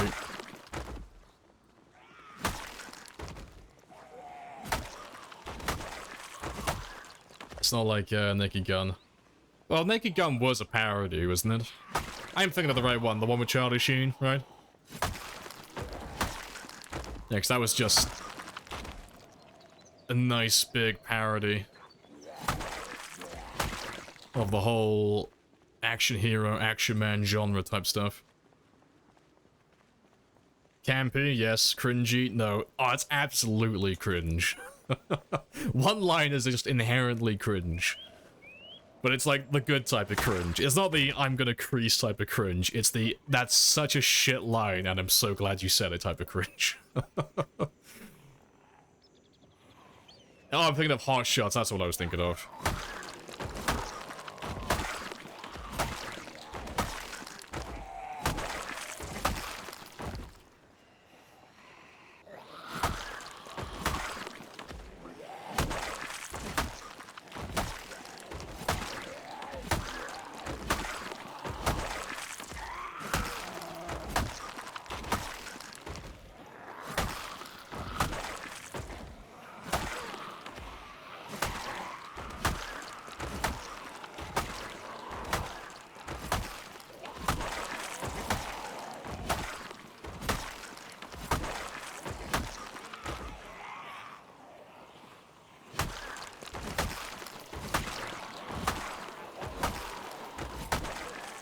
He throws the bullets and kills a bunch of them, yeah. They have that whole segment where they're gunning down literally everyone, and they got like a little kill counter, and they're like, it's the goriest movie ever made. Because all like back then they used to like, like having that type of shit was like all the rage apparently. Like, yes, we got to make it like the most action-packed, bloody movie. Well, not bloody, but you know, like action-packed, killing lots of bad guys type of stuff. And they were like, fuck it, we can do that too. Just mowing down everything. I need to watch it again. It's been years since I've watched that. Because I remember my copy of it got absolutely fucking chewed. There's probably a version online I could find somewhere though. Oh, you wanna watch Tropic Thunder as well? Yeah, Ben Stiller, Robert Downey Jr.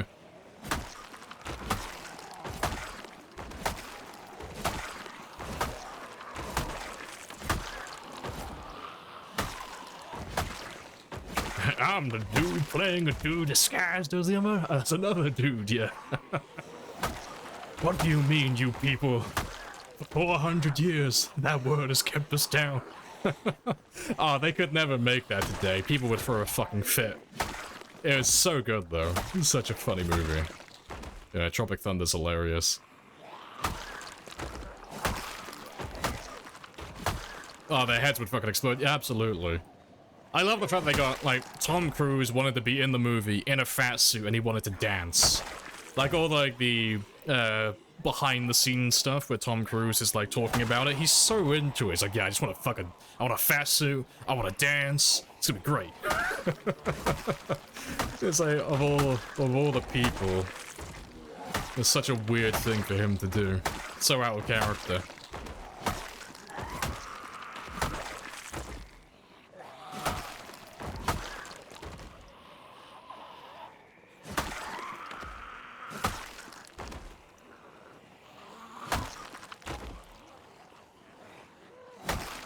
He's a lot of things, but yeah, you can't call him unmotivated about his acting, true.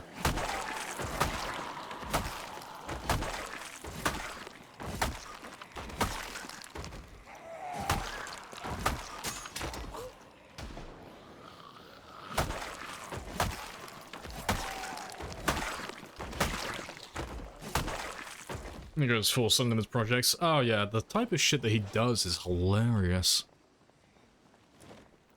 I'm trying to think of what the last clip I've seen of him doing, like something silly in. I think it was a Mission Impossible film. It's the one where he, like, shattered his ankle when he was jumping the gap between two buildings. And he jumps it and he eats, like, he eats absolute shit when he gets to the other side, and he just snaps his ankle, and he still gets up and carries on running. It's like, yeah, that's the type of shit that you'd see him doing, of course. Who else but Tom Cruise? Breaks his ankle while doing a stunt. Fuck it. One take, let's fucking go.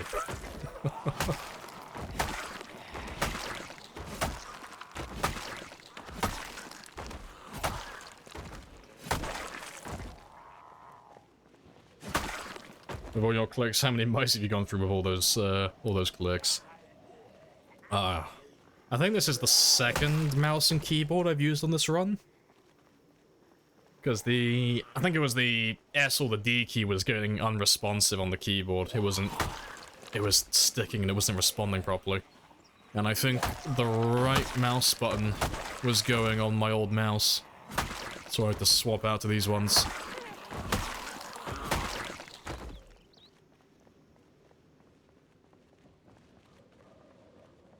Tom Cruise went Mach 10 in the last Top Gun. We'll do it live. We're doing it for real. I actually want to be inside the jet when it explodes as well. We gotta make it authentic.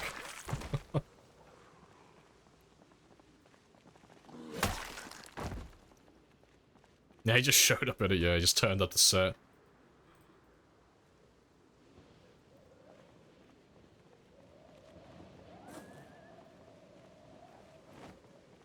Alright, it's a little bit foggy today, so let's just have a casual walk. Just try and find where they're hiding. Because we are flying through the kills today. Yeah, we've only been on for about under 4 hours and we've almost done 5,000 kills already. So yeah, we're averaging just over 1,000 kills per hour at the moment, so that's pretty good. That's above average for us. Yeah, it's just because he's Tom Cruise, yeah. I think someone made a skit on YouTube, didn't they, where they were doing that? They were doing a bit about Tom Cruise doing his own stunts, and he was like, no, I actually want to be on fire. It's like, no, Tom, we can't do that. The insurance will cover. It's like, no, I'm Tom Cruise, and I can do what the fuck I want. He's like, okay, we're gonna shoot the scene where he shoots you now, Tom. It's like, I get the stunt double. No, I actually want to do it. Shoot me in the head. We gotta make it authentic. Yeah, the man is committed to doing his own stunts, isn't he?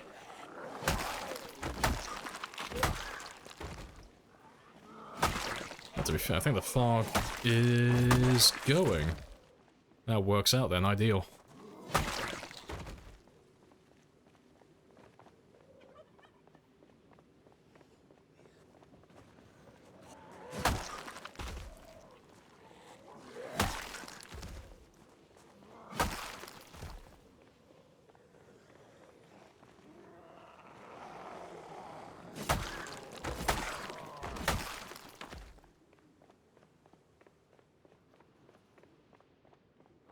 Try and go all the way south until I can find a larger group. So I'll hold off on the shouting for a moment.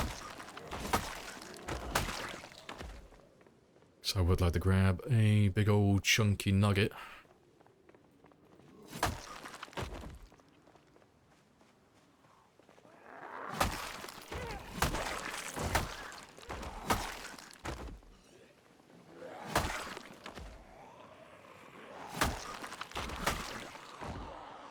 Oh, to be fair, it should be enough. Yeah, it's enough here for a minute. That's enough to start off with, at least.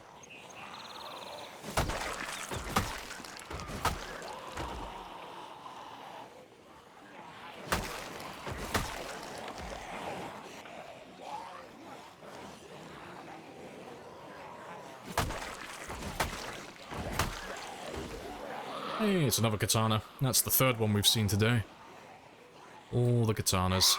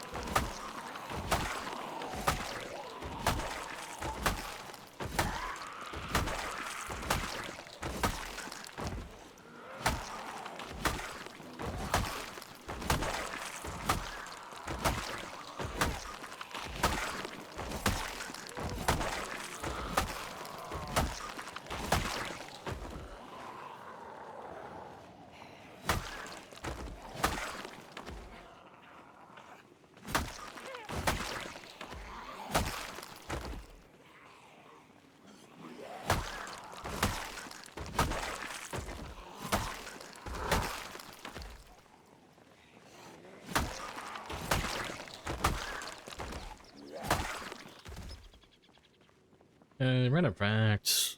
Black blue goop, that was the alien blood and Edge of Tomorrow was some actual food. Oh, that scene. I was trying to remember that. I was like, fuck, I can't remember that. Oh, that one. Yeah, near the start of the movie. Fair. And Tom Cruise now likes, yeah, I bet they shot him at it. I bet they shot that at his face like a confetti cannon. Like, close your eyes, Tom.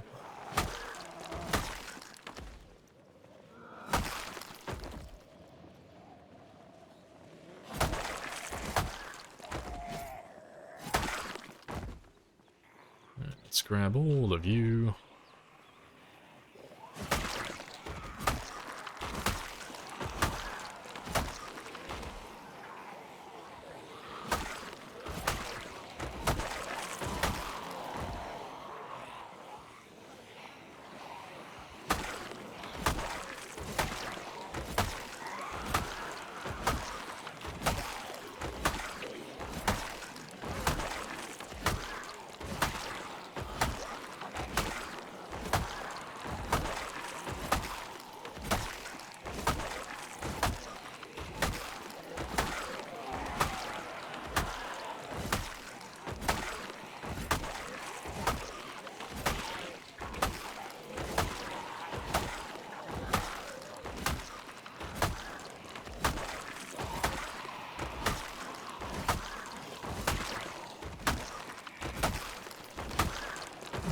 Hello, telemetry.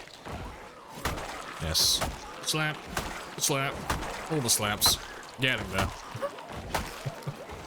I've almost reached my minimum quota for the day.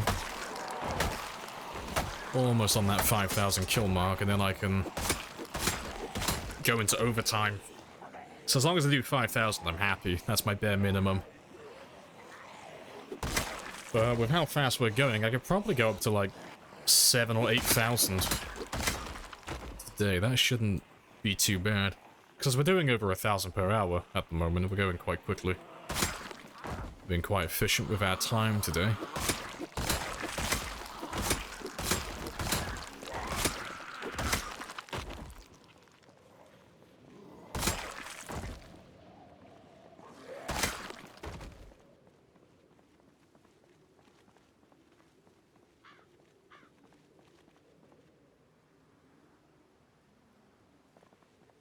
After running Zeds and mini heart attacks, this is a calm game. Yeah. I mean, it's times 16 population, but Shamblers are always just significantly more chill compared to Sprinters. There's a lot less margin for error. You know, you can walk right next to them and you'll be fine. Just having the time of your life. Nice and chill.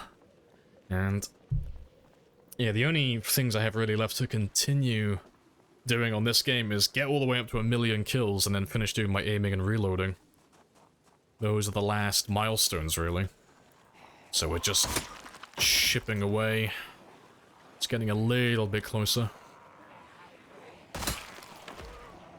Keep broken katanas in case of repair system? Nah, this game won't continue after build 42. It won't be compatible, most likely. I keep the broken katanas so we can keep count of how many we found on the entire run. Because they're not a very common weapon. You don't find that many of them. Like, on average, I think we find one for every 5,000 zombies we kill, on average. So it's fun to just see how many we can get on one entire game. And so far, we are up to about 140, 150. But we'll find out how many we have exactly when we go back to the main base in the future. Because that's where we store all the broken katanas at.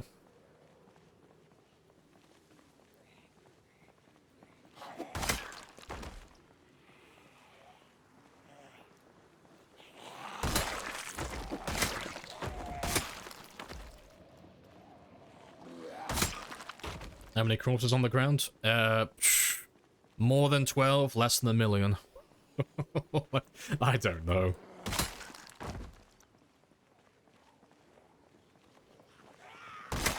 It'll be less, like, at the very most, it'll be less than 15,000, and it'll be more than about Oh, what would we say? Well, fuck it. Let's do the math. Let's give you an actual number. Because the math's not too hard to work out. I average, what, roughly about 700-ish, combining all my highest days and my lowest days, and they'll stick around for 9, so give or take about 6,300, more or less. If we go on the high end, though, it'll go up to about 9,000, not including skeletons-ish. So yeah, anywhere between like 6,000 and 9,000 dead bodies, more or less. Somewhere in that ballpark. So that's why all the multiplayer people stop playing after they're... or playing their servers, because it won't be compatible. I mean, I wouldn't say that's the reason. It's...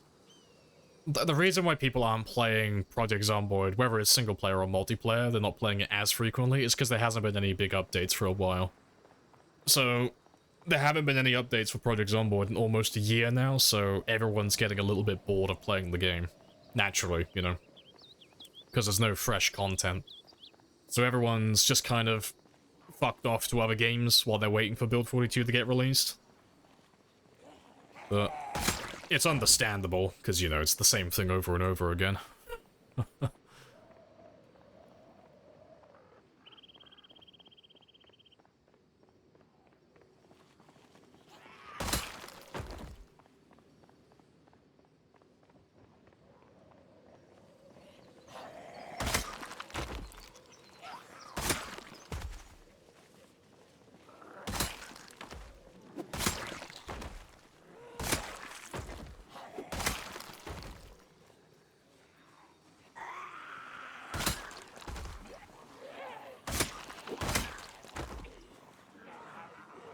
Hi, Confetti. Hello, hello.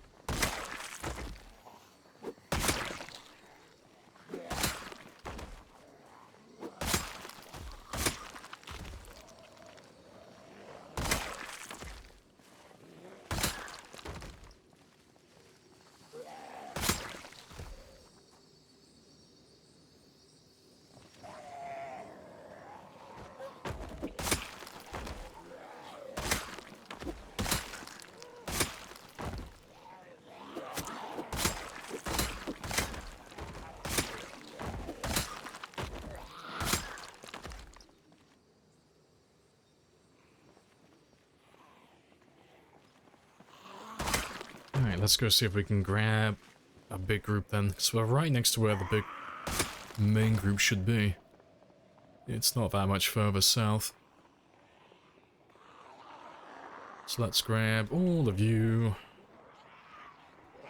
Squeeze and what? All of them. And all of those guys. That'll do.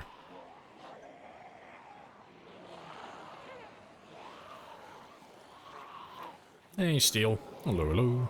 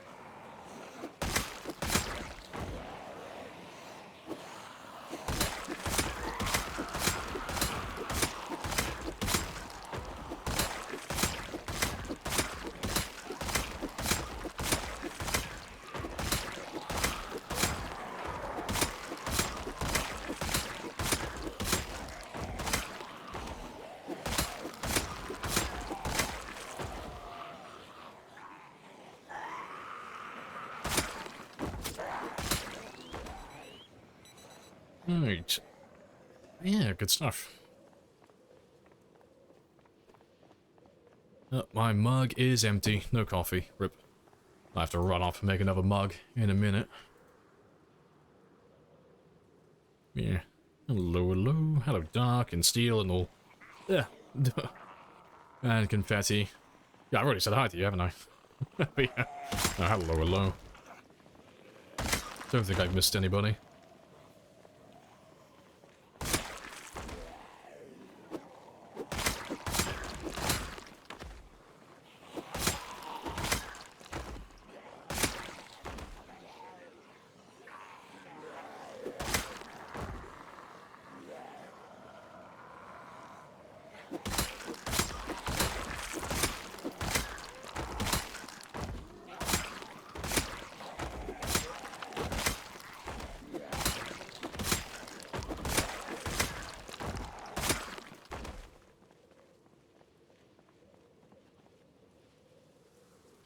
How many injuries you've had? Oh, I can't keep track. It's mostly trees and bushes. I've been grabbed by a zombie once due to a bug, but apart from that one, we haven't been massaged by any zombies. Yeah, I'm trying to think. So I got all my glass in the feet from leveling up first aid. I probably have a dozen or maybe 24 scratches from trees and bushes. And then, yeah, then the one glitch grab from the zombie. And then, yeah, that should be everything. Got no car injuries. Got no fence hopping injuries. Oh, no, tell a lie, I have one. At the very start of the game. At the very beginning. Start of the game, West Point, far west side by the lake houses. One of them was a burnt down house, and we tripped over when we jumped through one of the walls. So I was carrying too much stuff. I was over encumbered. And we fast vaulted through one of the walls, and I tripped over and I scratched my leg, I think. Yeah, that was like right at the beginning of the game. So yeah, one fence injury, technically. But yeah, that should be all of them.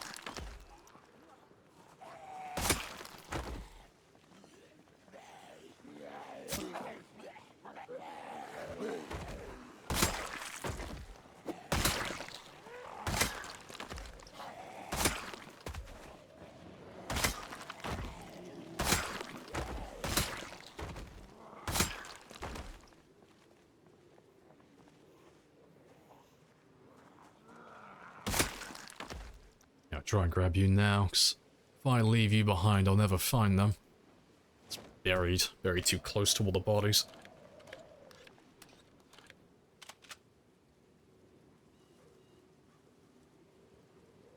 Appreciate the follow as well.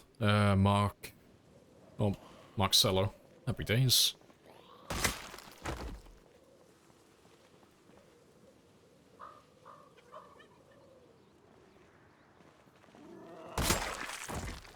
Alright, still got time for a few more though. And we're only, yeah, 645 away now from my minimum goal. Awesome. Let's grab all of these guys then. All the zombies.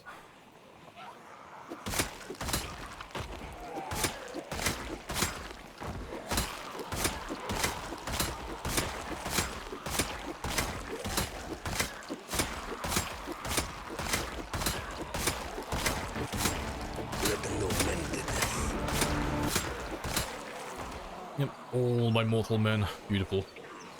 All of them do it. Let's grab every single one.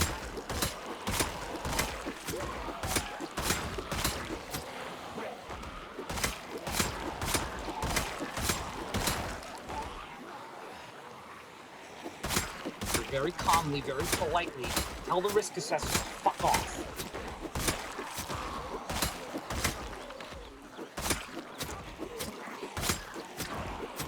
Right. quick rest. Yeah, very close. Very close to that 60,000 mark.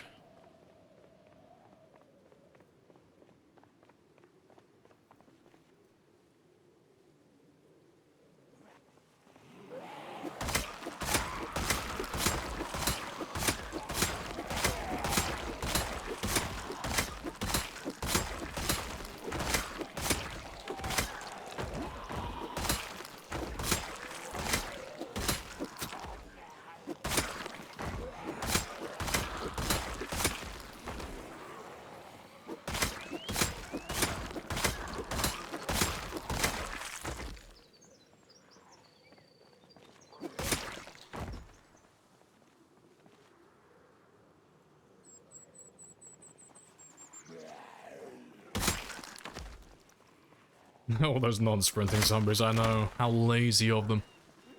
It's like they don't even want to get some food tonight. How dare they?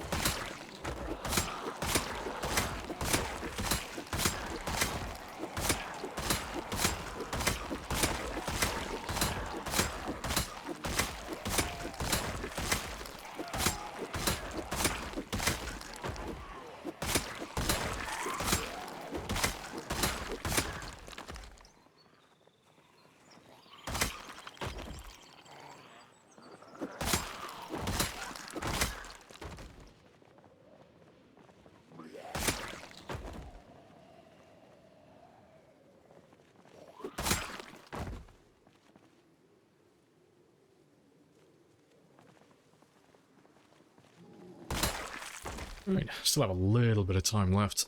Let's try and find just a few more. Go until about 10 o'clock-ish.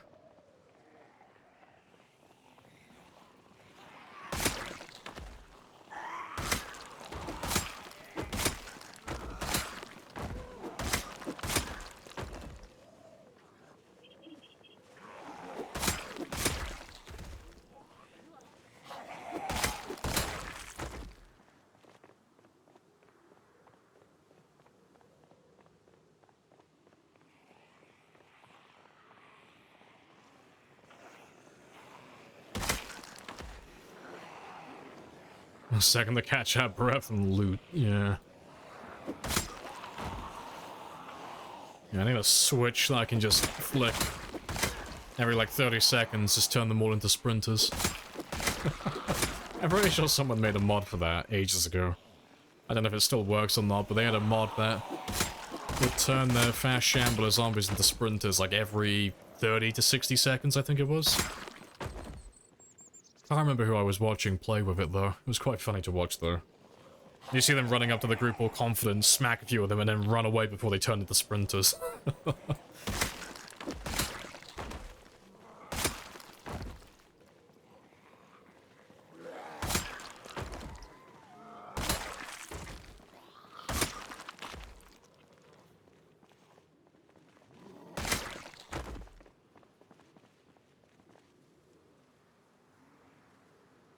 Alright.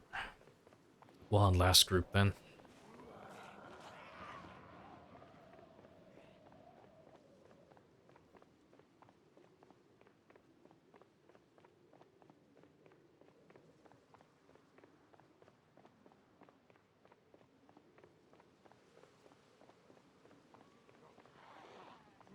Yeah, that should be enough.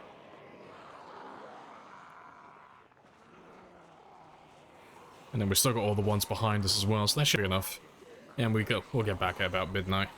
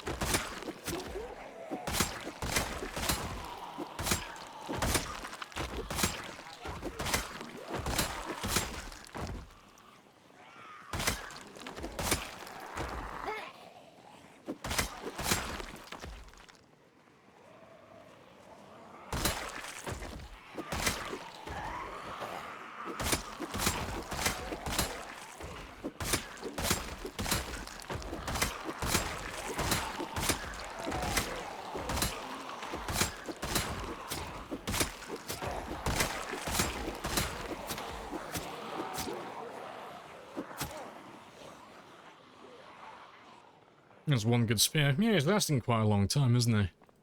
He should break soon, though. Been using this one spear for quite a long time.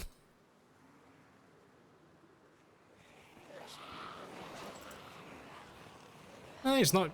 He's on 2 hit points. He's still got a decent amount of fight left in him. Surprisingly. That'll do.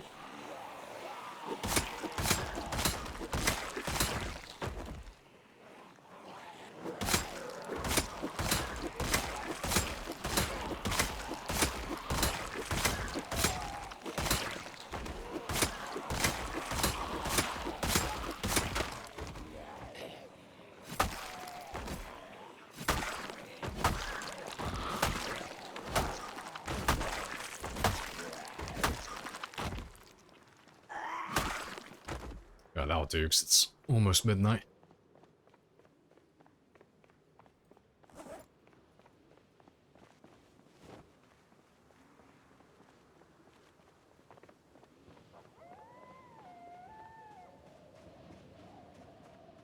You repair that one once or twice, yeah, but let me whip out the wood glue.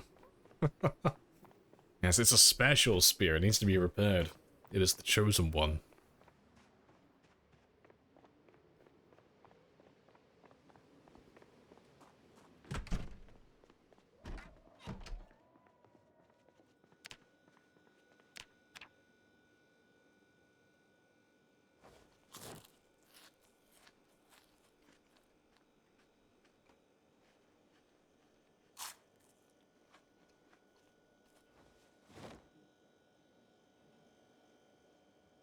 To be fair, I'll have those 2 in the morning.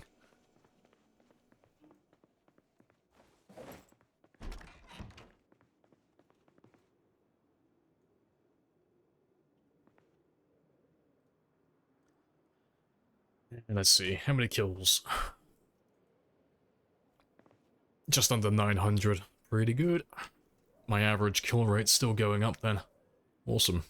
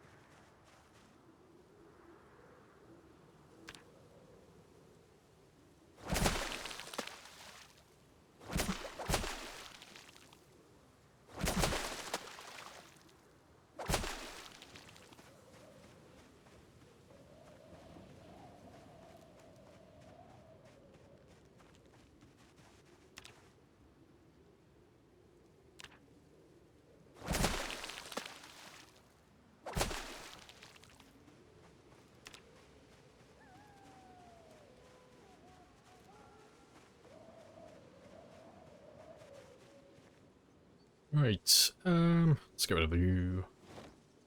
And while I'm back here as well, because I'm running low on water. That'll do.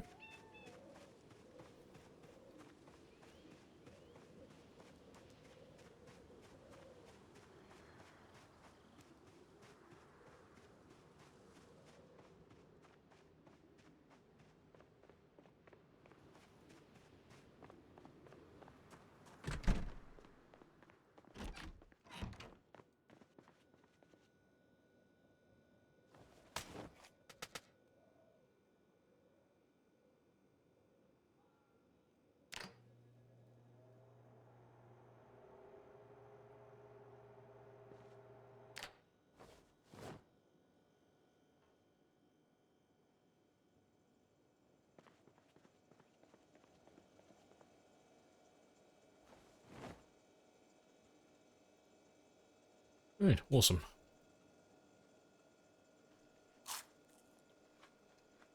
Have that one now, and I'll have those 2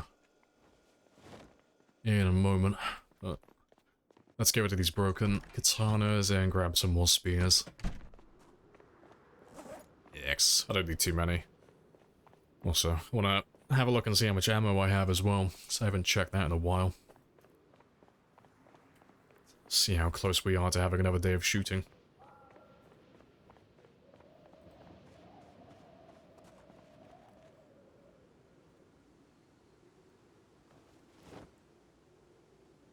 Alright, well we got 17.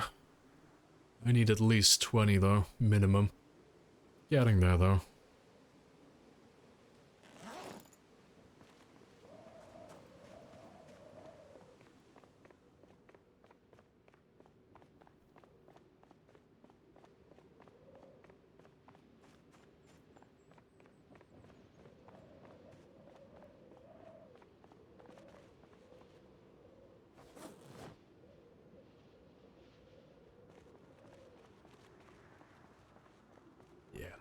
As soon as I eat one of those, we'll be fine. But let's carry on going south then for a minute. And then I'll get rid of that encumbrance in a minute.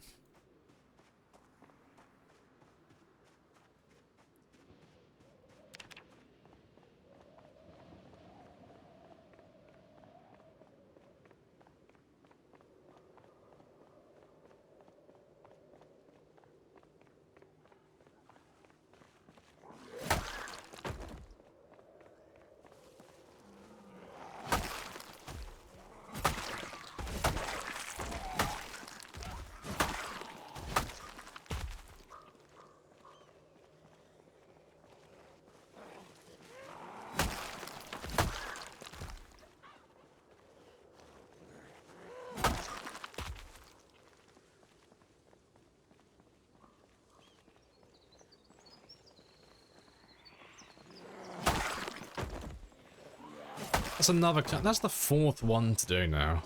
That's... spicy. Yeah, that's a lot of katanas.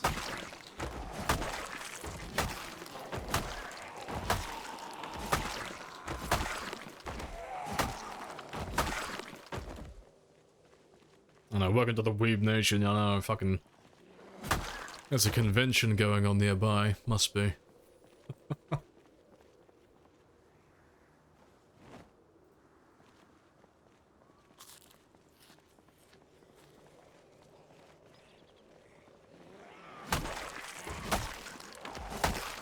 Yeah, that katana's now made me over encumbered. I'm dead on. Alright, god damn it. Ah well. Just have to wait until I finish eating that next fillet.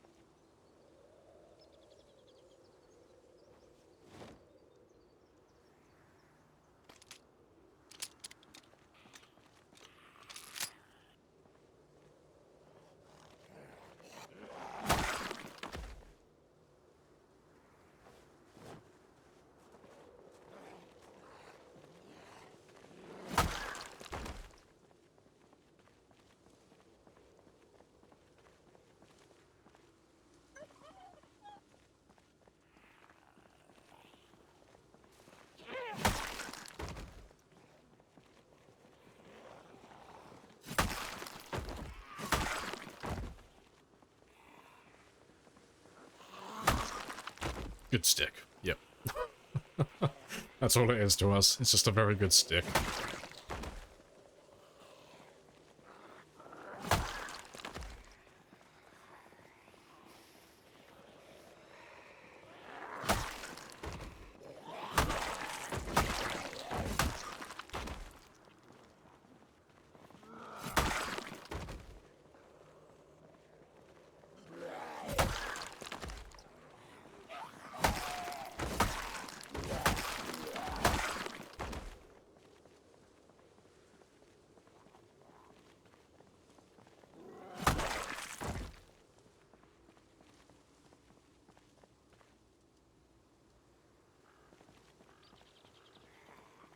A little bit more. And you gotta tape it to a stick, yeah. Now, see, I wanna just tape all the katanas to me so I can just spin around like a Beyblade. Give me some roller skates, tape a bunch of katanas to me all sticking out. It'll work. What's the worst that could happen?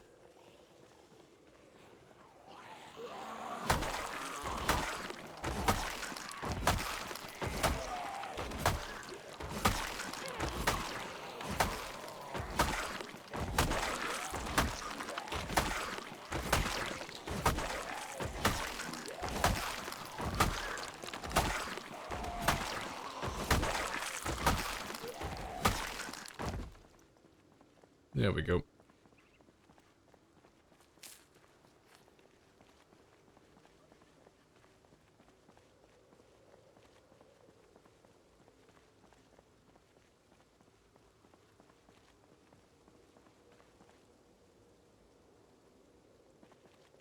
Alright, let's go all the way south then. Try and find a big group. Now that the fog looks like it's going.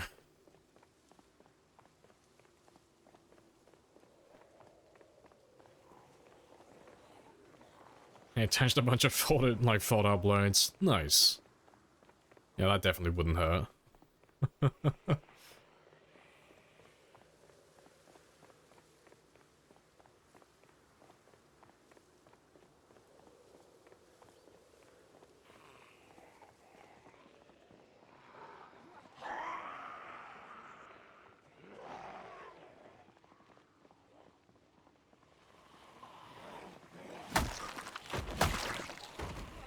Can't wait for 42. Same. It'll be very spicy when it finally arrives, but who knows when that will be. Yeah, hoping, fingers crossed, next 12 months. At the very latest, hopefully. Like, I want it out now, but you know, being realistic, hopefully it will come out sometime in 24.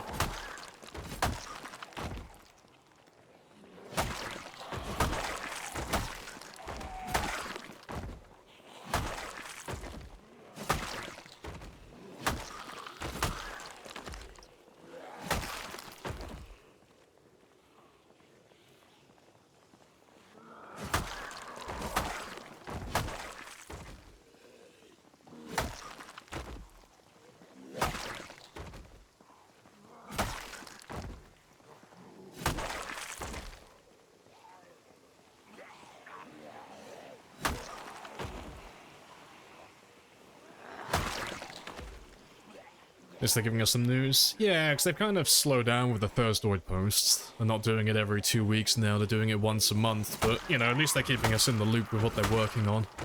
Because the last Thursdoid was pretty cool, showing us the moving doors and such. I thought that all looked pretty spicy. And what else did they show? There was a few... They showed off a few weapons as well. They were showing off, like, the iron-tipped spears and swords and stuff like that, like things you're going to be able to make. That was pretty interesting.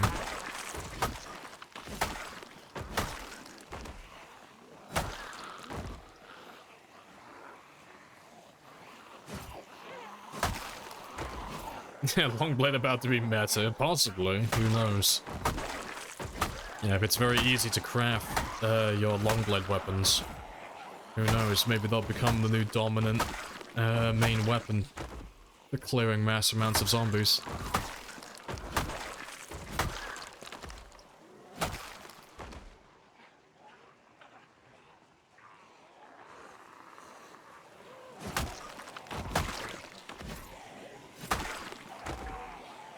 Sounds interesting. Yeah, you should go read the Thursday post.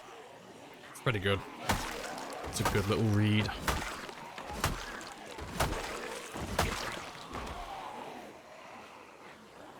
Do you think if you played 1 times pop you would have run out of zombies? Oh yeah, ages ago.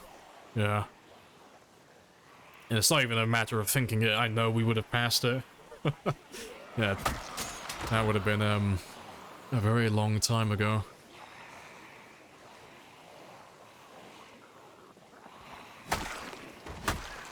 because Apocalypse is 1.5, and Apocalypse has about, what was it, about 400,000-ish, give or take, 400,000 zombies. So, if we were doing ×1, it wouldn't have even been that. Just kill all these guys. Yeah, because I mean, well, that would be 270,000-ish on ×1. So we've done almost three times what it would have been on ×1 pop. So, you know, I would have cleared the map 3 times over by now.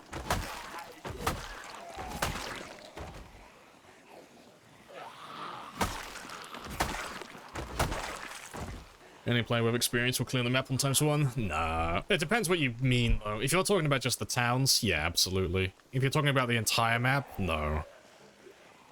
You're looking at nearly 300,000 zombies to do that, and as far as I can recall, there's only 3 of us who've ever done that high of a kill count. So no, it's not something that anybody could do. Most people don't have the patience for it. You thought ×1 was default? You're close. ×1 is the starting pop for Apocalypse and Survivor. But the peak pop is 1.5 after 28 days. Again, for both Apocalypse and Survivor.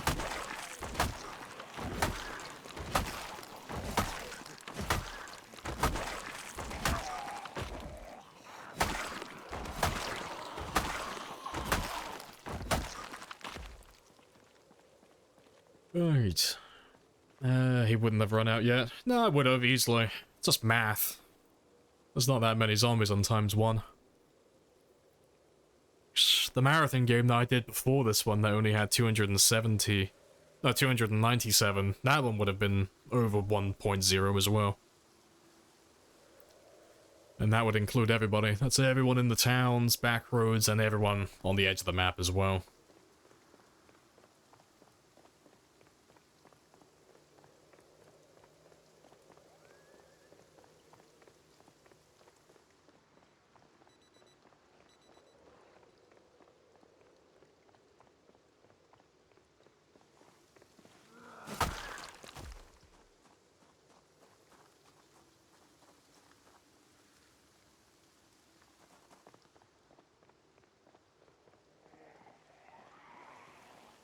Let's get rid of all of you. Is there an exact number for ×16? It's about 4.5 million. More or less. So if you want to get the population for ×1, you know, just divide 4.5 by 16-ish, and that'll give you the approximation. But the numbers change from game to game, but they're always generally the same. But they do fluctuate slightly.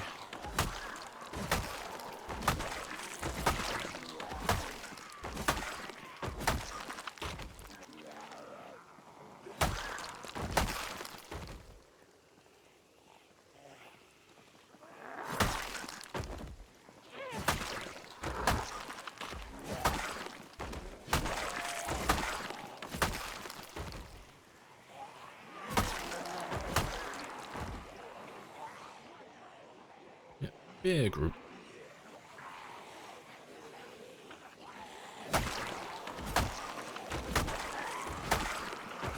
I don't think the map command works if you do it replying to a comment. I think you just have to type it out normally, if that's what you're after.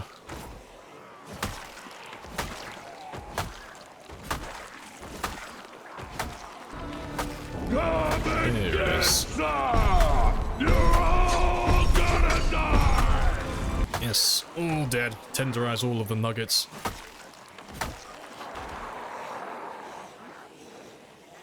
Slowly getting there.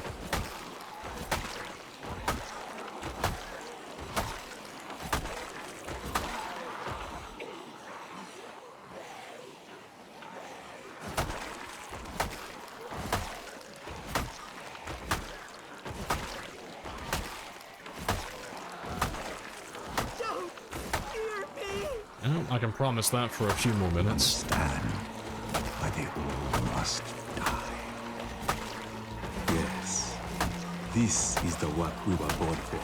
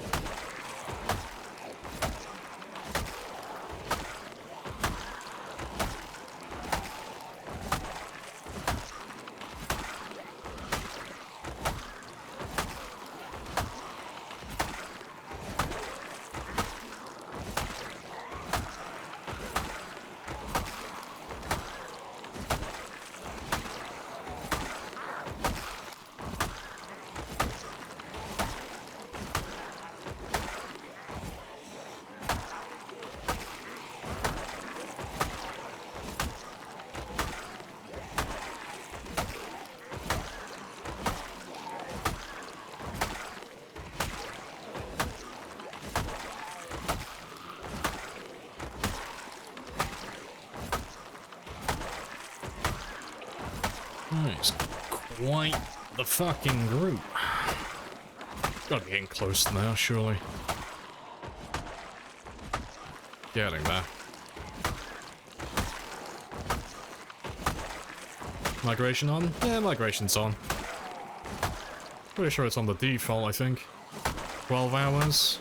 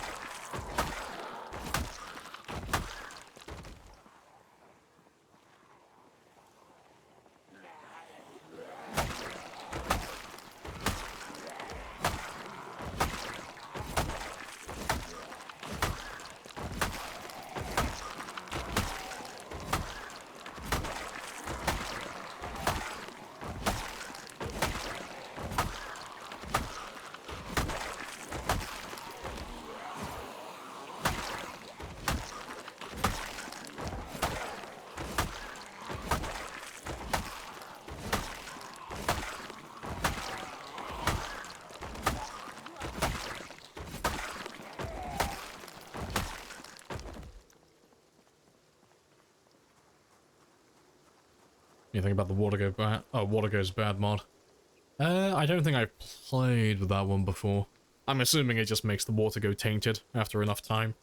Yeah, I wouldn't be opposed to running that. It wouldn't make the game any harder, really. Because water isn't really anything you have to worry about. You know, you can once a day, you know, go up to a lake or a river and just drink tainted water and get rid of all of your thirst and you won't die. You'll be fine. Same with drinking water from the ground, puddles and all that stuff. As long as you don't do it too frequently, you'll be fine. So, yeah, having the water go bad over time wouldn't make too much of a difference, honestly.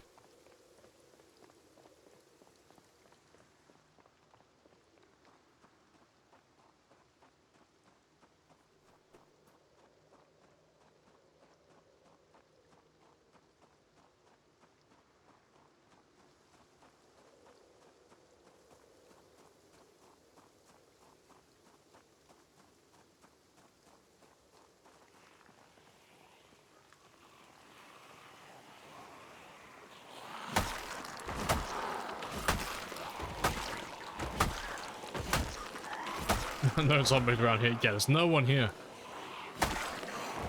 Yeah, I'm still looking for them, but I'll let you know if I see any.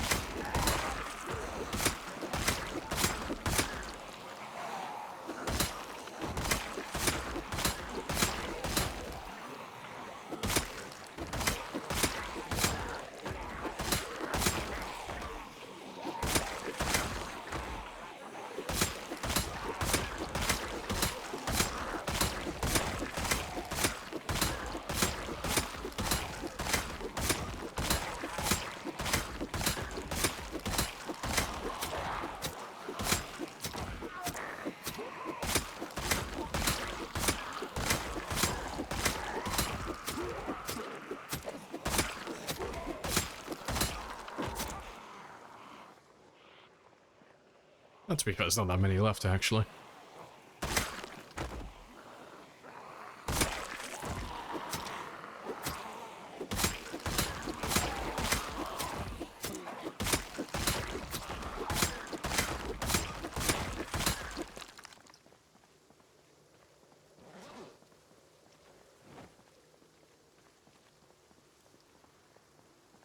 Right.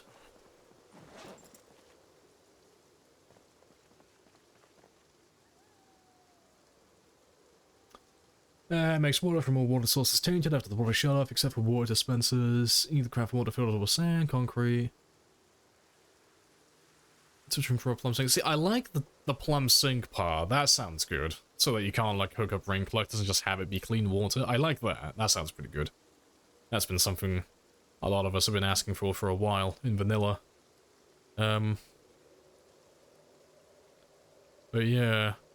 But the tainted water part, like just having water go bad from the taps and stuff, I like that idea as well. It wouldn't really make the game any harder, honestly. It's not gonna be a huge difficulty spike, but... No, I like the idea of not being able to get clean water from the sinks by plumbing. I like that, that's good. I might have to have a look at that.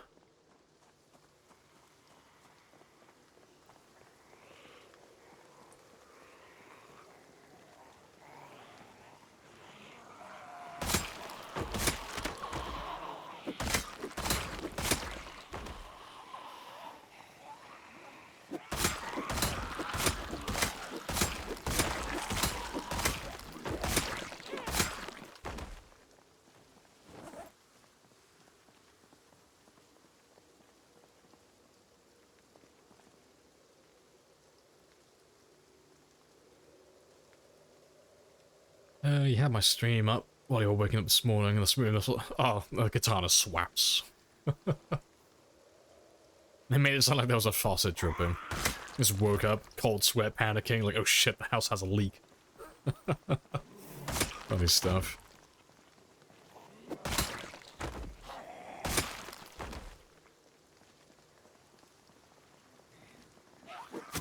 Running the concrete in the sand. Yeah, see... I like the idea of, like, having to make a filter to get the clean water, but it really doesn't make the game any harder. That's the point I'm trying to make with it. I like the idea of that, you know...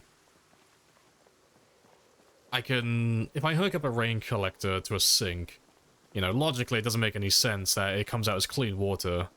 So I like the idea that, you know, it would, you know, be dirty until I put, like, a filter in there. I like that idea, but in terms of, like, actual game balance... That mod wouldn't make any difference whatsoever.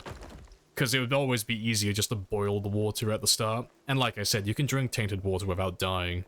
If you, know how to do it correctly.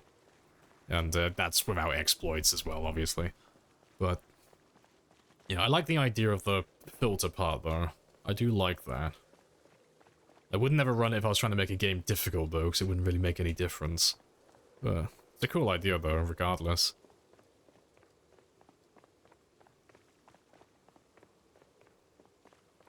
Having to sterilize every faucet water source would be so tedious. Yeah, but you only ever really have one, you know? Like, you only really ever have one sink in your base, maybe two if it's a big base. You don't really ever have, like, dozens and dozens of sinks all over the place, because that's just silly. And you wouldn't go around, like, doing it to every random house either, because that's a bit pointless.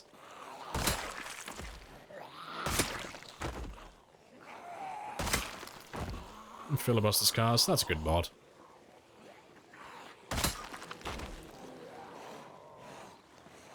32 gigs of mods, rip. I can already hear your PC screaming, trying to load it. That's a lot of mods.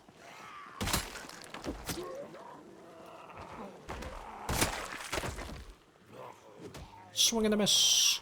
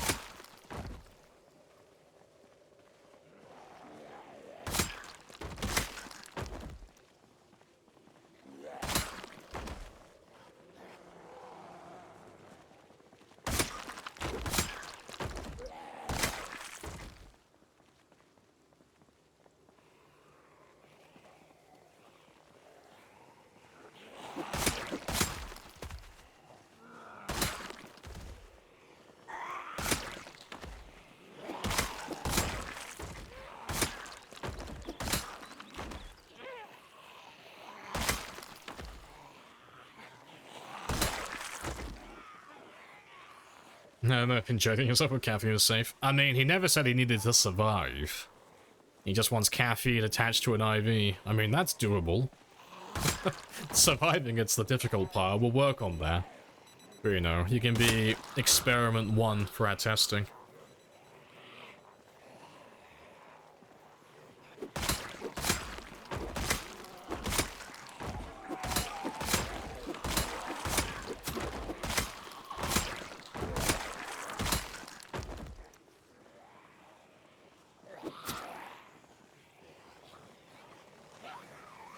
Blow out a paint to test it.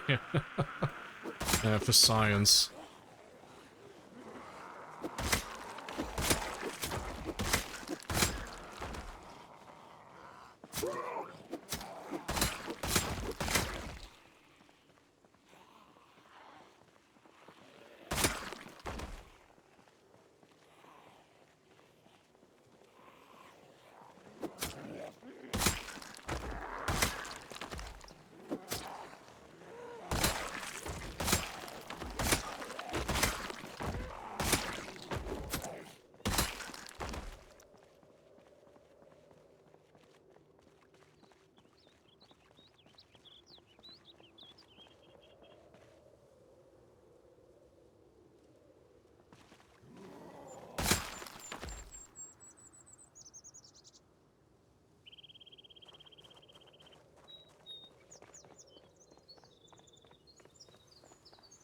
There are injections for caffeine. Well, there you go. There's a product for you.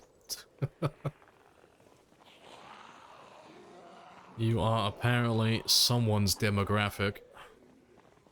It's given to babies, as you do.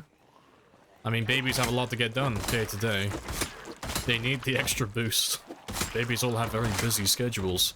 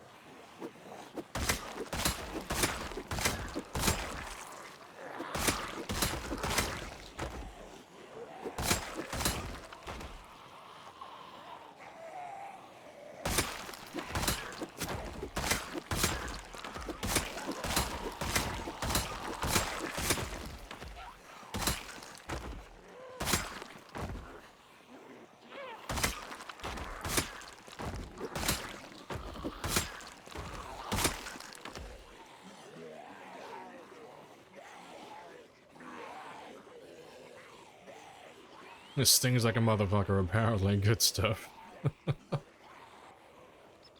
We went to a saline bag and infused that way. Well, there you go. It's perfect for you. That's your IV drip sorted.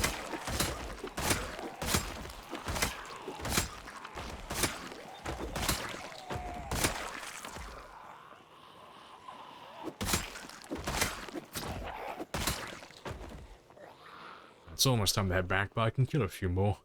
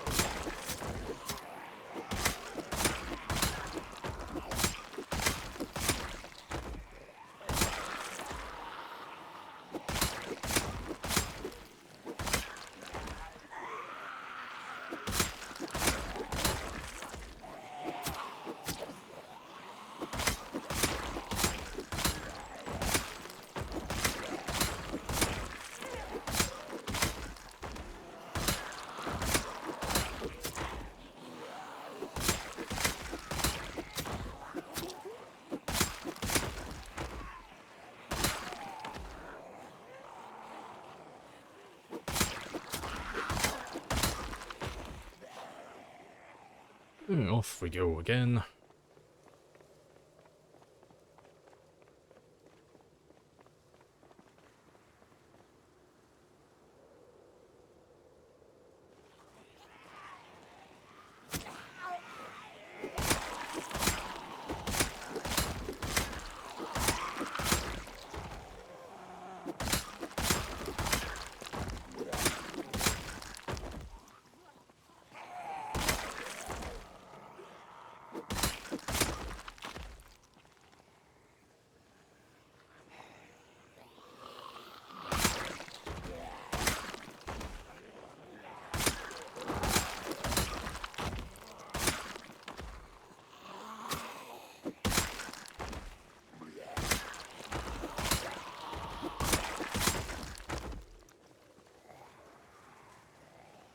Rook's Cry Run looks hard as fuck.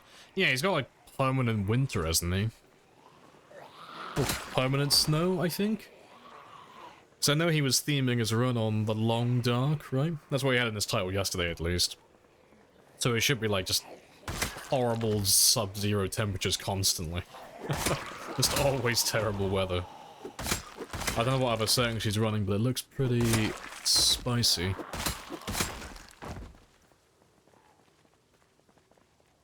Right, last couple. And then we'll run off. Yeah, that'll do. Yeah, because I'm drowsy now as well.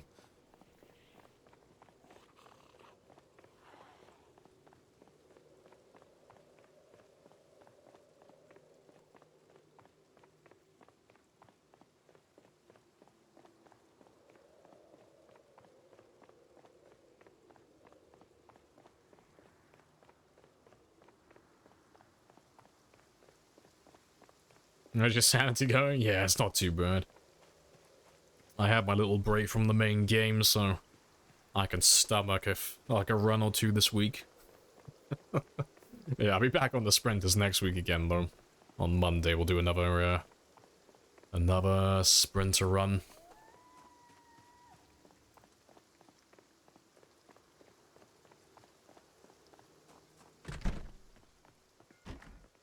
Surprised there isn't a sanity meter. Maybe it's something they'll do in the future.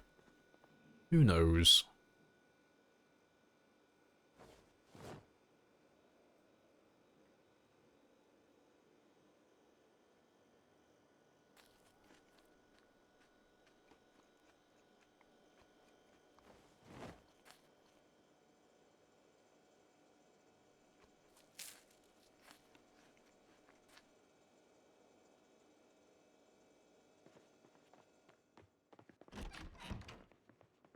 Right.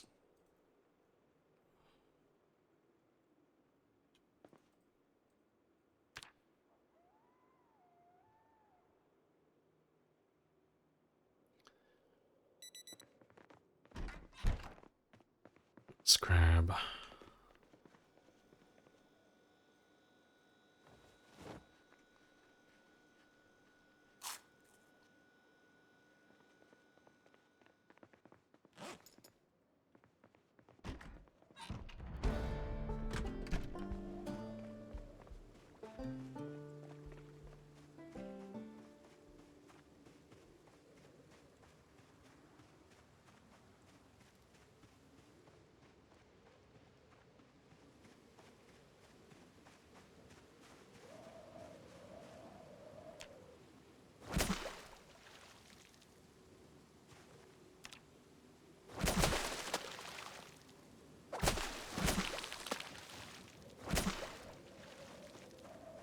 A little bit more. But 1 hour left.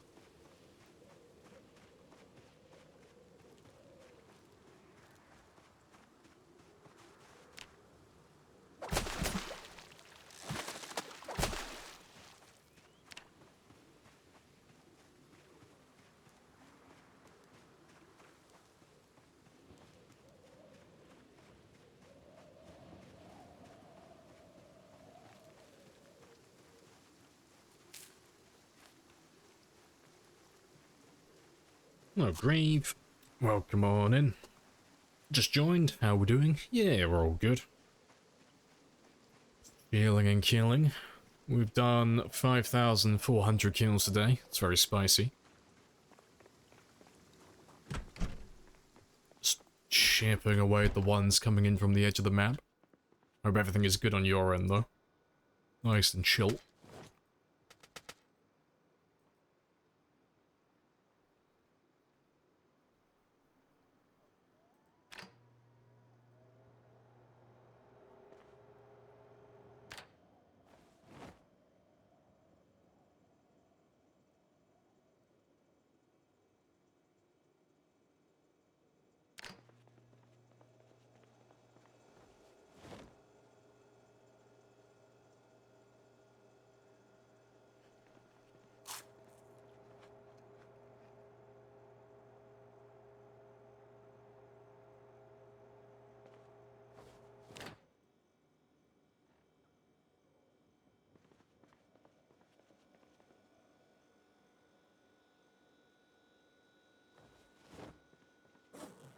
Yeah, good stuff.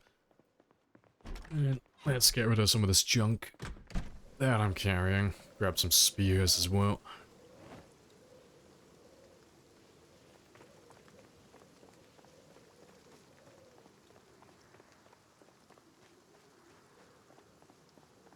How often should I wash in game? Never.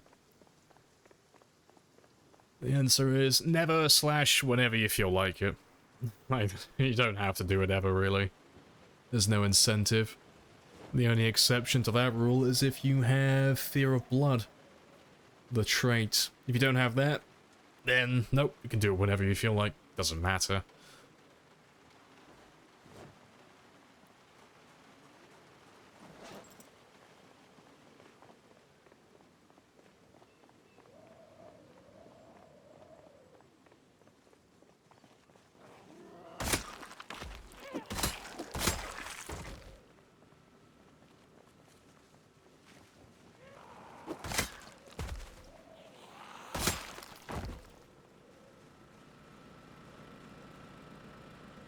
Yeah, you're still okay for a little while.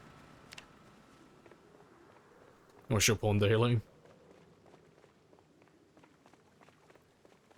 Skip a water barrel inside your base, yeah, see.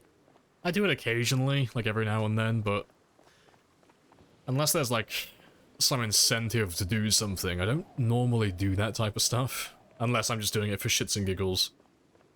Oh, hello. It's our Echo. I found myself. I found my past self. We were here exactly 9 days ago. That's it. Kick their asses. Kill all the zombies. Yeah, fuck them up. Oh, was that it? Nope, that's it. Yeah, we were there exactly 9 days ago. Yeah, fucking, yeah, get them. Fuck them up. Appreciate the follow as well. Happy days. Yeah, you witnessed it, yeah. I don't see it all too often, but you know, maybe once a stream or once every other stream. Run into it every now and then. I'll find my past self kicking ass.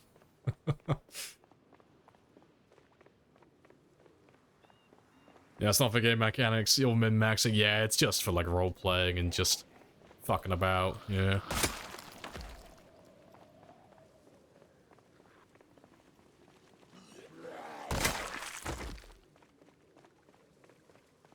Alright, let's go all the way south. Because I want to see how many zombies, like, for the actual main group, I want to see roughly how many do we actually have left.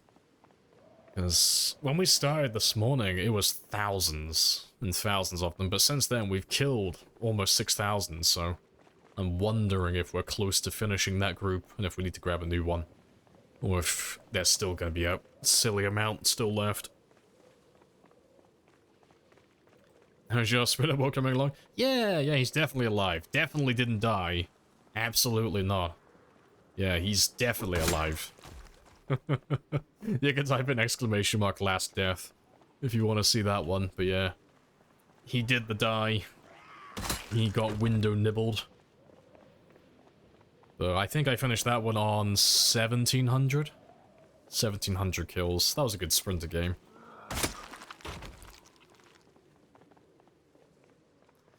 Right, so we should start running into big groups from this point onward. Unless my cars run out of fuel. But they're all going back to it. The car still has fuel. Fantastic. It's still acting as a decoy then. Yep, and there's still a stupid amount of them. Good stuff. Let's grab a chunk from here then. Just to start with. Appreciate the follow as well, Epic Gamer. Happy days. Yeah, we'll start with these ones. And then we'll see how many zombies turn up in total. Get like a rough approximation as to how many we have left.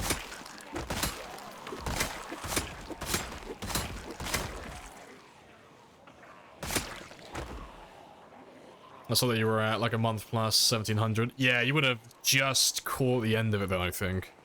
Like just before I died.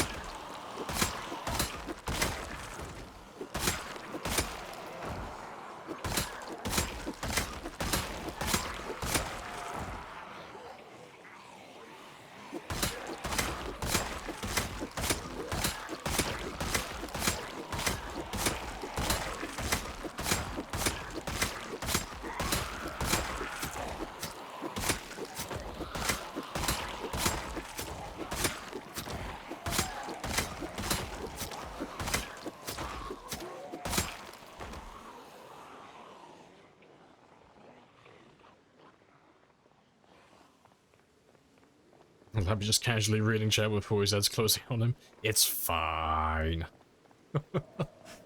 What's the worst that could happen?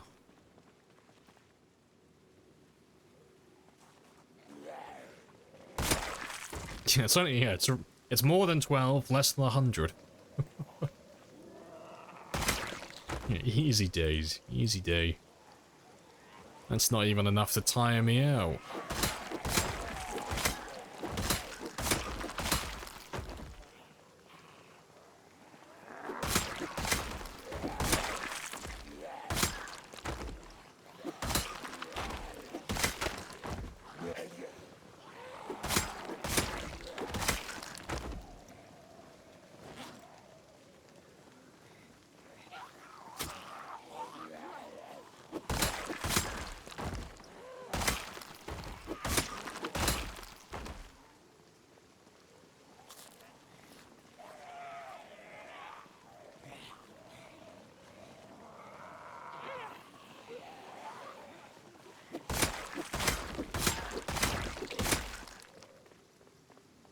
There's still another one, but let's just top this up first. Awesome. Nope, they're already coming up north. Spicy. Let me just grab all of you then. Because I got a rough look at the main group. But I'm gonna have to head back down there in a minute, because I want to see how many there are in total. You watched the clip? It was a good run. Yeah. You can see where I fucked up in the clip, though. Because about 5 minutes before then, I was supposed to rest, but I got grabbed by a zombie while I was resting. And I didn't finish resting fully. And I ran out and I just went back to killing zombies. So you see when I run back to hit that other zombie, my moderate exertion kicks in. Because I hadn't rested fully. So yeah, skill issue. Skill issue, I forgot to rest. And it got me killed.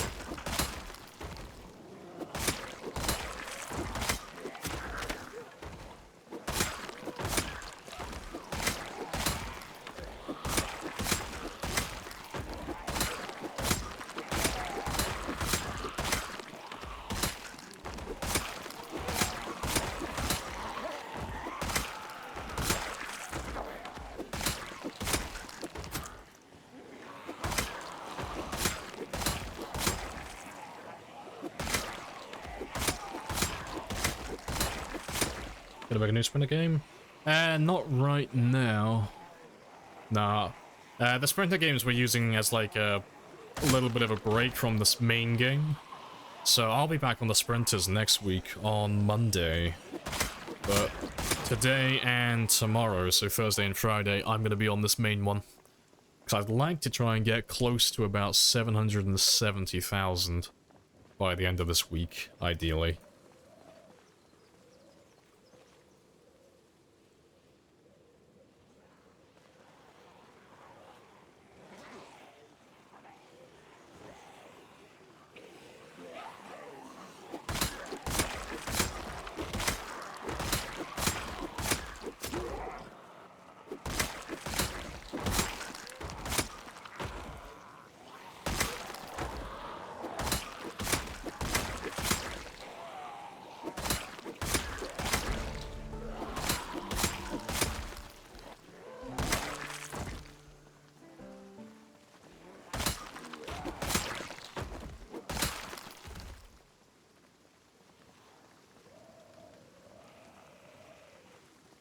Yeah.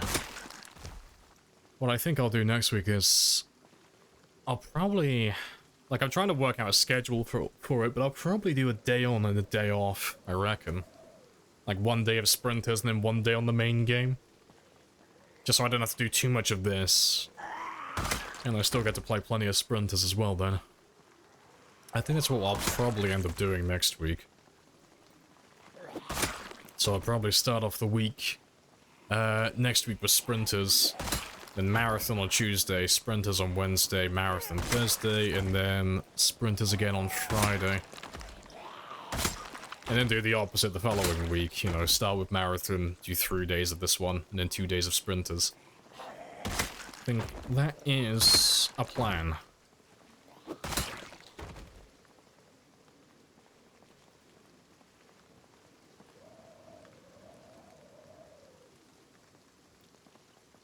Do you think you could have run around the building? Maybe. I think there might have been a chance. If I ran for the door, I might have been able to get one of the zombies to path into the window instead. I would have been able to split up that duo, but... I was too committed. By the time, like...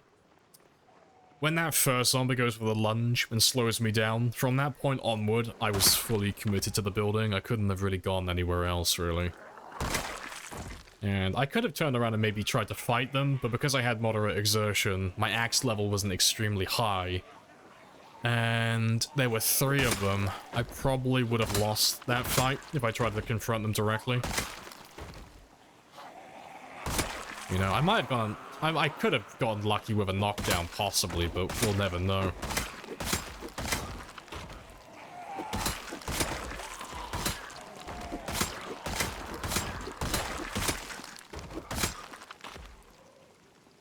Ever think about going to the Rim? Oh, back to the Rim.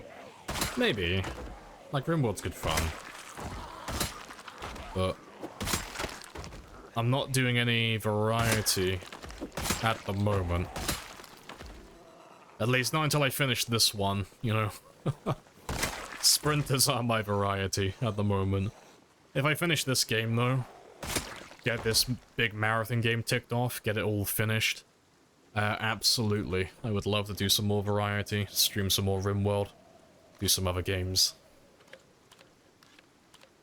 But if I try and do this marathon game, plus sprinters, plus Rimworld or other games, I'll never get this one finished.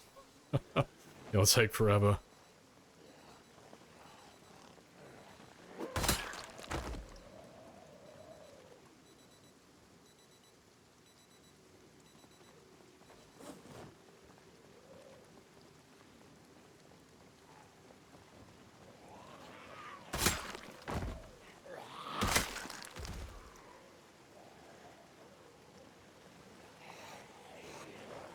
Crazy, you start with 0 stats in your sprinter playthrough?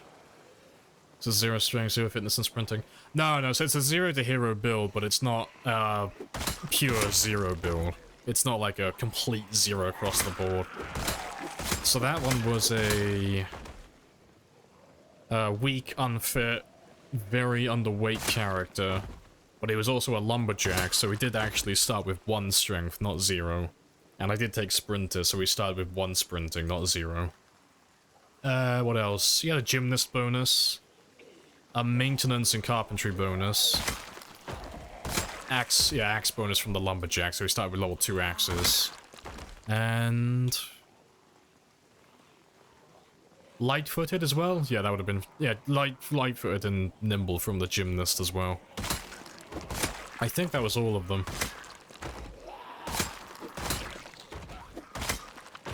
Hey, Kitsune. Hello, hello.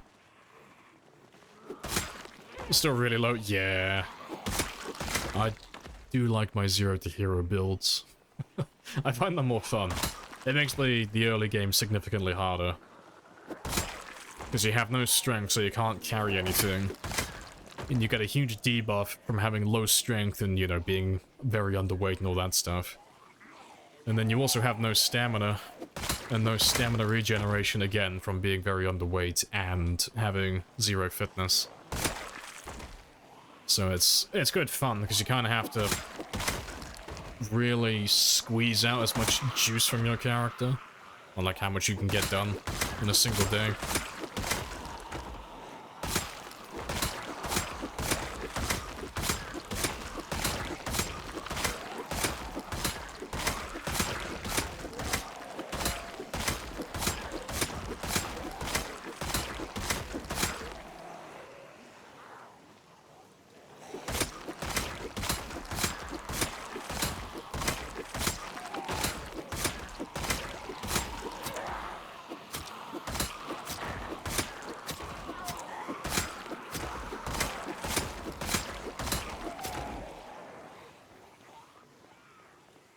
Almost on 61.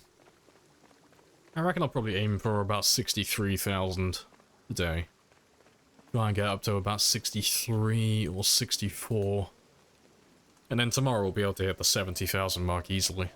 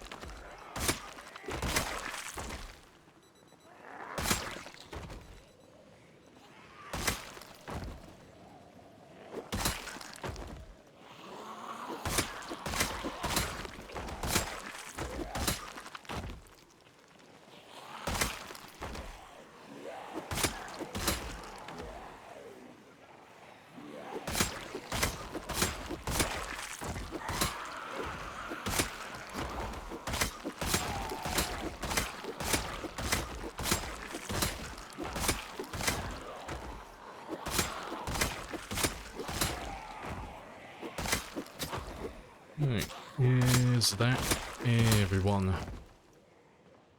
No, cool. Another rest then. Shouldn't be too many more though. And it's not that late either, so I can go back for more.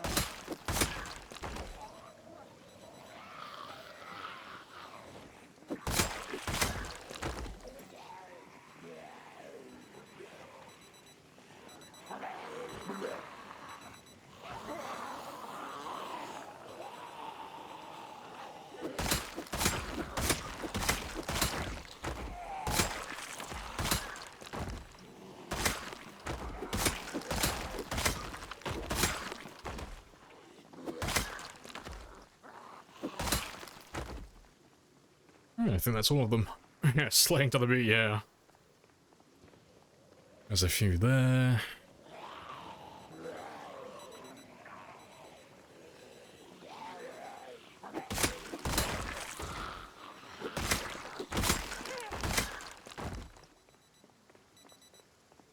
All of the watchers.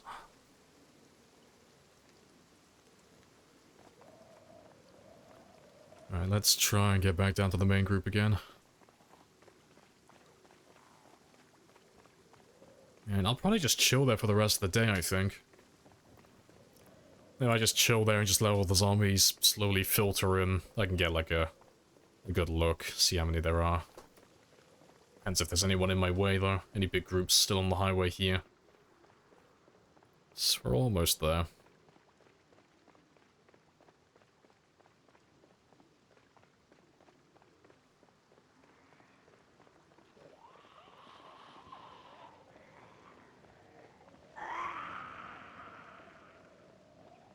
Yeah, I'll have to kill all these guys. If I get down to here, yeah, they'll all go back. If I just try and chill around this area for a minute then, I'll try not to get pushed too far back. Yeah, that's not gonna happen though. They're definitely gonna push me back. Too many. Maybe.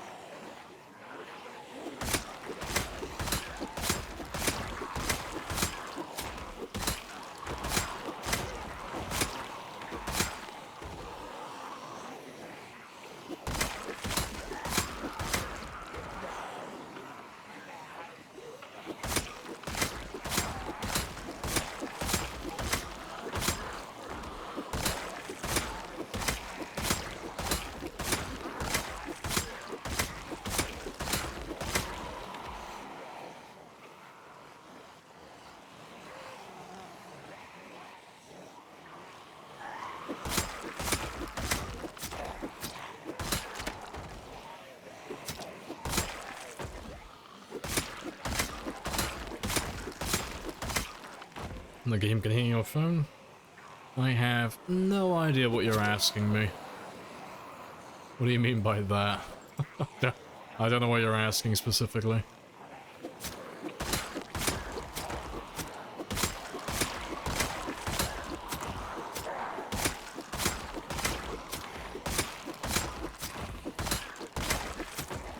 Oh, microphone. No, no. There is a mod for that, but no, there's no local chat or anything like that that's gonna pull zombies in. I think it was Chuck who made that mod though. The proximity chat, that is, that pulls zombies in.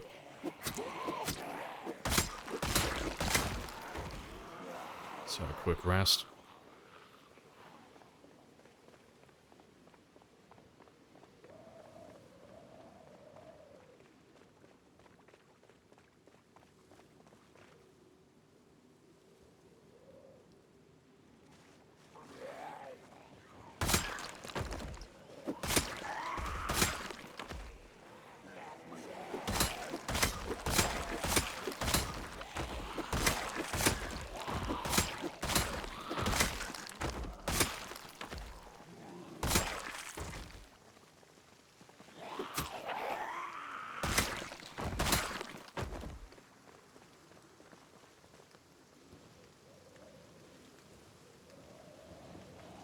Right. Will I get back to the big group this time? That's a question. Yeah, pipes bursting your condo balls before? That ain't good.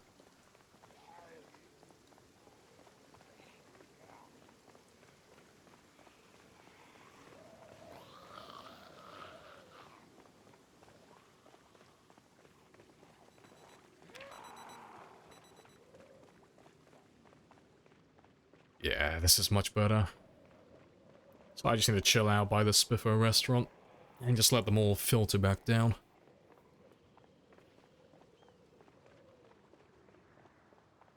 We'll just chill out over here.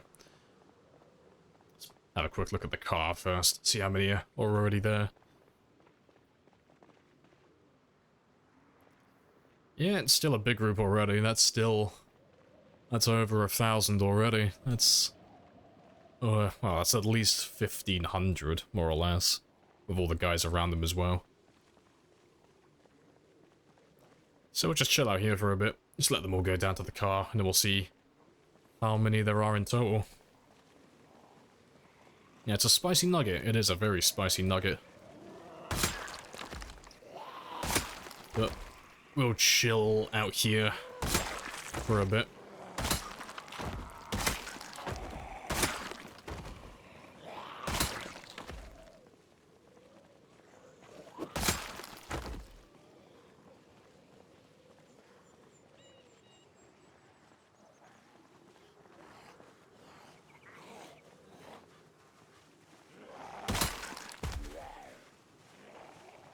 Will it be a spectacular kill? Run him over with an ice cream truck with the, the jingle playing. No, I'm not too sure. I haven't really got anything planned yet for the 1 million, so I'm not entirely sure what I'll do to him. I'll come up with something though. I'll think of something eventually.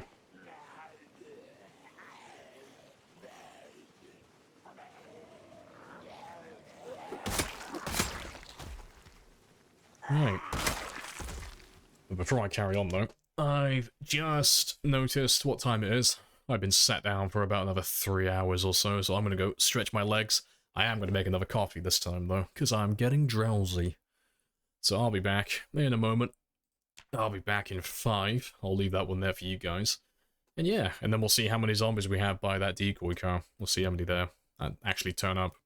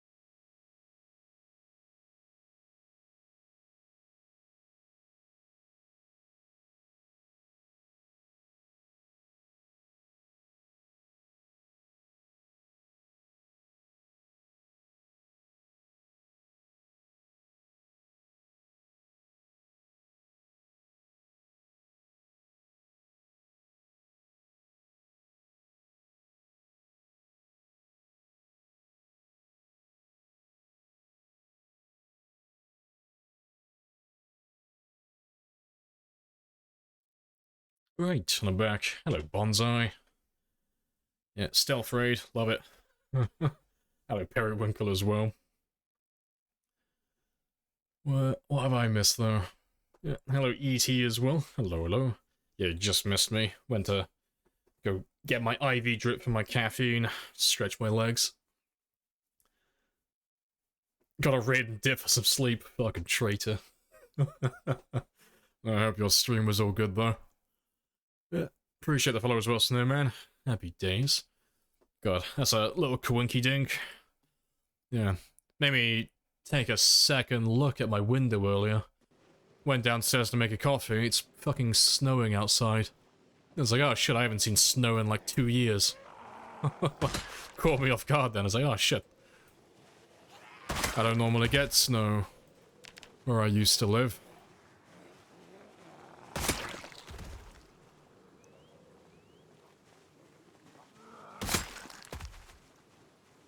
Oh, let's grab you, though.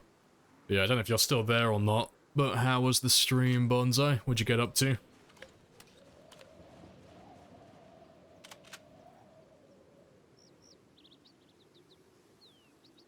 Northumberland, fair. See, I'm by Oakhampton at the moment, which is...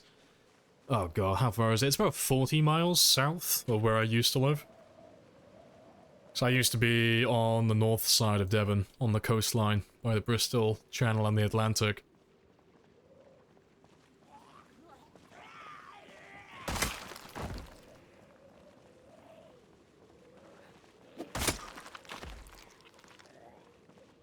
I was trying very hard to get snow here earlier. Fair. What if you might have the same? Yeah, it's proper snowing at the moment. None of it's catching. No beds of snow yet, but it's gonna be great, because I need to buy a new pair of boots, because at the moment all I have are my smart shoes, so it's all downhill, down to the shops as well, so I'm gonna walk down there in my little smart shoes with no grip, when there's a nice big bed of snow and black ice, and I'm gonna fall on my ass. It's gonna be great. Yeah, let's have a gander, though. That looks exactly the same as the start of the stream. That doesn't look like it's changed at all. It looks exactly the same. So even though we've killed about, god, how many? 6,000 zombies, it doesn't look different at all. It looks exactly the same. That's hilarious. Oh, don't crash.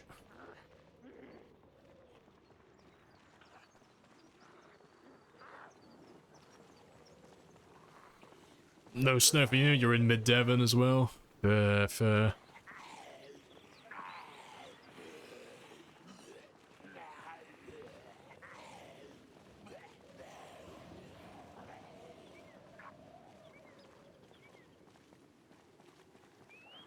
I chose a good time to relocate. Yeah, it's cold as fuck. Yes.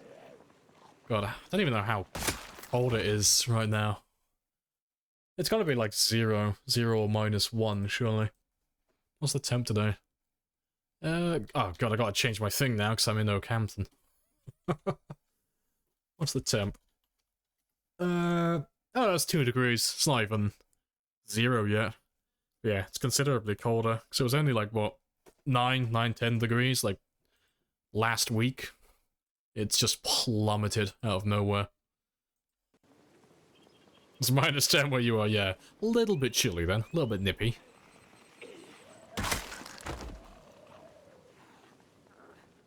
Hello, Matt again as well. Hello.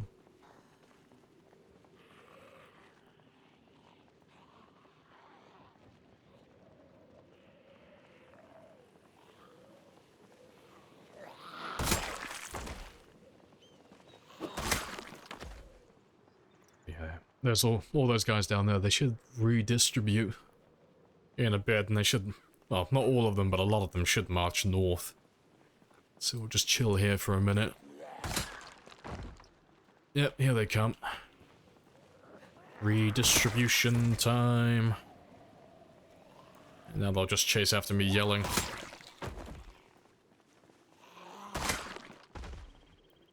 See? That's a horde. That's beautiful. That's a zombie horde. Marvelous.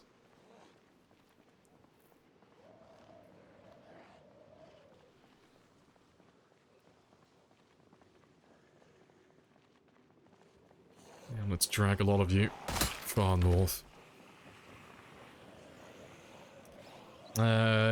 Quick question. When the spit breaks, your character does a push. How do you go about preventing it? Like when speed killing. Just don't hold it down. So if you're, like, holding down your attack button, so you're just swinging constantly, when it breaks, if you're still holding it, he's just gonna do a shove animation. So if you think your spear's coming close to the end of its life, you can just do individual clicks, you know? And then when it does break, you won't get caught out.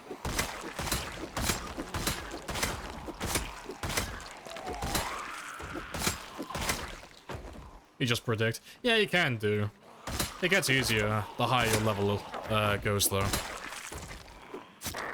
Because the higher your nimble level goes, the easier it is to avoid, you know, getting grabbed and such, because obviously you can walk faster than them while still aiming. So doing the shove animation doesn't really make a difference later on. But yeah, early on it can catch you out a little bit, if you're not expecting it.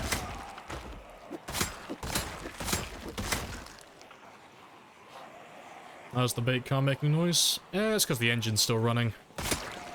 It has no muffler, so it's incredibly loud. We're playing with pinpoint hearing and 5 times louder vehicles, and the engine is running as well, so it's just constantly just making noise. And the reason why it's not stalling is because the engine quality and the engine condition are fairly good, so there's no chance of it stalling on me. But inevitably, it's gonna run out of gas, you know, sooner or later, 'cause even though cars don't use that much fuel when they're just sat idle, not doing anything, with the engine ticking over, they still consume a small amount, so eventually he'll run out, and then he'll stop making noise then, which is gonna be very sad. What's the plan? The plan is to kill everything that moves. We are still working our way up to 1 million kills. And so far today, we've done 6,108. So I've done my quota for the day, 'cause I like to make a habit out of doing at least 5,000 per stream if I'm playing on this run.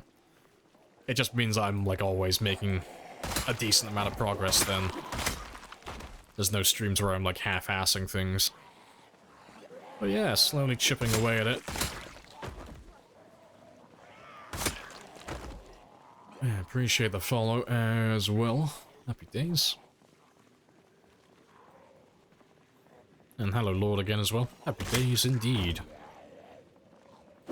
How'd you avoid the stabbing animation? You just have to make sure there's more than one zombie in front of you. So, like, the zombie that you're attacking, just make sure that he has a friend, at least one other zombie next to him. As long as there's a zombie next to the one that you're attacking, you can't do the stab animation. Like, if I grab these two here, for example, because they're both within 1 tile of each other, the game knows that if you do the stab animation, you're fucked, so instead, the game will make you do the slash animation, and that's guaranteed every single time. It's not possible to do the stab animation like that. But if I grab these two, just wait till he puts his arms down. There we go. And I let them get a bit of space. Because these guys are quite far away from one another. If I attack this one now, it's going to be a 1-hit animation attack. And now the same for this guy here.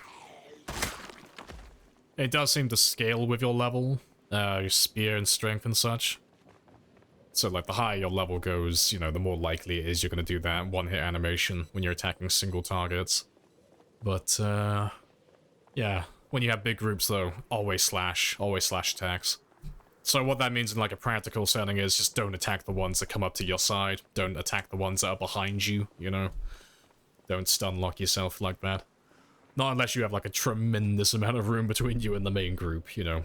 So long as you have enough, you know you have enough time to get out of the animation, you're fine, but yeah. You just have to be more aware of what's around you if you're using spears. Gotta avoid that impulse to attack everything on sight.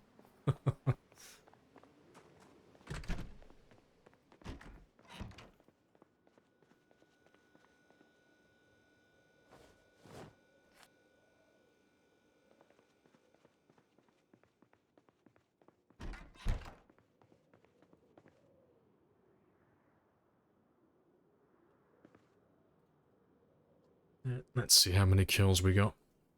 671, not too bad.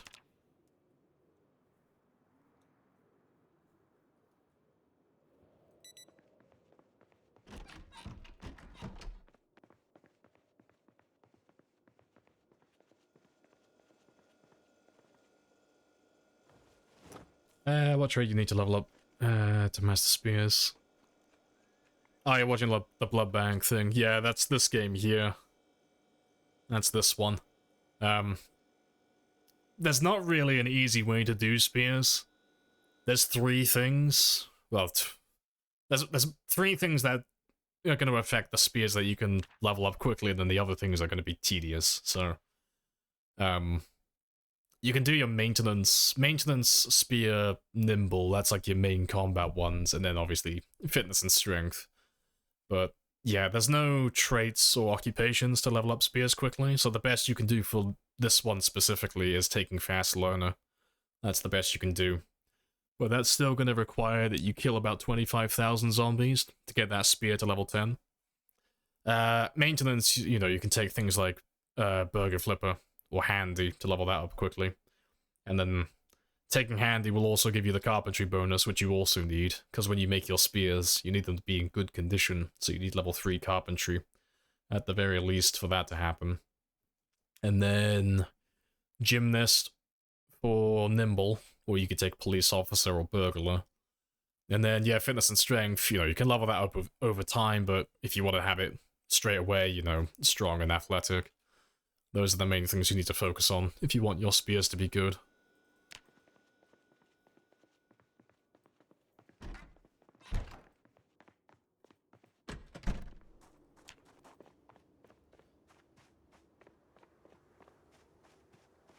Highest KDR in Nox County. Nox County, yeah.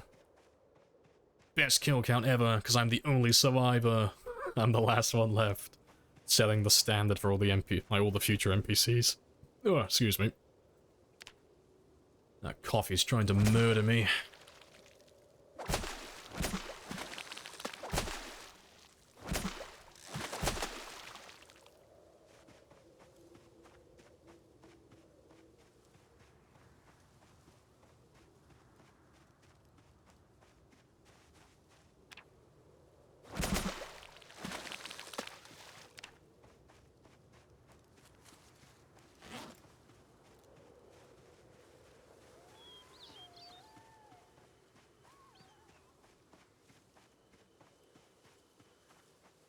Yeah, let's try and get another...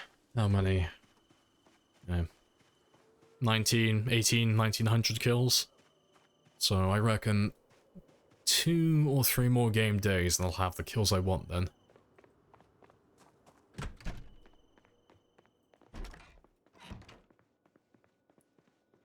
Good stuff. Good fishing session.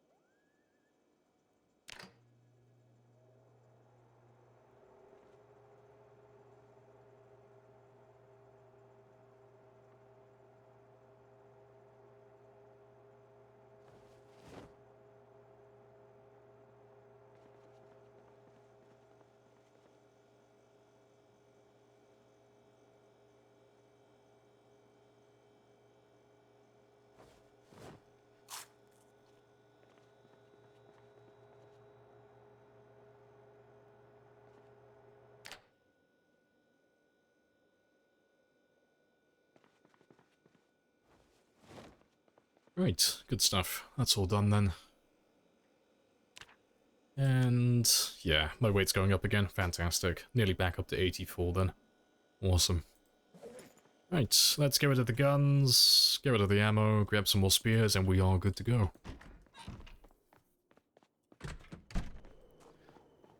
And I've still got plenty of spears left as well. Fantastic. But I'll throw all the guns in the back, because as much as I want to get rid of the handguns, I don't really want to be shooting them when we have that many zombies down south. That's not gonna go in my favor.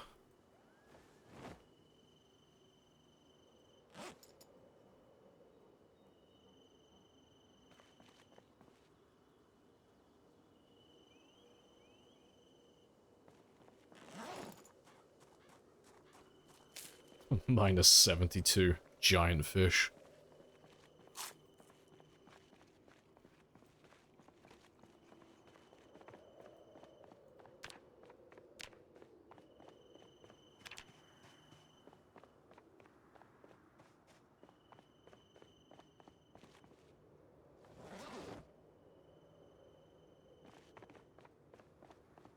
Good stuff. And let's go and murder everything we see now.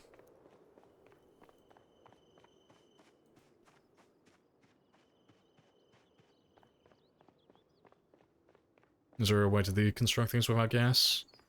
Yeah, you just gotta make sure the propane torch is, like, full. I haven't refilled mine because I'm a dunce, but, yeah, normally you just keep it full. You know? If you kept your propane tank full, or your propane torch full, that's enough for 10 pieces. 10 little things, or one giant one, like one scrap car. Normally I just keep it in my inventory. The same reason I keep like a hammer and screwdriver and a saw in my inventory.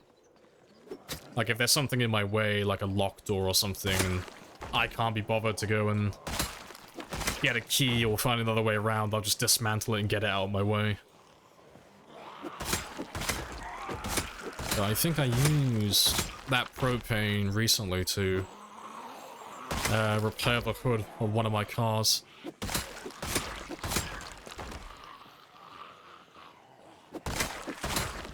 You must have a way to use it when it's empty. Nah, no. I mean, I have a way to refill it really easily. 'Cause I like to make note of everything on my map. So, I'll just run over here quickly. So like on my map, for example, I do mark every place that has propane. So if I wanted to, you know, there's propane here, here. There was propane there in the past. Here, here. Down there, there. So I could refill it like really quickly if I wanted to, but yeah, I normally try to make a habit out of keeping it full at all times. Apparently, past me is a dunce though who forgot to do that. Silly past Lamprey. Appreciate the resub as well, Ants. Yeah, 7 months. Welcome on back. The sprinter run end? Yeah, sprinter run's dead. He had a major skill issue on my end. I overexerted myself. And then when I was running away from zombies, I didn't really have anywhere to go to ditch them. So them catching up to me was inevitable. And they gave me a cheeky love bite as I was climbing through a window, trying to get away from them. But you can type in !last death if you want to see it. There, I did make a clip of it afterwards.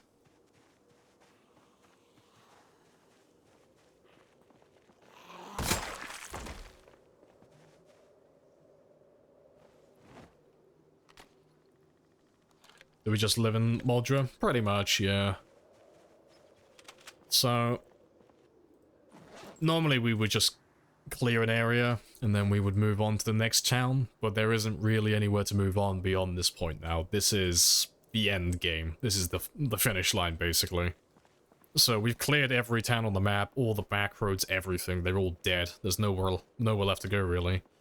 The only thing we have left to do is Marchridge. That's the very last town.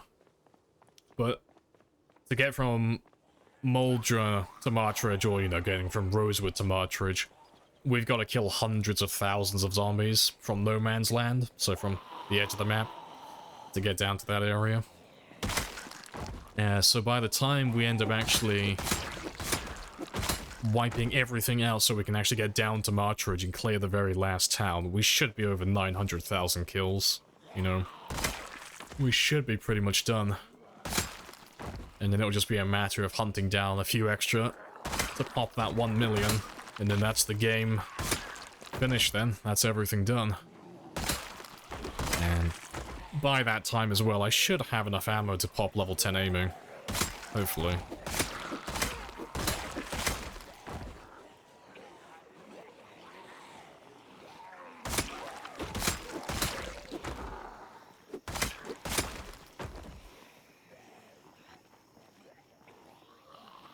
There's one zombie by the school in West Point. Yeah, I'm sure he'll be fine. Yeah, I'm not going back for every single last stray. That's not happening.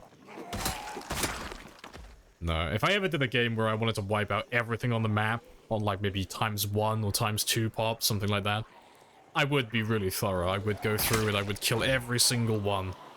But because we're just going for 1,000,000 kills, I don't need to get every single one. I don't mind if I miss the odd zombie here and there. As long as each town is like 99% clear, that's good enough for me. Like an antibacterial wipe. Yeah, animal as well. Hello, hello. Getting closer and closer to the legend. Yeah, I'm almost done with this one. Yeah, I'll have to try and give you and Bonsai a run on the sprinters, because my sprinter game ended yesterday. I had a skill issue. I got nibbled climbing through a window. But yeah, I didn't get too far in that one. It was 1700 he died on. Yeah, I still have a lot of practice to go through before I'm anywhere near the same level as yourself and Bonsai when it comes to the sprinters. But how is your current run going? So you got a good run going at the moment, don't you? I think you said last time you were on a good run. Happy and disappointed, yeah. No, I get it. It's okay. I'll have to give it another... We're gonna give it another go next week. Yeah, you're on 2000. Yeah. I think you said you were on 1500 yesterday, I think. So yeah, good progress. You're committed to killing the run at 1 million? Yeah, I'm not gonna do any more than 1 million, really. Like, if I kill 1 million zombies on this game, and I still haven't gotten enough ammo to go for level 10 aiming, I'll do a little bit more. Like, we'll keep going until I get the ammo necessary to pop level 10. You know, I'll probably start using the police departments and such to my advantage, you know, making zombies spawn as cops and stuff, just so we can get it finished. But yeah, beyond that though, that's all I'm doing. I'm not doing any more than that. I've had my fill of this game.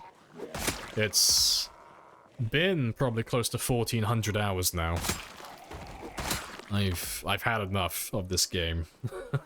I want to move on. It's been a very long game.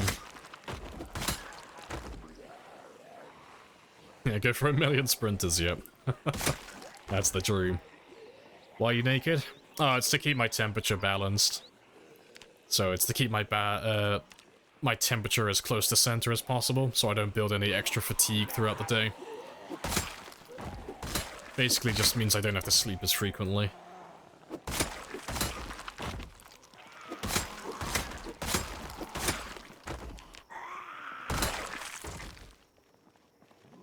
He's gunning for you. Oh, I'll take a while. Like, his kill count, animal's kill count is 15,000 plus change. Yeah, I've got I got a bit of practice to go through before I can get to one like that, because my best sprinter game isn't even a third of that. My best sprinter game was 4,300. So, yeah, a bit of practice and a bit of optimization is needed before I try and go for that. Maybe one day, though. Maybe at some point. Then I ask you again, how you come to be out here with no clothes? The sun is a big old laser, and it does not like me. But to be fair, it's not that hot at the moment. It's only 16.7 degrees. So my character is neither cold nor hot. He's just right in the middle at the moment. Nice and balanced.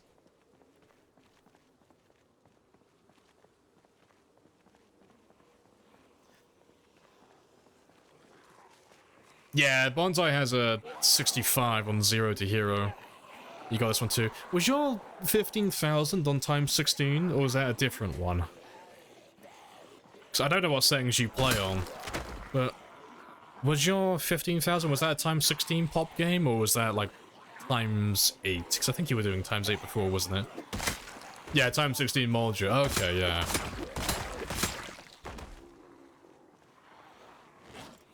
Yeah, spicy times. I'll have to try and give the times 16 sprinters a go at some point. Have to see how that goes. Because I feel like I could do times... Like, I do times 6 quite comfortably. Doing times 8 isn't that big of a leap either. I don't know about times 16 though. I think I'll struggle for a while. Just getting out of the house and getting to somewhere where I can get myself leveled up a little bit, I think I'll struggle with that. I'll have to give it a go though. It'll be, sounds like it'll be quite fun.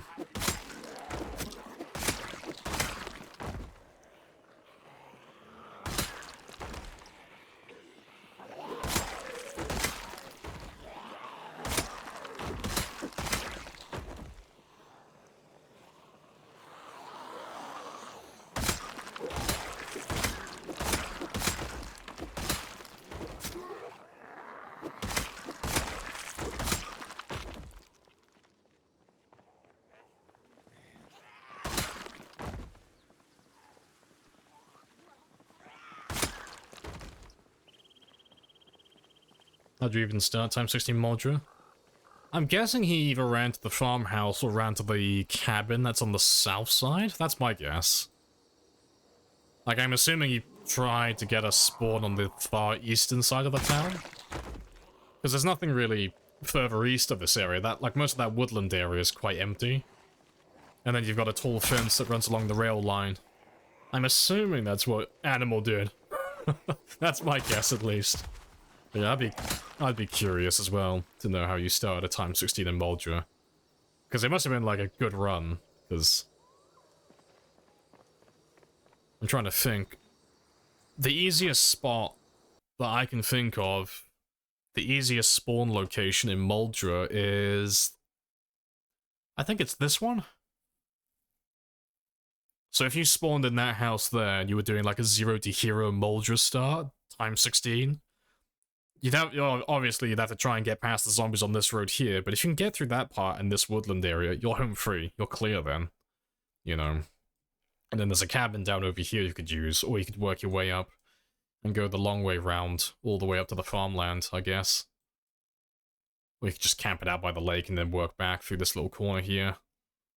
But, yeah. I'd have to catch the start of one of your sprinter games at some point and see how you do a Moldra times 16 sprinter start. So I'd be curious to see how that goes.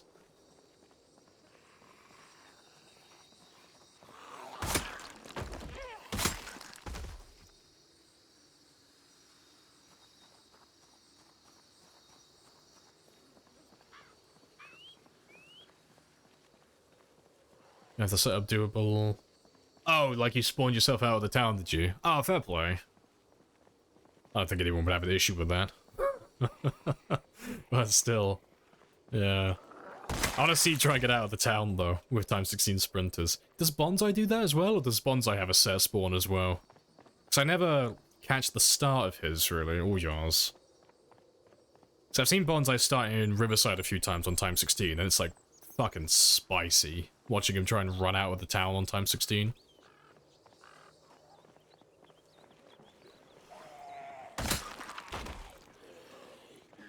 Yeah, Bonsai did it at time 16 in Louisville. Yeah, he had the construction site spawn on the northeast side. Yeah, I remember that one. I don't think anyone would have an issue with you guys doing that, though, because, I mean, it's time 16 sprinters. Like, I think that's reasonable. I think that's fair.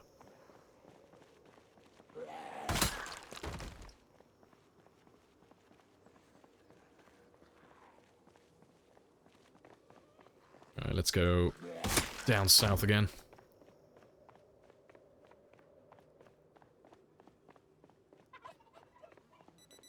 Let's just run past guys like this for a minute.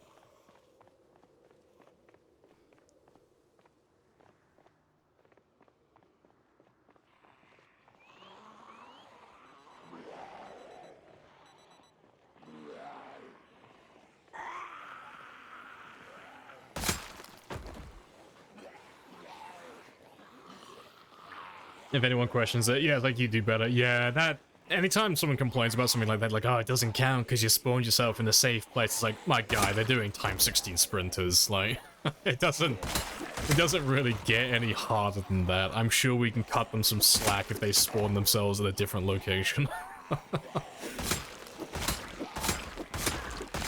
Because I think even if you spawned me in a safe place and you gave me really good stats, I'd probably die within the first day or two on time 16 sprinters. I think it's reasonable to say that most people would. It seems incredibly unforgiving. Looks very spicy.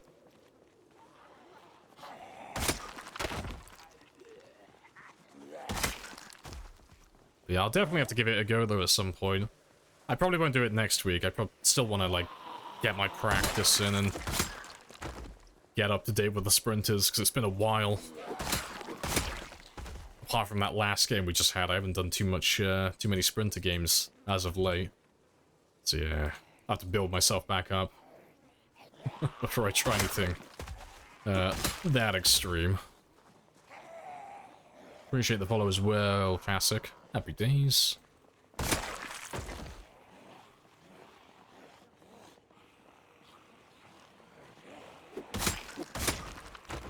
When you said 4,000 hours for this game, does it mean you have at least 1,500 hours on this game? Wait, what?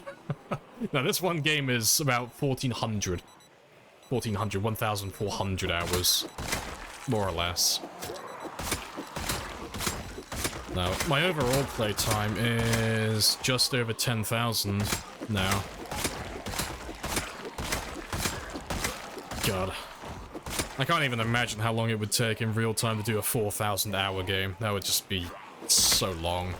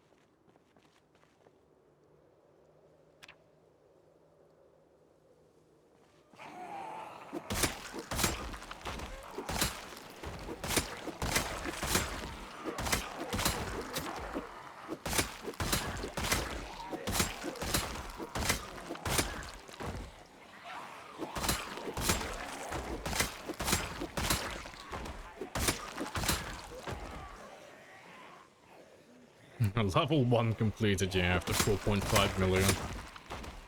Yeah, let's complete a new map. Level 2 begins.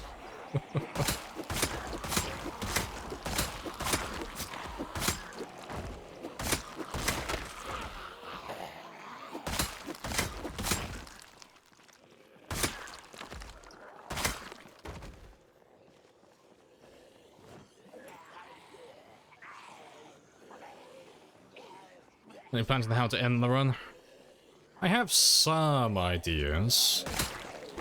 I'm not 100% settled on any one at the moment. Bad decision, subathon, yeah. I know, there's a few different ideas I had in my mind. Like, one of them was going back to where I died on my 10-year run and killing myself in the exact same spot, just to fuck with people. Making the screenshot look, like, making the death screen, like, look almost identical to the 10-year one. And then there was trying to run all the way southeast, so that's where the majority of the zombies on the map are, in that southeast corner. Seeing how far we could run down there until I eventually get tripped over and get grabbed. Another idea was doing a subathon, an uncapped subathon, and then just going and playing the game non-stop until I literally just pass out from exhaustion, or I just play for so long and I'm so sleep deprived that I just get myself killed by making dumb choices. But yeah, something along those lines. Give him a good send-off if we make it that far. Because you never know, I might die today, you know. It's unlikely, but it is possible. I might make a mistake in a minute and get myself grabbed. It does happen.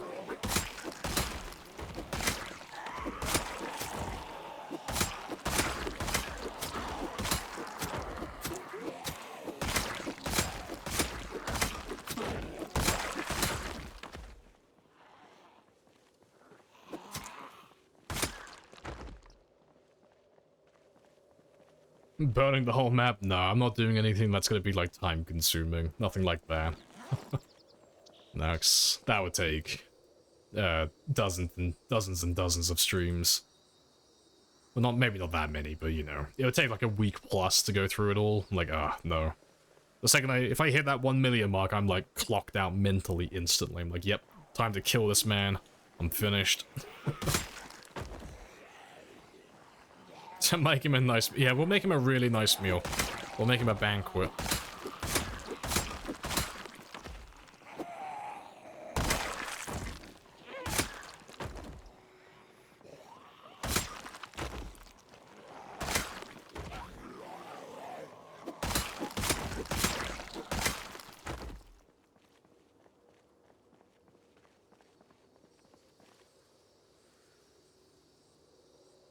You deserve a Steam achievement. No one can get you. Give me the 1,000,000 kill badge, yeah. Find it a cute name. Yeah, give it, like, call it something like, that's a good start, ... you know? Like, kill 1,000,000 zombies.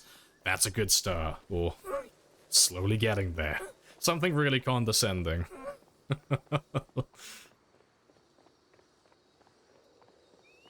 Yeah, just the beginning, yeah, basically.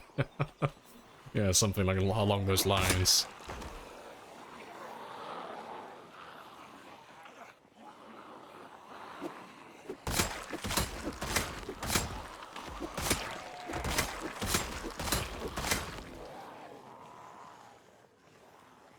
Way too casual, not even level 10 in every skill. Hey, I'm getting there, I'm getting there. Slowly getting there. Well, the record survival time.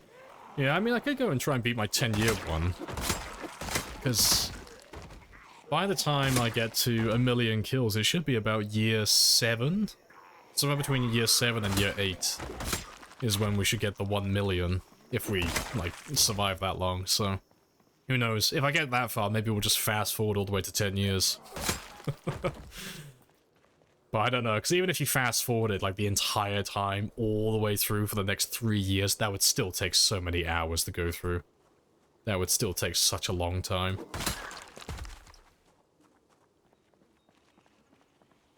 Yeah, you completed the tutorial. Yep.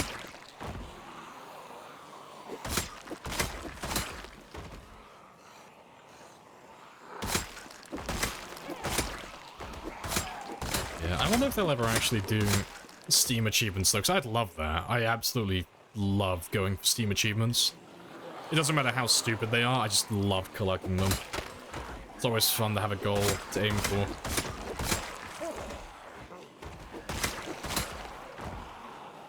And the Steam achievements did it really well.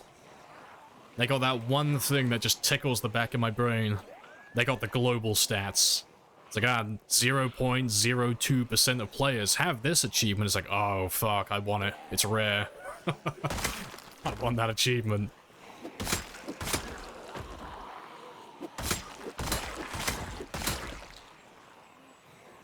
Oh, yeah, like, die 100 times, yeah.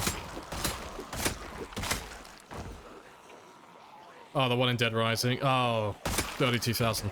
Oh, fuck, I got a screenshot to share with you, then. If you hated that one so much. Where's my, I gotta find my screenshots now. Where's my, because I think I showed it on stream before.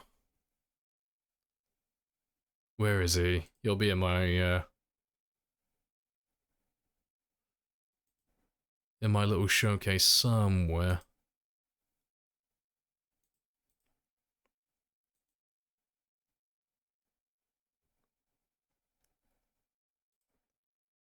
I only have 89 screenshots. I don't actually have that many.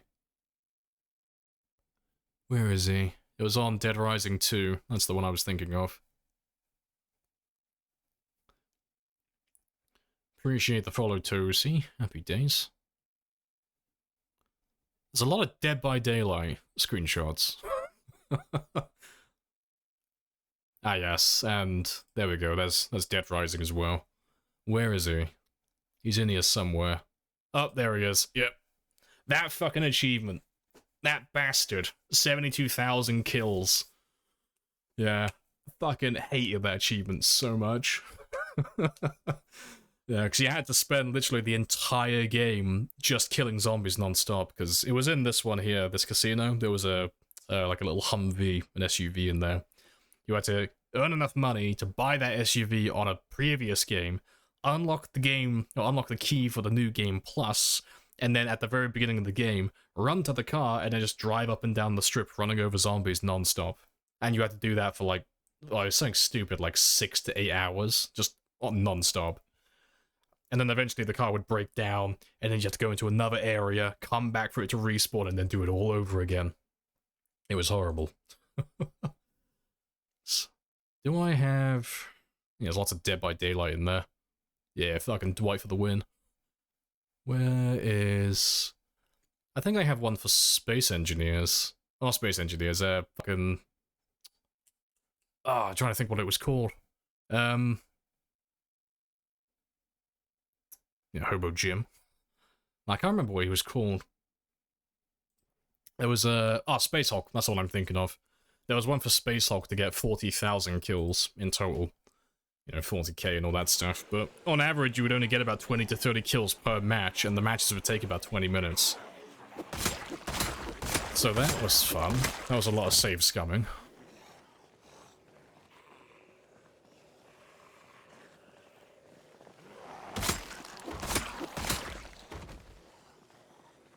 They can't release Build 42 before the million, yeah. Yeah, that's the secret reason. They're doing it because they don't want to end this game. That's definitely it. Yep, 100%.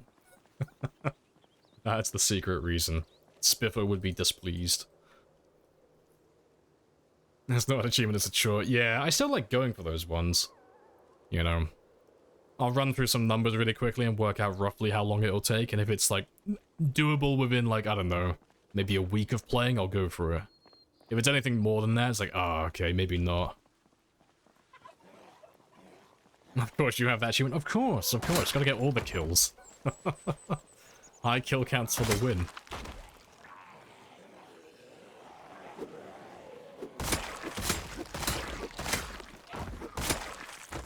You never played Dead Rising 2? So they doubled the kills. Yeah, 'cause wasn't 32,000 supposed, like for the original Dead Rising, the achievement to get like that amount of kills, it was for the entire population of the town, wasn't it? That's what the achievement was based on. Yeah, you had to get the Mega Buster gun, yeah. 'Cause you had to go through and complete the entire game to unlock that, didn't you? It was a new game plus item.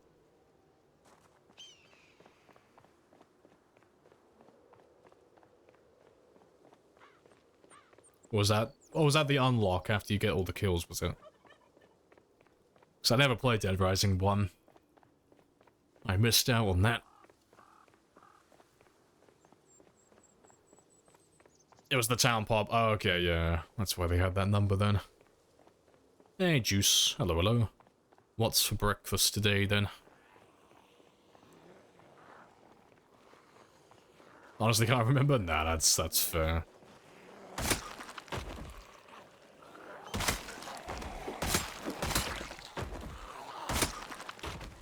Yeah, I just want to check something quickly.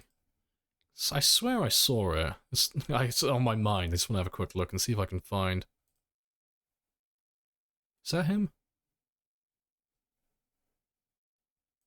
Nah, that's not the one I was thinking of.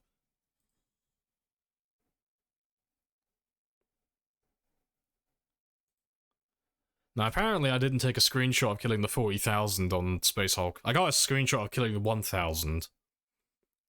But I don't have the screenshot for the 40,000 achievement. RIP.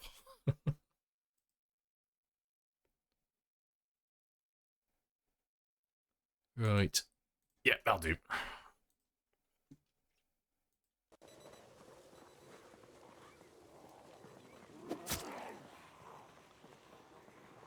Beggs, egg and toast, spicy salsa. Very nice. Very nice. I'm gonna be having some chicken steaks, rice, and vegetables later. Cheeky bit of peas, cheeky bit of carrots, cheeky bit of rice, a little bit of cauliflower. Drench it all with a beef stock cube, some salt. Happy days. That'll do.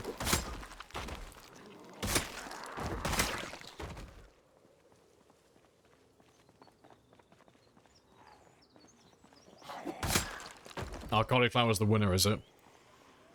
See, I normally just buy broccoli, but I didn't have any. I didn't find any when I was shopping. So I had to get mixed vegetables. I was like, oh, carrots. Fucking hate carrots. God damn it. I just wanted my broccoli and cauliflower.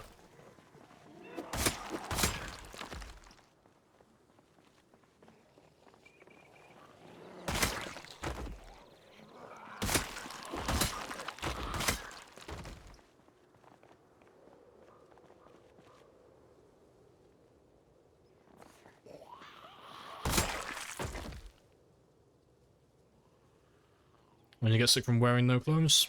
Nah, that has no impact on it. Clothes don't have any effect on food sickness or corpse sickness or anything of that nature.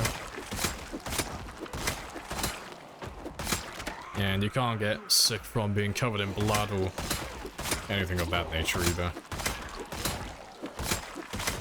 The most you can get from that is getting anxious. Oh, you want about cold? I thought for some reason I was thinking infection. That's what I was thinking of. No, having no clothing won't give me a cold. So long as my character isn't extremely cold, you know. So my character has outdoorsman, which lowers the chance of him getting a cold. So for my character to get that, he would literally have to be like soaking wet, hypothermic, and he'd have to be like that for a good few hours for him to develop a cold. So there's no risk of him getting sick like this. Can't get sick, I'm already sick as fuck. Exactly. But yeah, it's more temperature related than it is for the clothing, so the insulation doesn't really matter. So long as my core body temperature's okay, he's fine. It's the reason why we're not wearing any clothing at the moment, because he's a little bit too hot, even though he's completely nude. Yep, the sun is kicking his ass. Yes, it's only 21 degrees Celsius, and he's still overheating slightly.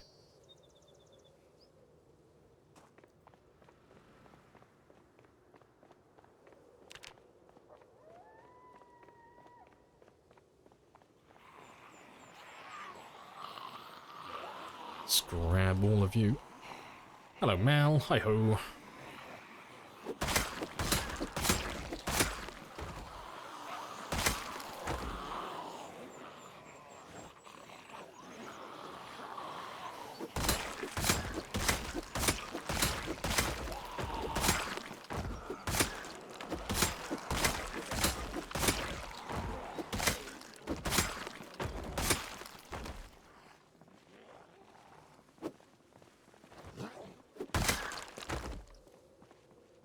Right. I got time for a little bit more, though.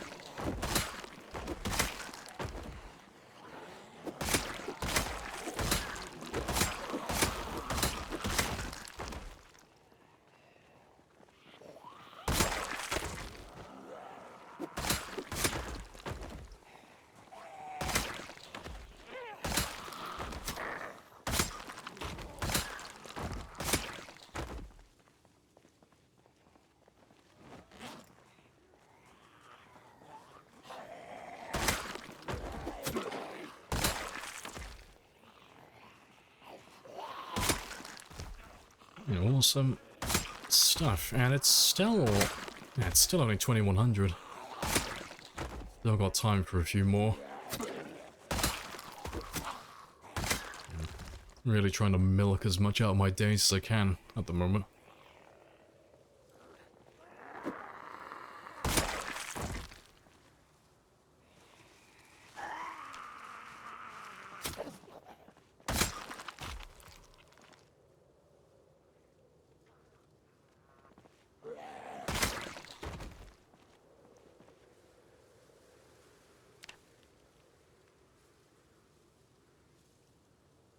Yeah, one more. One more group. Yeah, hit the queue, yeah, form an orderly line. I'll get to you all, make sure you have your tickets in hand.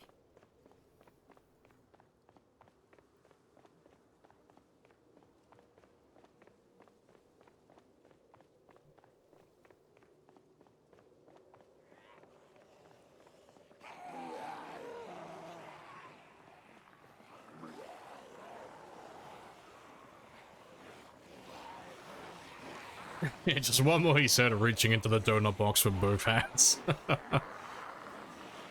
Yeah. I'm a chunky monkey when it comes to zombie kills. I must have more. Just one more, it'll be fine.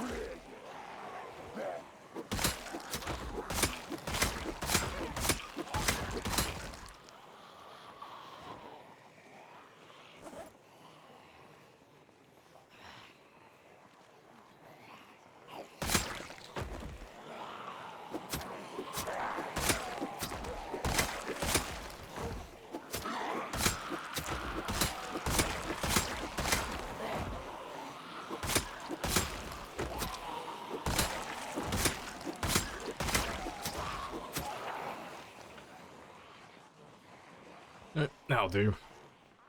So we'll go back now, kill the rest tomorrow. Bish bash bosh, happy days. And yeah, I think we did about 700 or 800. No, not 7 or 8, 600 or 700 today. That's not too bad. Hello, Zerat as well. Hello, hello. How are we today?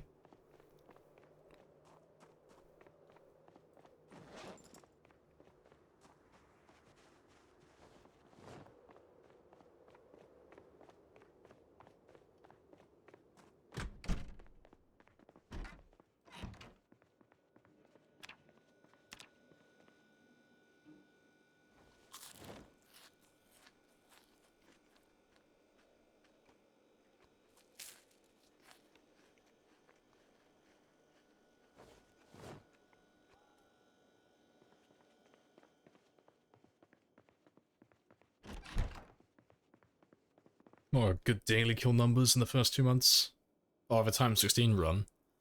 Depends what your character build is. And yeah, it depends like how you build your character, but like as an average, if you're doing at least, let's say, over 100 a day in the first like month, that's pretty like average for most players, I think. Just doing 100-ish. And then anything beyond that, like upwards of about, say, 400, maybe, at the high end. I don't think you'll really do any more than that. Like, consistently, that is. Like, it's not impossible, I just don't think you'll do it constantly. For an average player, that is, just a note, because there are people who could do more than that. But yeah, anything around that mark, really, I think that'd be a good number. Or assuming 0 to hero. Yeah, probably same answer then. Anything between like 50 and 100 per day for the first, say, month or two while you're getting set up. You know, while you're sorting out your fitness, your strength, getting your weapons established, and like you're starting to chip away at whatever place you're going for. You know. And then once you got like the initial part done, anything from like 100 onwards, upwards of like 100 to like 400 or 500-ish. Anything around that mark. That's a pretty decent amount, but you're not in too much of a rush early on. Especially for a Time 16 game, so it doesn't really matter too much in the early stages how much you're averaging. You know? You could just set like a personal standard for yourself. You know, if you play a few matches, do a few days, see roughly what you're ending, like what you're getting typically, and then just try and, you know, beat whatever average you've got. I think Hugo's mod is quite good for that. For encouraging you to keep on going. So, Hugo's daily kill counter,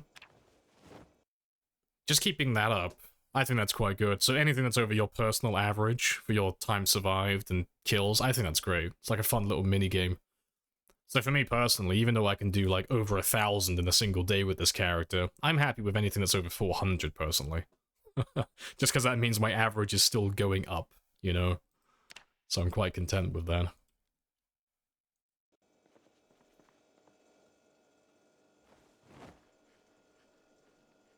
What are you doing if you die right now in game?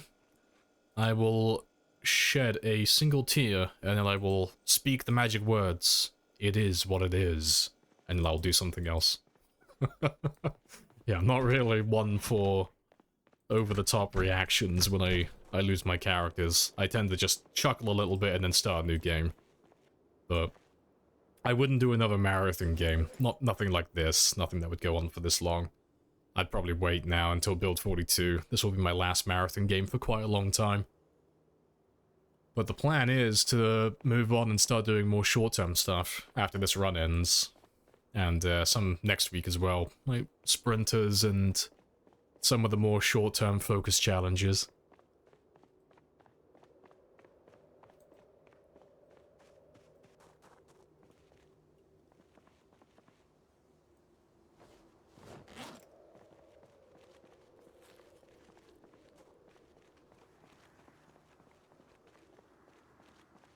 The kill count seemed pretty high. Yeah. I can't remember what I was averaging with this character, personally. You can have a look on the VODs, I suppose, if you're, like, really curious. If you're, like, really looking for an answer. But I can't remember what I was averaging initially with this guy. I don't imagine it was too many. It was probably something between 100 and 200 per day. That's what I'm guessing. It's something around about that mark. Because I know the first 2 weeks would have been spent doing exercise, because that's normally what I do with a 0 to hero character. But beyond that, I couldn't tell you exactly what he did, kill-wise.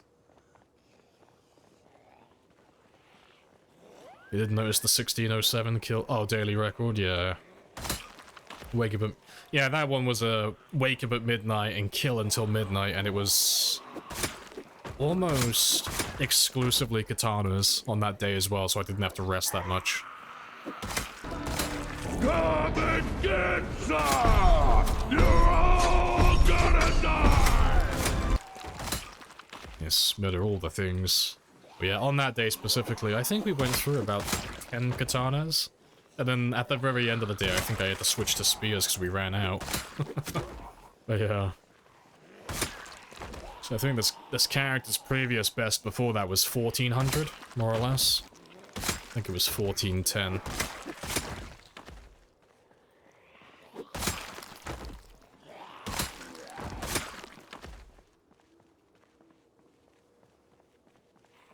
Yeah, spoon only challenge run, yeah, exactly.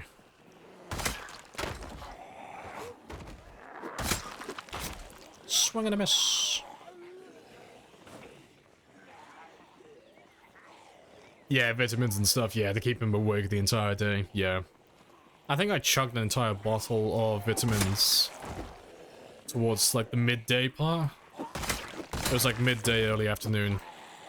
Went through an entire bottle of vitamins, and then that carried him for the rest of the day, then. That kind of reset his fatigue.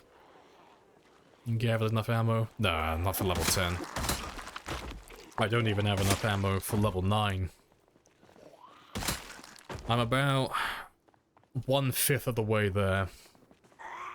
Because I need, like, just over 100 boxes of shotgun shells if I want to get level 10, and so far I have about 17, 18-ish, so we're, like, just under 1/5 of the way there. I'm probably closer to 1/6, to be honest. But yeah, we are slowly getting there.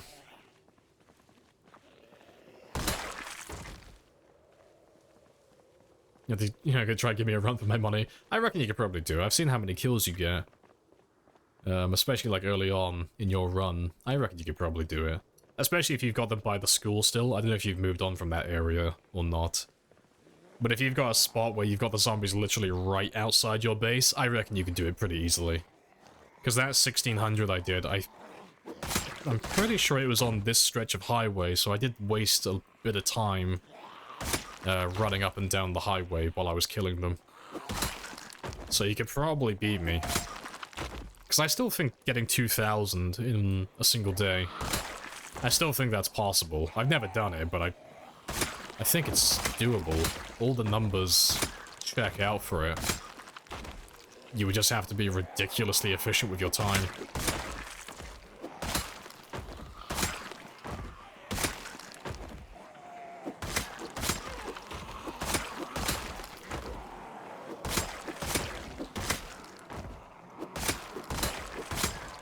Your Zero the hero character can finally carry 4 spears. Ayy, he's moving up in the world. Yeah.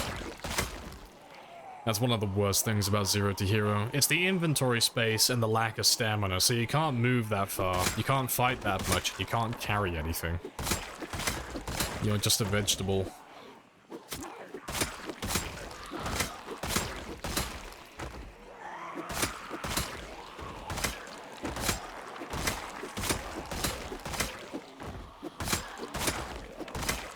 You moved on? Ah, rip. Not the right setup moving forwards. Oh, moving towards Moldrop. Yeah, fair enough. I reckon you could get it, though. Save up some katanas, maybe? Or you could try and wing it with the spears. Because katana should be more efficient over the course of a day, but, you know, they're few and far between. You don't get that many of them. So it would take quite a long time to build that little stockpile of them up, but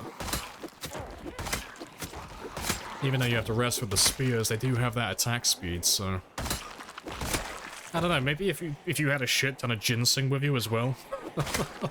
Ginseng isn't amazing, but ginseng works the same way as vitamins, but it's for your exhaustion, not your fatigue, so maybe you could do something with that, maybe. Have a big stockpile of ginseng saved up so you could just get rid of all of your exertion without the need to lose the zombies. Sit down and rest.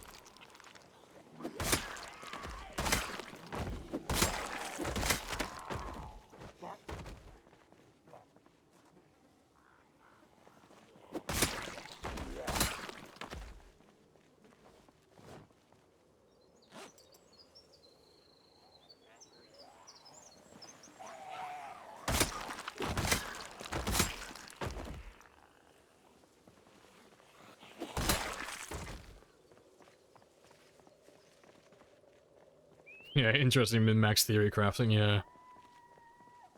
Because I don't even know, like, ginseng might be more efficient. Like, you'd have to, it doesn't go bad, so you could build up a stockpile of it.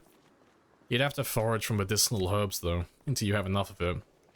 And if I remember rightly, it is 2 2% per ginseng. So for every time you get to moderate exertion, you would need to have about 13 ginseng to remove it completely. I don't know, like the time it would take to eat the ginseng, I don't know if that would be less efficient than just running away and resting. I don't know which one would be quicker overall. Or, you know, maybe you could run away, sit on the ground, and eat the ginseng. Maybe it would be faster than resting on chairs. Who knows?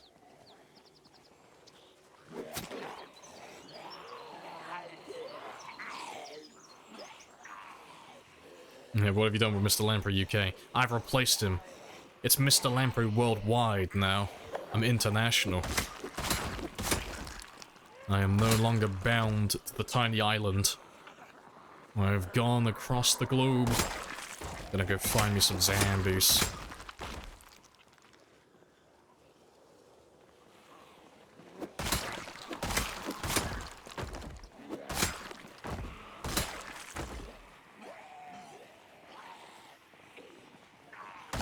Johnny Cage, yeah, with international love, yeah. I'm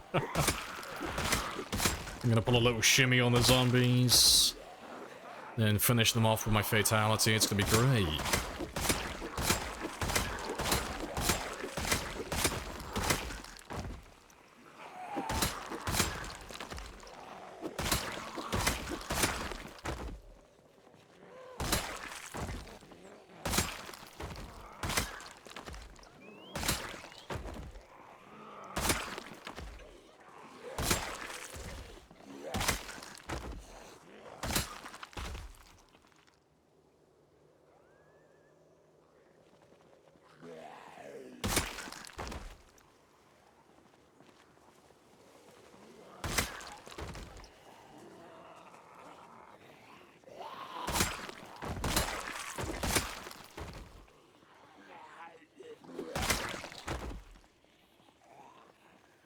Not proud of being from the UK. Best food there. Oh yeah, the UK has the best food in the world. That's because we stole all of our chefs from France. We just go over to France, we find all the best cooks, and then we just ferry them over to London, and then they set up all their restaurants there. Oh god, yeah. English food is, it's interesting.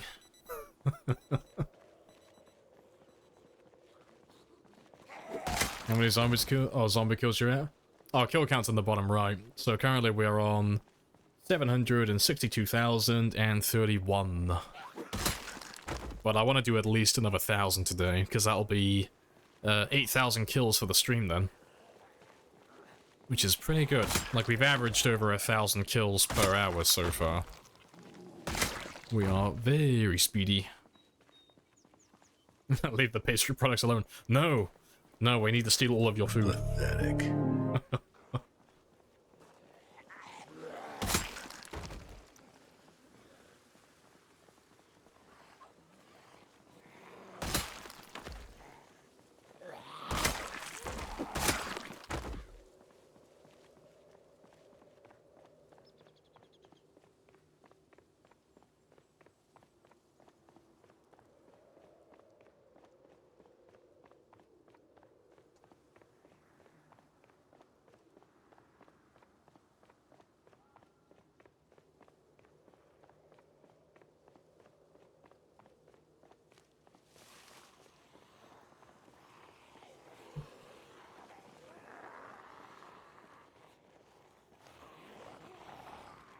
Let's grab all of them.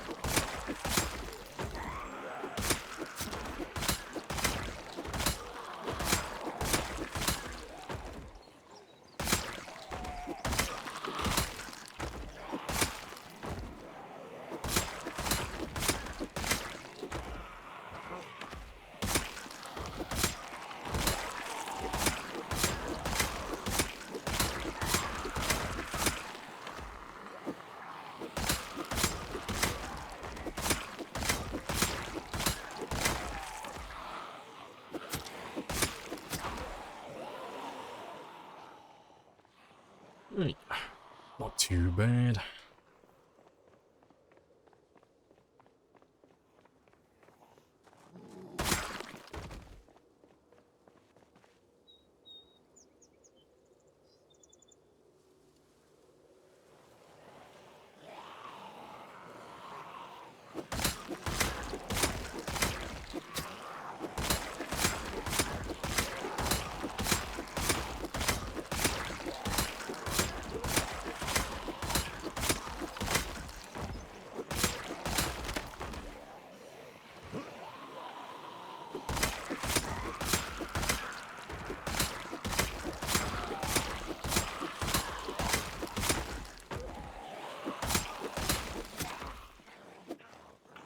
I don't even know what the fuck I was doing then. Fucking warning shot. Stab the air to assert dominance.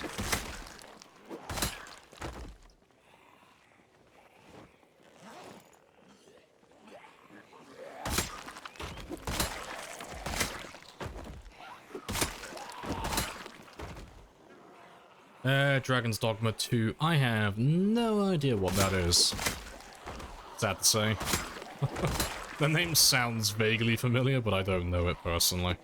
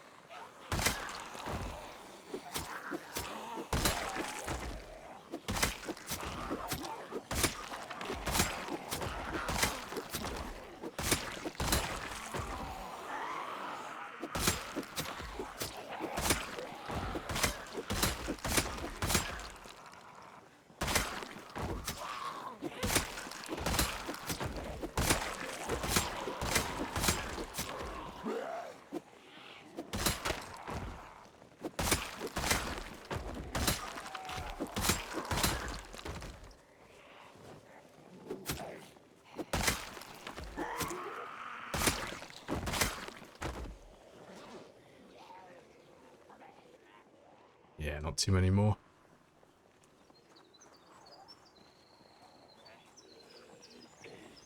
You do a 316 for extra power punch. Look like that, yeah. Just give him like a little slap, little slap. Get that extra power in. Make sure I gotta slap him extra hard now, just around the world. Shove.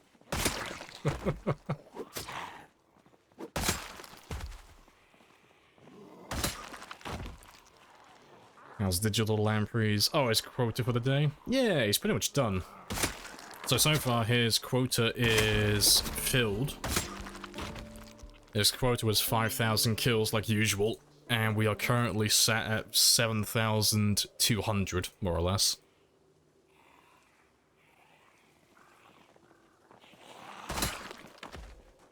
So yeah, not too bad. But I want to do up to 8. That's the number I'm going for today. If I do 8,000, on Friday I can get that 770,000 mark. Because it'll only be 6,000 then. Oh, sorry, 7,000. Math. Open World Fantasy RPG. Oh, okay. You're kind of losing me with the Capcom, but... sounds interesting. Oh no, did your sprinter run die? I don't know, you tell me. No, he's alive, he's just playing dead. He let the zombie bite him, just like lure it into a false sense of security. Never let them know your next move. They'll never see it coming. Yeah, I just joined the sprinter ranks, yeah. It was a big brain play, okay? I let the zombie bite my zero to hero character so that he could have a higher sprinting level and a higher fitness level. Big brain. Is Capcom bad? I'm not a big fan of Capcom, personally. I really... It's not that their games are bad, I don't like any of their PC ports. All of their PC ports are shit. I'm not a big fan of them. But because I don't play on console and all of my games are PC, every Capcom game I play really is just terrible. Especially, well, their older ones at least. I don't know anything about their newer stuff, but yeah. I'm not their biggest fan.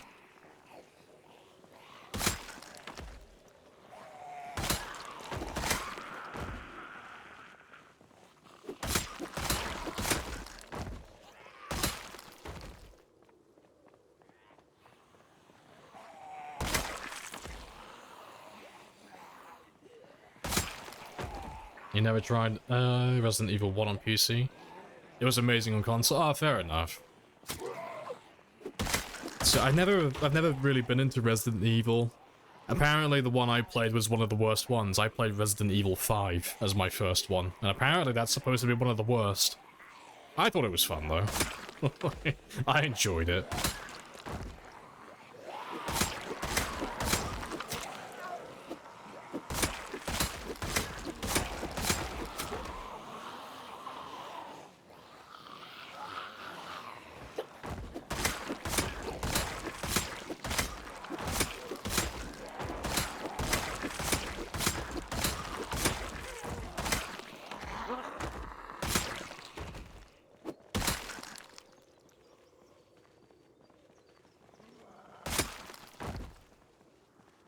It's a big departure from the horror vibe. Yeah, because I heard that the things that people were complaining about, that it was, like, one of the big things, it was more combat orientated than the previous games.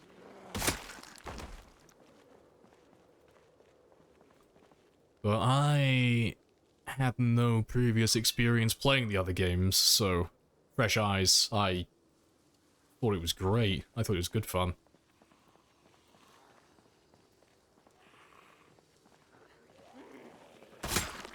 Resident Evil 5 was campy fun. Yeah, I mean, fucking, who doesn't want to see Chris Redfield punch the shit out of a boulder? Like, it was great.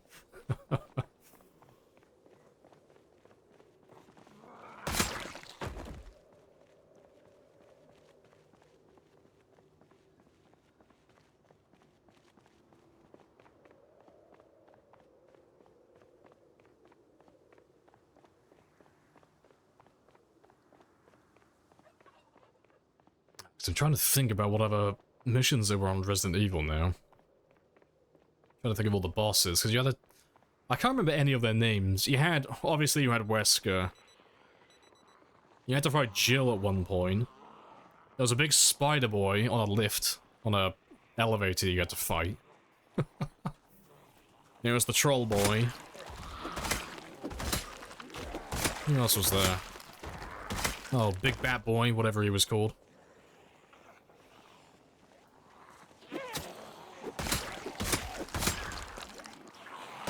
Can't remember what the woman was called though. The one that gets turned into a bioweapon. Can't remember what her name was. Dancing Queen playing on the Field of Bodies? Of course. Where else would you play ABBA? I'm sure this is what the band envisioned when they were making their music.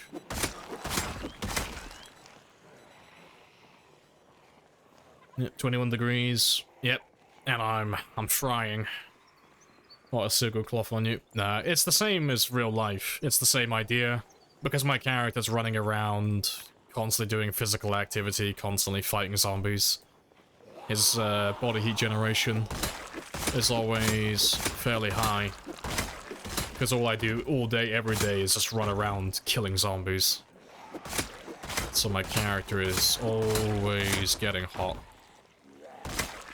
But you'll see that drop down in a second. When I sit down to have a rest, you'll see it lower. But that's what's making him too hot, really. Yeah, you can see it lowering slightly when I rest.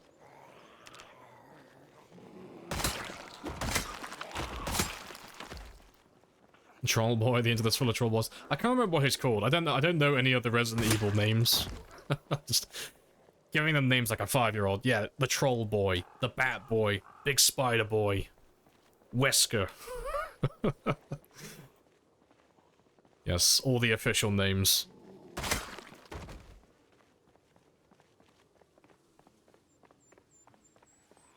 Yeah, when Christian and Shiva are in the village, yeah, then everyone just disappears randomly. Yeah, that's great.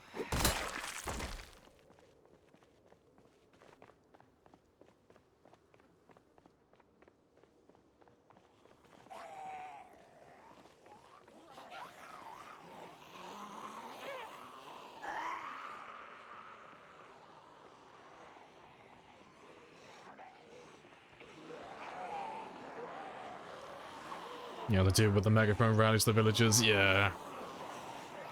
I remember having a good chuckle to myself with that, because you can just shoot the guy while he's still inside the building.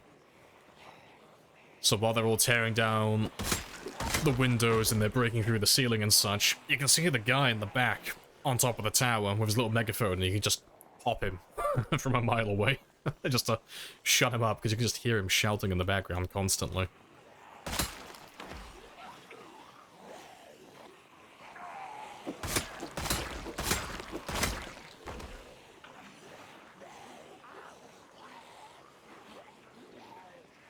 Your character's the zombie apocalypse version of Wim Hof. Yeah, basically. Yes, he is the Iceman.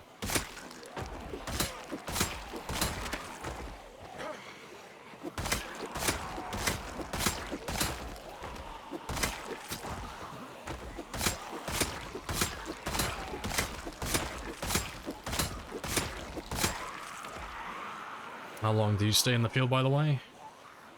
Oh, the queasy limit. Oh, up until I get sick. That's the limit for me. So, queasy and nauseous are both okay. Sick is when it's a little bit too much. So sick won't kill you, but sick increases your body temperature so much that you'll go into the next stage. So instead of being unpleasantly hot, I'll just be hot. And that moodle comes with a minus 34% debuff to my movement speed and my attack speed. So it basically cripples me. I can't really fight when I have that debuff. So I'll normally leave when my character gets sick. And it's also the last warning before fever as well, because fever is the one that comes afterwards, and then that's the one that kills you, so... That's normally my limit, but... There's not normally enough time in the day for him to go all the way from queasy all the way up to 6, so it's not really something I ever really have to worry about.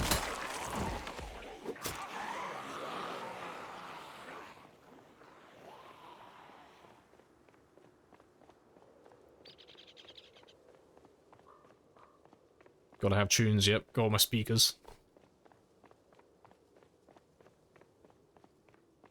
Oh, a little bit too far.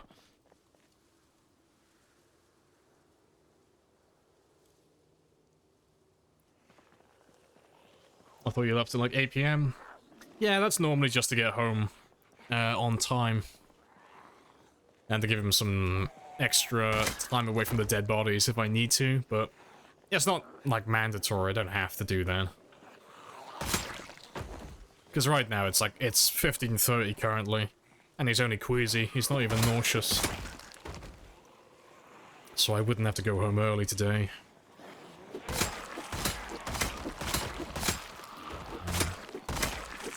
As long as my character is inside at about 10 o'clock onwards, so like 2200 to midnight, I am good to go, really.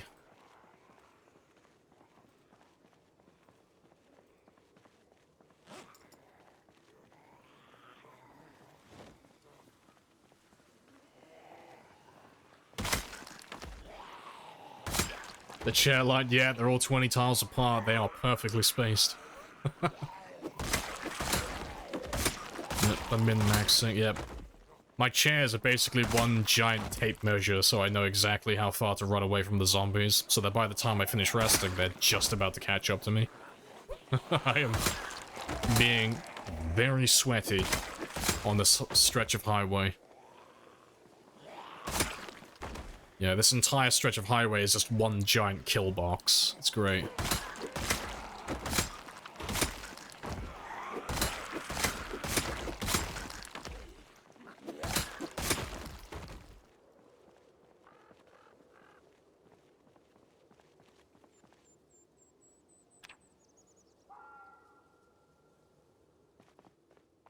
Yep, there's nauseous.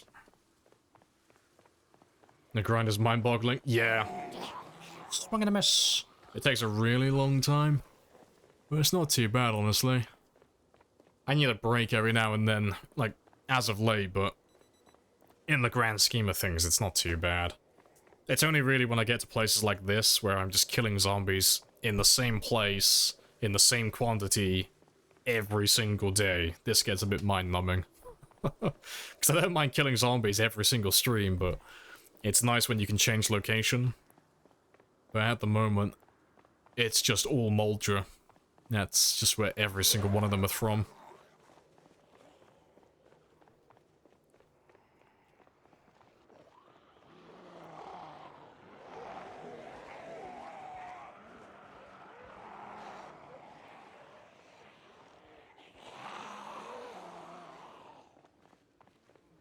Min-Max Master!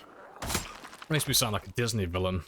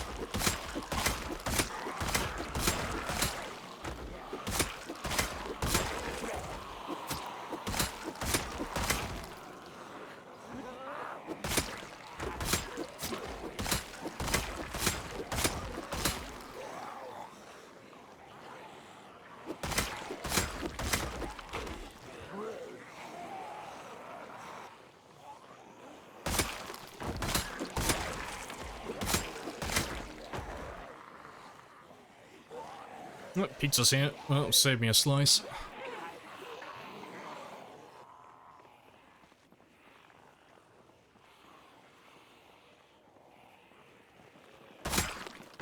The top concern in the zombie apocalypse, yeah, it's just a change of scenery. This is the end game. It's fighting boredom. That's all it is now. It's just a countdown until your willpower is depleted and you just let your character die. How much discipline do you have?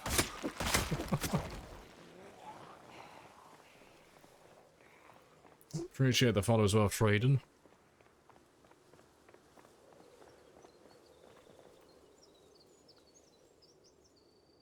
This is what you imagine Moldra was going to be like? With these zombie bodies coming from Marchridge, right? Yeah, like, Moldra's been dead for a long time. None of these guys are actually from Moldra. All of these guys are from No Man's Land and from Marchridge. So, every single zombie you see here, none of them are actually native to this town. They're all from, like, other locations. So I think we cleared Moldra before we cleared Riverside. It was a very long time ago.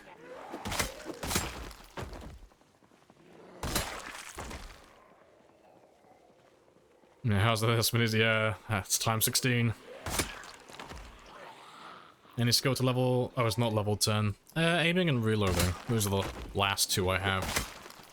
So I need more ammo to pop level 10 aiming, and then I just need one day where I just really, really fucking hate myself. And I'll grind out the last of reloading. Because that's gonna take about 10 hours. But yeah, I'm gonna wait until I hit level 9 reloading for... Oh, level 10... No, level 9 aiming first, yeah. Yeah, level 9 aiming, and then I'll do level 10 reloading.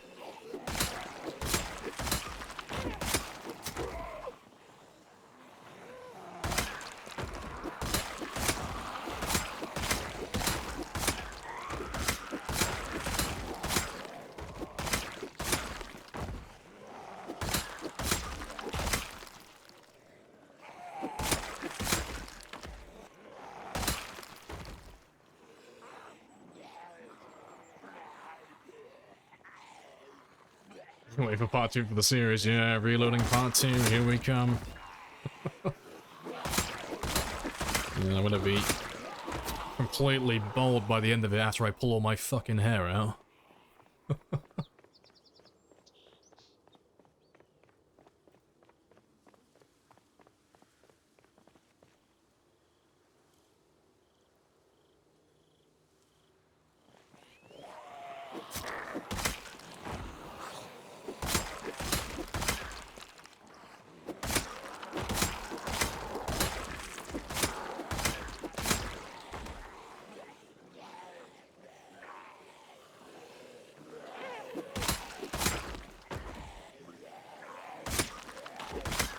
macro your mouse. Nah, it defeats the point of it. With a shotgun, shotguns would be inefficient as well. You use M16 mags, it's quicker. Max. We did a reloading stream for it, and it was like half the stream was doing it manually and half the stream was using macros because my wrist was fucking killing me. So, well, yeah, no, I'm not going to do the entire thing with a macro, because if I was going to do that, I might as well just go in debug and just give myself the reloading. It defeats the whole point of it then.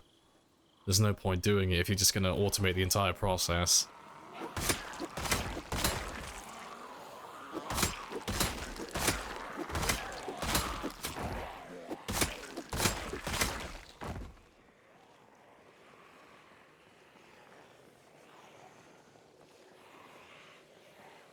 Share your wisdom. I'll share your wisdom on how to cure a hangover while at work. Step 1. Call in sick. Step 2. Spend the entire day in bed. Step 3. Question mark. Step 4. Profit. Yeah, I avoid drinking as much as I can for that very reason. I'm terrible with hangovers. I'm useless to you. I'm sorry. I try to avoid getting that drunk because I'm a terrible person when I'm hungover. I cannot stand it.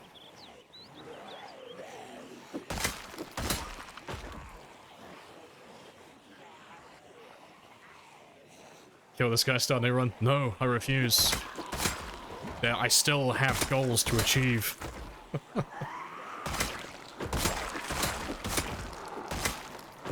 Just slowly crawling my carcass across the finish line. I will finish my goal.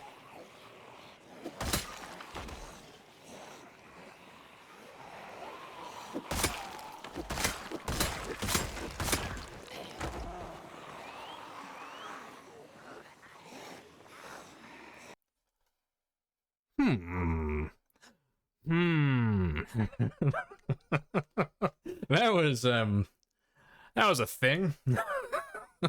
Fuck's sake. Oh, Zegel, I'm so fucking fast. Oh, like, someone clip this so I can send it to the dipshits who don't understand targeting bugs and think that there are no targeting bugs, because that shit gets you killed so fucking often. I hate it. Oh yeah, that wasn't too bad though. I had a high nimble skill, so it couldn't have killed me in that scenario, but I fucking hate that shit. I hate it so much. It's so annoying. But yeah. I don't think I've ever had a zombie do that specifically. I've had it where we've killed zombies on the ground by doing normal attacks. That's a thing, but I've not had it where I've pushed a zombie to the ground and then pushed him again and somehow he stood up instantly. I've not had that. That's a new one. He posted on Discord, yeah. Oh, fuck's sake. Yeah, that's a thing.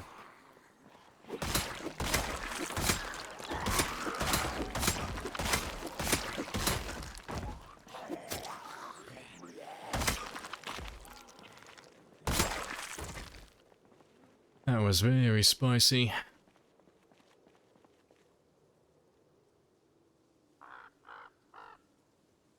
Yeah, never seen that one. Yeah, that's a new one to me as well. 'Cause I've had them stand up, like, skip the animation and just stand up immediately before, but that was with sprinters. And they're, like, sprinters are notoriously buggy, so I didn't really think too much of that, but I've never had that on a Shambler game. That's a first. Yeah, that's a clench your bum moment, yeah.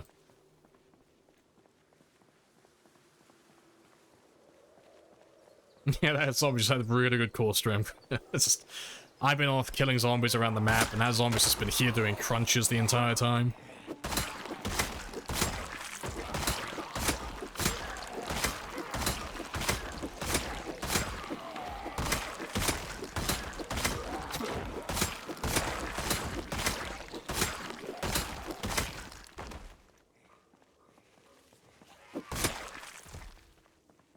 I still got a bit of time left.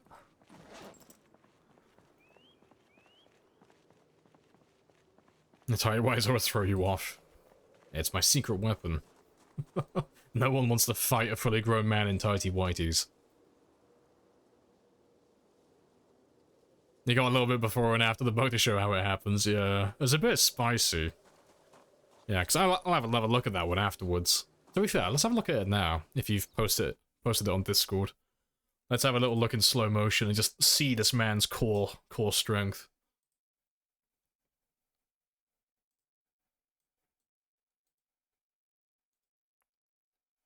Yeah, there he is.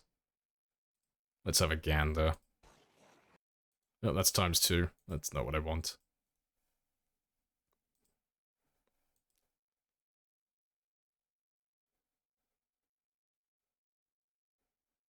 So yeah, it's just not that guy. Not him.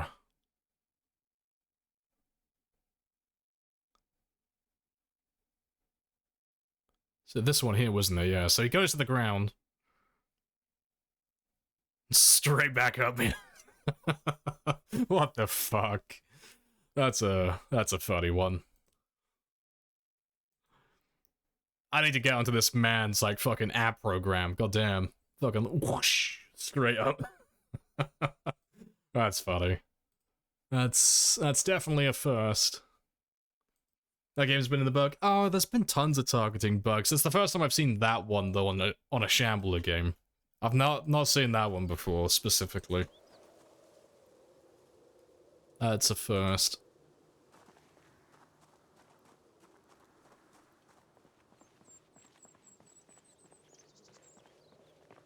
When you push it, yeah, when you push a zombie twice, it cancels out. It's just basic math. Yep, that that checks out.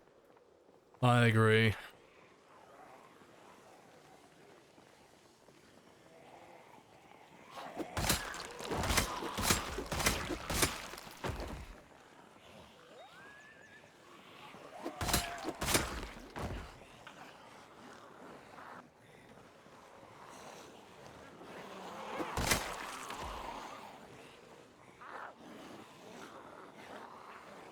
That's the push with the D-Jax is always complaining about.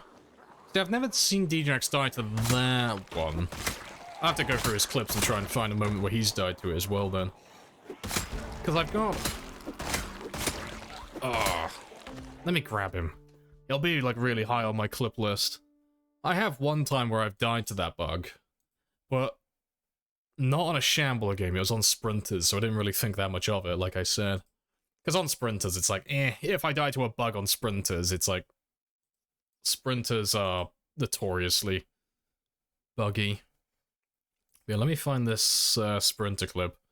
Because that's quite a funny one. That used to be my PB on Sprinters for a while.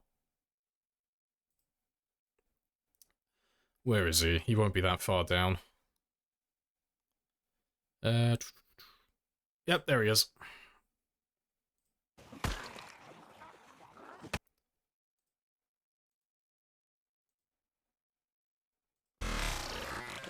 Get rid of that. But you'll see the zombie that's over on... He should run through this area. He'll be on this side of the fence. Yeah, this one here. So as I swing, just straight back up. And I didn't expect him to get up, so I just carried on walking. But yeah, that's the only time that bug's ever killed me. But I just put that one down to Sprinters being buggy as fuck. That's what I thought about it at the time. Because when was that? That was... last year, apparently. It doesn't give me a date. But yeah. But that's the only time it's ever killed me. That one specifically.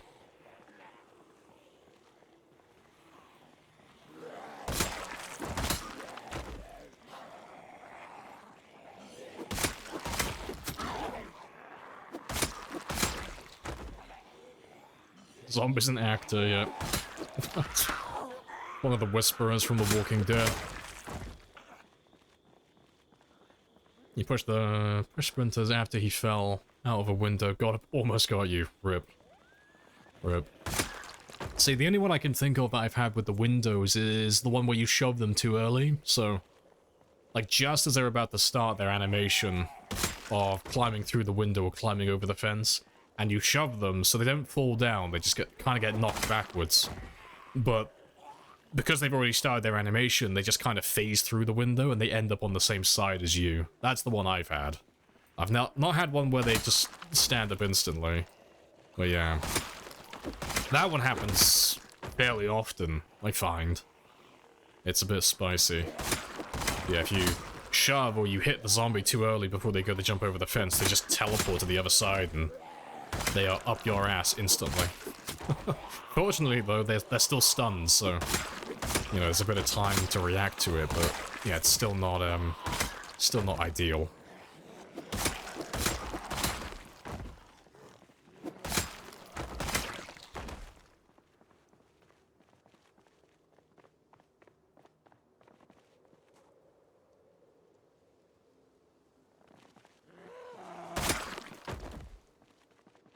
Right, well, it's 2100 and it's really empty, so let's go back now.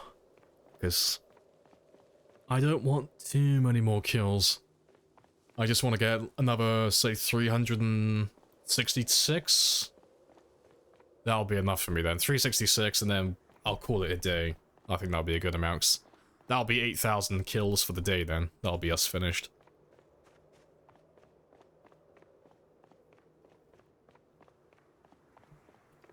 It's your wife's favorite song? Nice. Your wife has fantastic taste. Good stuff.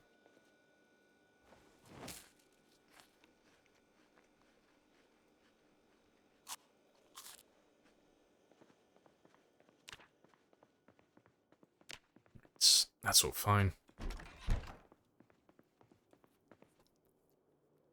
He'll complain about it as if he did die.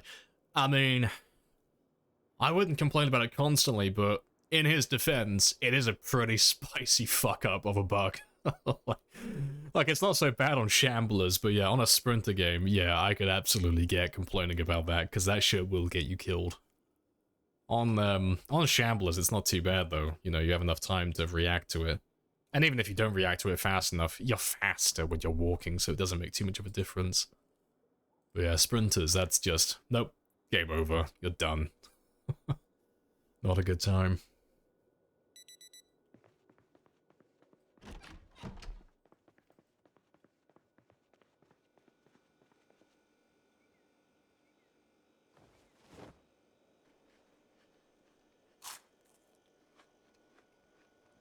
You drop like 5 stories, hit the ground like a wet paper bag? Nice. Well, at least you went out with style.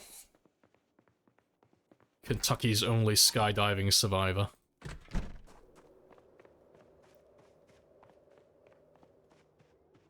This is your base of 5 years? No, that's just a little outpost. That's just somewhere in Modular that I sleep. That's not a base, it's just a safe spot that I can sleep and just get some food quickly before we start killing again.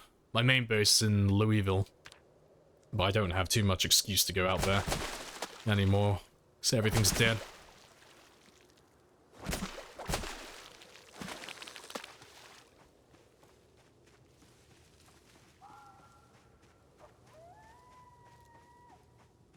You can't end yet. I just want to get a few more kills and I'm pretty much done. Just a little bit more. It's D-Jax. To be fair, if anyone is used to dying, it'll be D-Jax, because he's always on Sprinters. Between, like, D-Jax and, well, I say D-Jax and others, all the Sprinter players, like, if anyone's accustomed to dying constantly, it's them.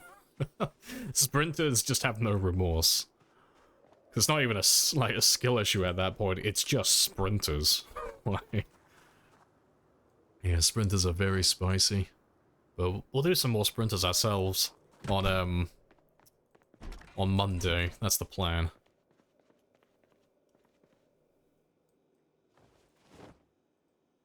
Appreciate the follow as well, Greyhound. Happy days.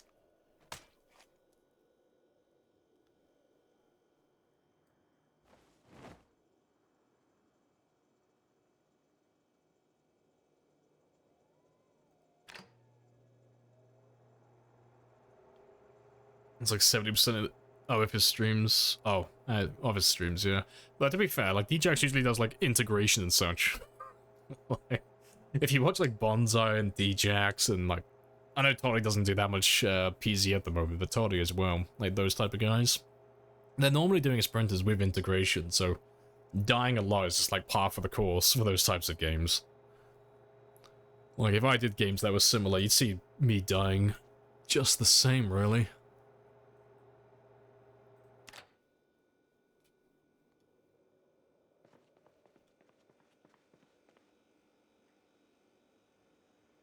You think that's why they haven't fixed it yet? It's not really, yeah, it's not really a noticeable thing on Shamblers, and that's what most people play, so it's not too bad.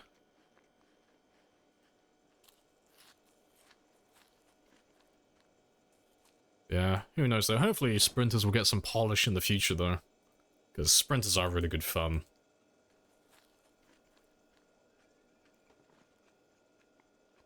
Gotta have a chill moment. Nothing but sprinters will give me.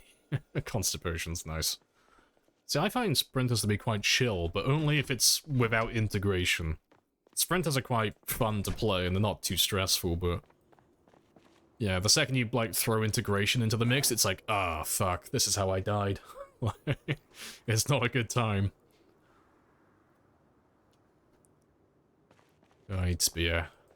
One last day, just a few extra kills. Just to get that kill count to the next 1,000, just round it up. And then we'll call it a day.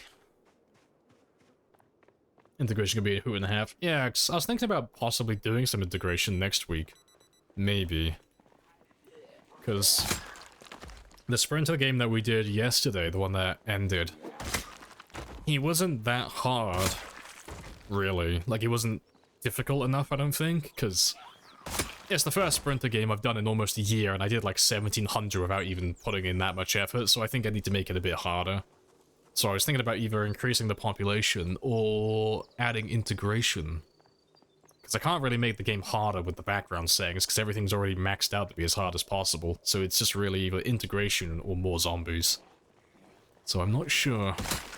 I might add those. Or I might just put the vanilla helicopter back on. And put that one on, have him on often instead of one time only.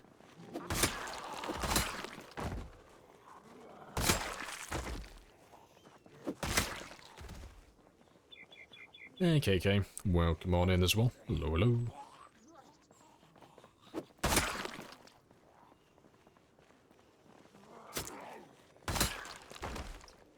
Yeah, the percentage sprinters mod, yeah.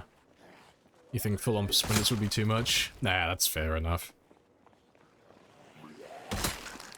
Yeah, because I know Flip Switch does a nice method. Flip Switch has a, like, on his games that he does with zombies, Zomboid that is, he had a thing that he was doing where I think he started on either 1% or 0%, but every month that he survived, he would put it up by an extra 1. So gradually, like, the longer he survived, the more sprinters would be in his game. So he'd go from 1 to 2, 3, 4, 5, and eventually, you know, you'll have so many sprinters that it's just gonna absolutely swamp you. I thought that was quite a good way of doing it. Just progressively making it harder and harder so the game doesn't go on for too long, you know? Inevitably, something will end up catching up to you.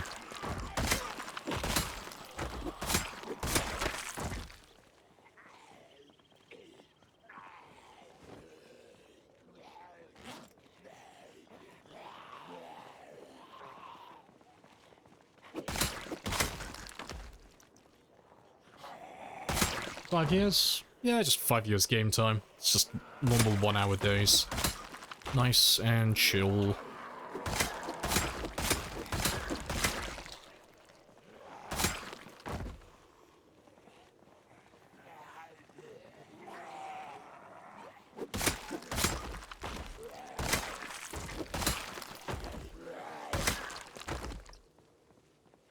That's where you first saw it? Fair, yeah. Yikes. I was thinking about adding something similar to my next marathon game. So I'm not sure which one I'm going to go for, but I'm either going to do something similar where it's like a low percentage of sprinters that gradually increases, or I'm just going to have all my zombie sets random, so it should work out to be 50% fast shamblers, 25 slow, and 25 sprinters. And then do that on a time 16 game, see how that goes.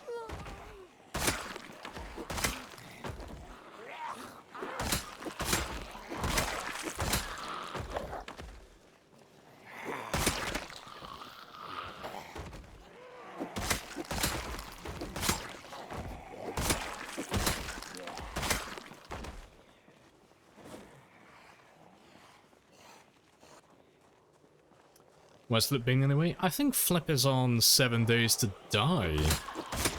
I haven't seen him streaming lately, but I assumed he was just streaming while I was online. But I just haven't been catching him.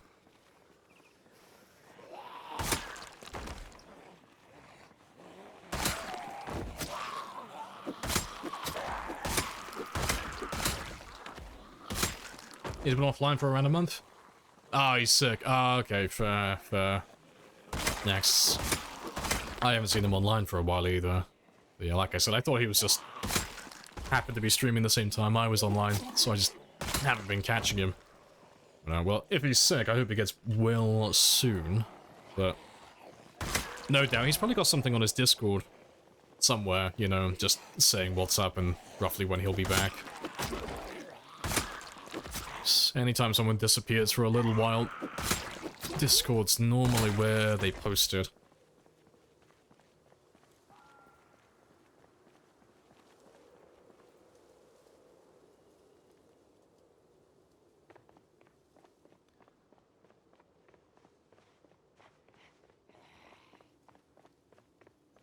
It's good to have 400 mods? No. I mean, shit, if it runs, I mean, go for it. I don't know, you'll never see me playing with that many. I'd be like too paranoid. Like, oh fuck, my game's gonna break any second now. But no, if you can run 400 mods and your game still runs, yeah, you go for it. That's way too much for me personally. I like to keep my game simple. I like, the fewer mods I have, the better. I like to keep things nice and chill. Less risk of things breaking, man. I say he's gonna come back soon, is he? Ah, fair play. I'll be back to daily streams super soon. Just need some time off. I just got real life stuff going on. Nah, that's fair. That's completely understandable.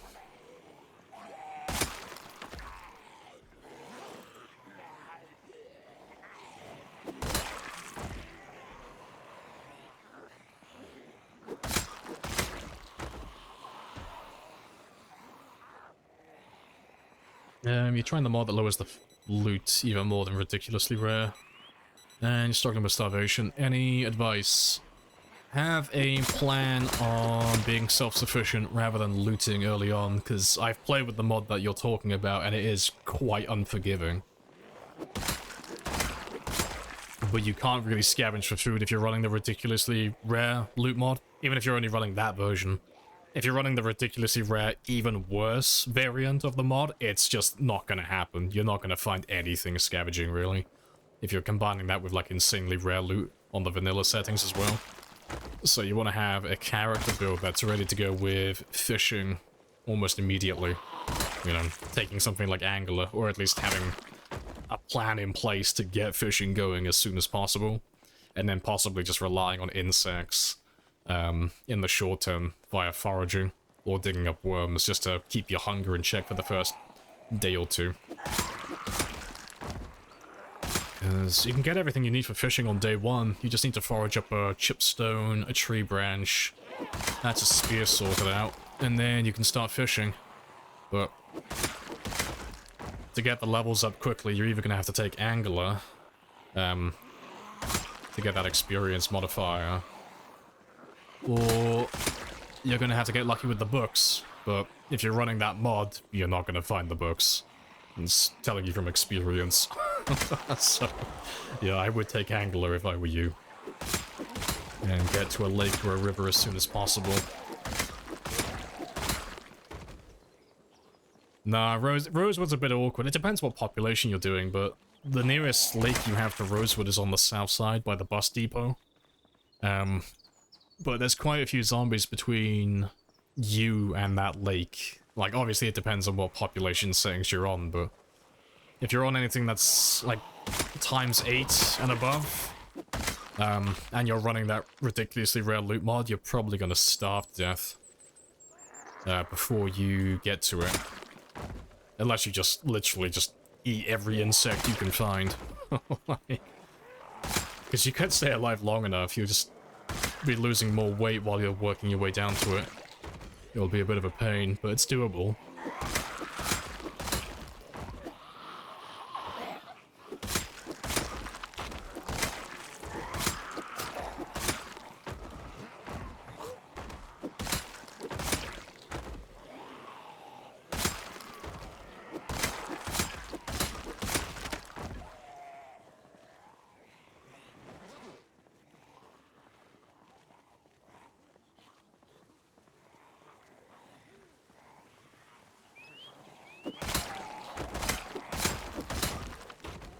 Doing times 6? No, that's definitely doable then. You can do it on times 6.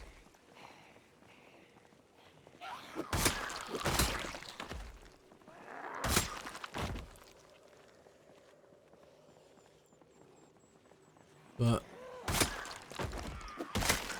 if I were you, I would go through south of the fire department and just go straight across the field, straight down south, on foot, no cars, nothing like that.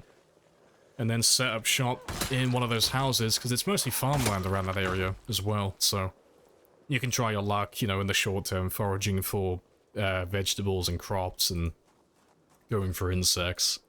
Obviously ignoring berries and mushrooms, unless you have the herbalist. And then you'll have access to the lake from the west side. And then from that point onward, you can work your way back up north into town again, if you want to go that direction. And there's not too many more zombies, like west, south, and east of the lake, so you won't have too much to contend with on a daily basis. Not until the heli event turns up. And then it'll just reset everything. But yeah, you could definitely do that, though.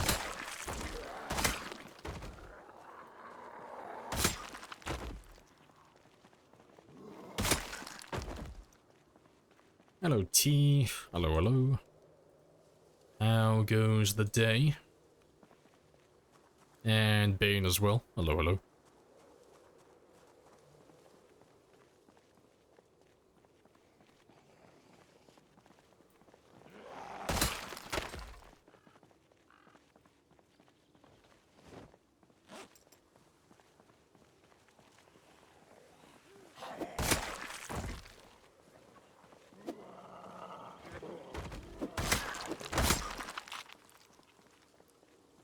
Show character stats? Yeah, you could have a gander.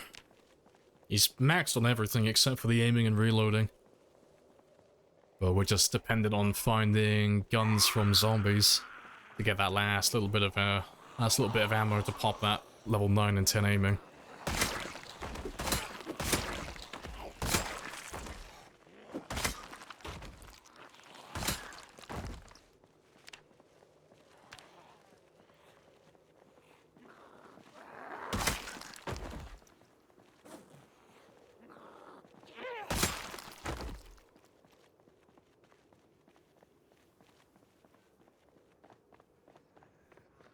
New bosses a month? Ah, you'll get there eventually. It's all just practice and lots of dying. But no, it's Project Zomboid is a game that's more based on planning and decision making more than it is like aiming and reactionary times and all that stuff, so what that means is, you know, if I can do this, pretty much anyone can, really, because there's no, like, reaction-based skill, you know, it's all just decision-making. It's all repeatable. So, no, anyone can do this with enough practice.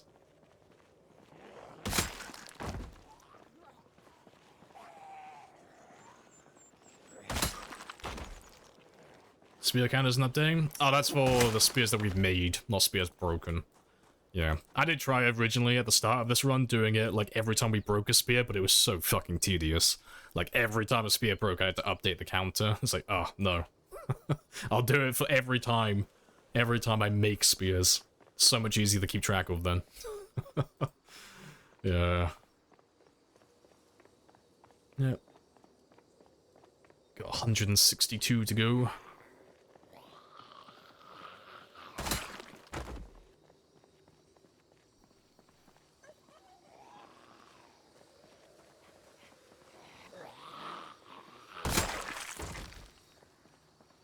So you're not a 10-10 character? No, my character is not perfect yet. I still have 3 points left to get before he's perfect.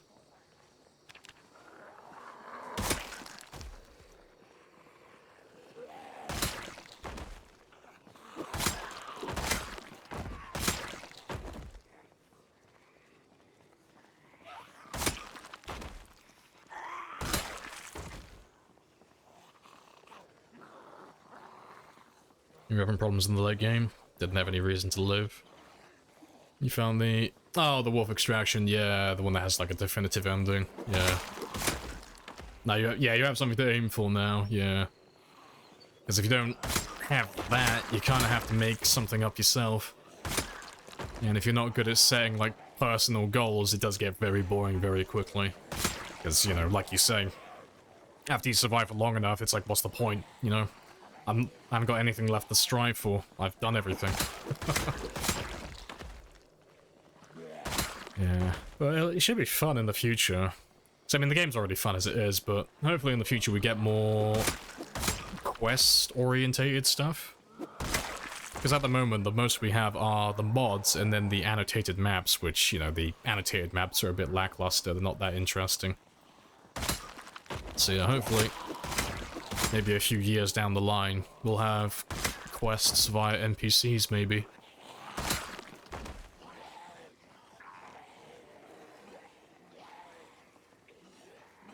You can see how some folks get bored. Yeah, with the endgame stuff. Yeah, it's all just setting personal goals in the endgame. That's all it is.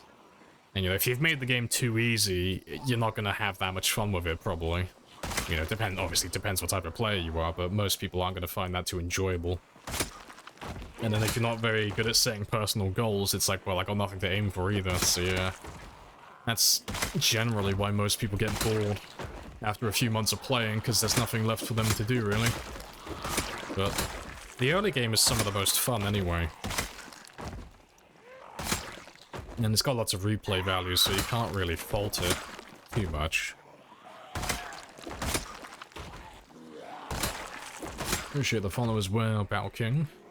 Happy days.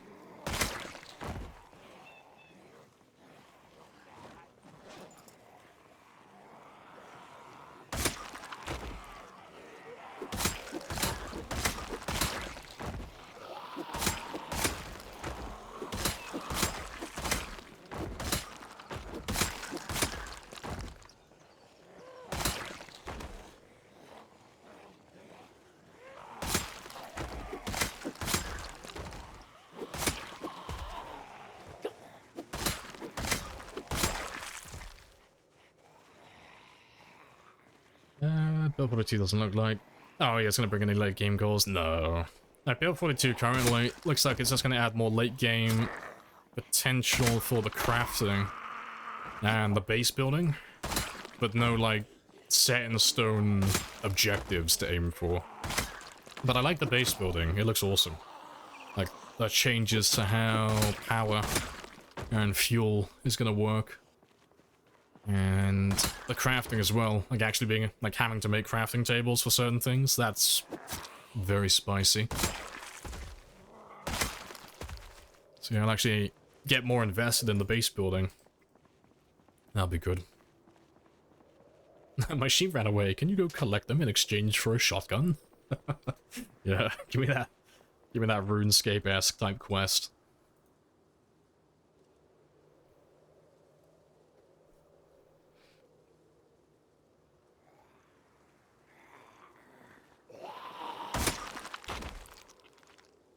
You start playing early 41, with the current workshop items in 42.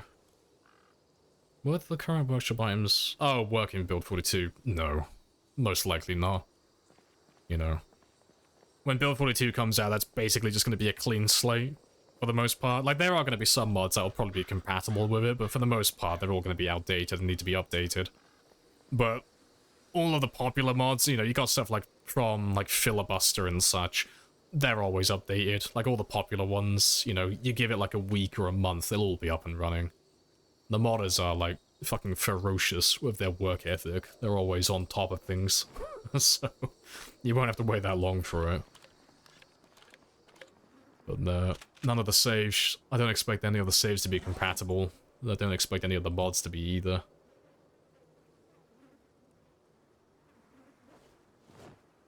You're worried that your saves will get corrupted? Oh yeah, your saves aren't going to be compatible, not even, like, there's always a chance. They haven't actually said if it's going to be, like, a complete clean slate, but historically, every time they do a build like this and they move on to the next big build, almost every single time, whether it's at the very beginning or slightly down the line, all of the game saves are incompatible, almost every single time. So yeah, I wouldn't get too attached to your game saves. You know, by all means carry on playing them, but just know that when build 42 comes out, they're not going to be playable on the new build.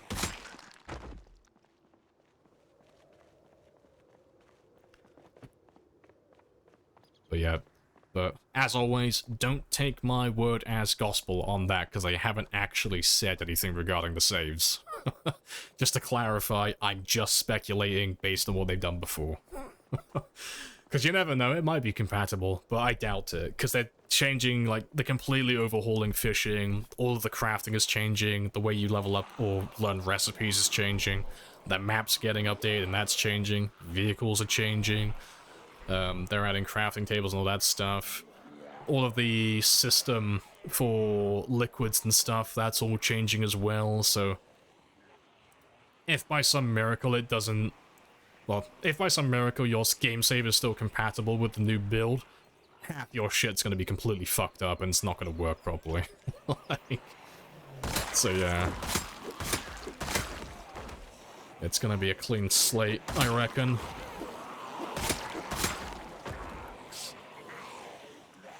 What's the point of surviving? I mean, this isn't to throw shade, but do you really think you're gonna survive until build 42 comes out?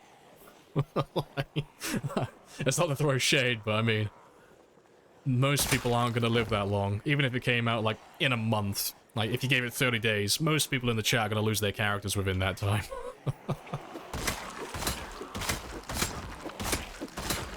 I know, fucking shade. I know, it's just not... You're not going to live that long.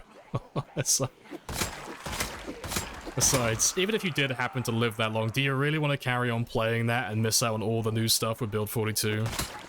Because you gotta remember that if the game was compatible and you updated your build 41 game to the build 42 build, all of the new cars, you're not going to get any of that stuff in any of the areas you've already been to, because you can't spawn new cars in like that. All of the new items and all the new weapons and all the new loot, none of that's going to spawn in any of the locations that you visited. So you're going to miss out on all of that as well. So, do you really want to carry on playing on a game like that, where half your shit's already going to be, like, deleted and gone? It's gonna be a clean slate, really. You know, even if it was compatible, it just wouldn't make any sense to bring an old game over to the new build. You'd miss out on so much stuff. Hey, it's vanishing as well. Hello, hello. And Slurpee. Hello, hello.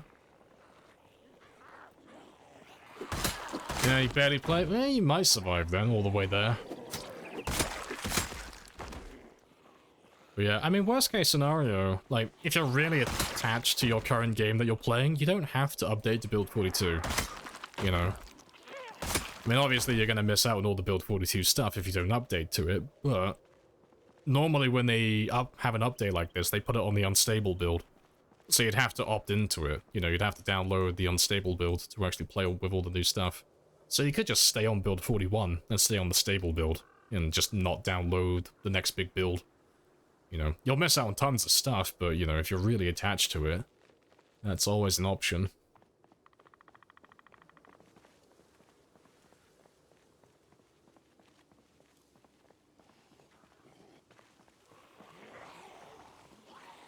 His ego has consumed him. No, because I mean, I don't think my character will live until build 42 comes out either, because, oh, I'm done with this character. I want him to die. I want to go for 1,000,000 kills, but goddamn, I don't want to stick with this fucker. The second build 42 comes out, oh no, I'm throwing him off a bridge. He's done. He's finished. It's over for him.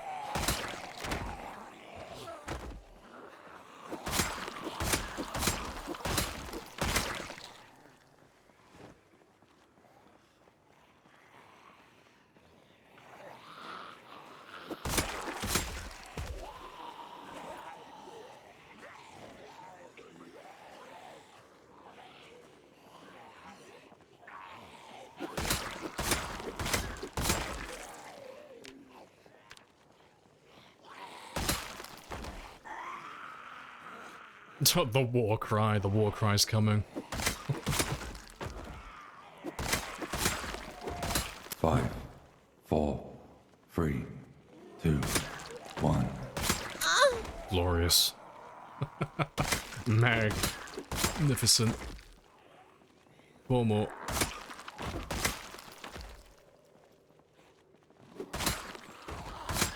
There we go. So that's 8,000 kills done today. Very spicy. How long have you been playing this character? This one is somewhere between 1,300 and 1,400 hours. So yeah, somewhere between 1,300 and 1,400 hours. I've been playing this one since March, on and off. About 5 days a week.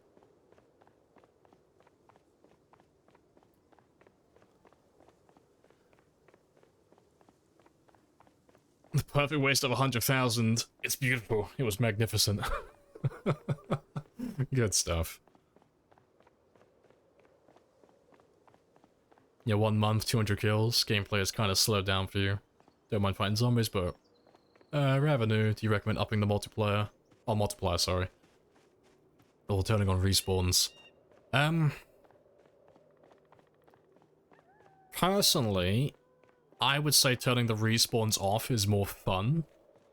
Just because you get to travel around the map and clear out entire things without losing progress behind you. You could always just lower the... You know, you don't necessarily have to turn the respawns off completely. You could just lower it and then increase the population a little bit to make it a little bit harder to clear areas completely. But... yeah, if you have respawns turned on, it's a little bit of a pain. Just because, like, if you... no matter what population you're on, if you clear out, like, Moldra, for example, and I move to West Point, in, like, you know, a month or two, Moldra's going to be completely filled with zombies again. It's going to have, like, 20% of the zombies back there after 2 months. Oh, not 2 months, sorry, fucking... after a month, it'll have all of the zombies. You'll have 100% of them back. So you can't really, like, leave areas too long when you have respawns turned on, otherwise you lose all of your progress. So it's more... that's more for, like, extremely low populations. But it depends what you find fun, really, you know. Because the only issue, really, with turning the respawns off is... like the base I've made at Louisville, for example. I made a really big base here, and it's really cool, and I really like it. It's my best base I've ever done. But it's almost completely redundant, because there are no zombies in this area. The entirety of Louisville is dead, and everything south of that area is dead, so that base serves almost no purpose now. But if I had respawns turned on, it would still have a practical purpose. You know, so it's things like that, you know, you just have to weigh it up yourself and work out roughly what you would find fun personally.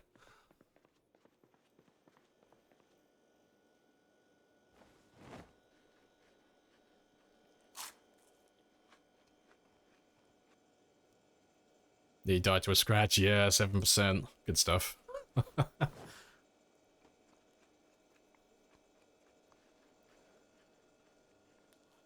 Imagine turning on the respawn.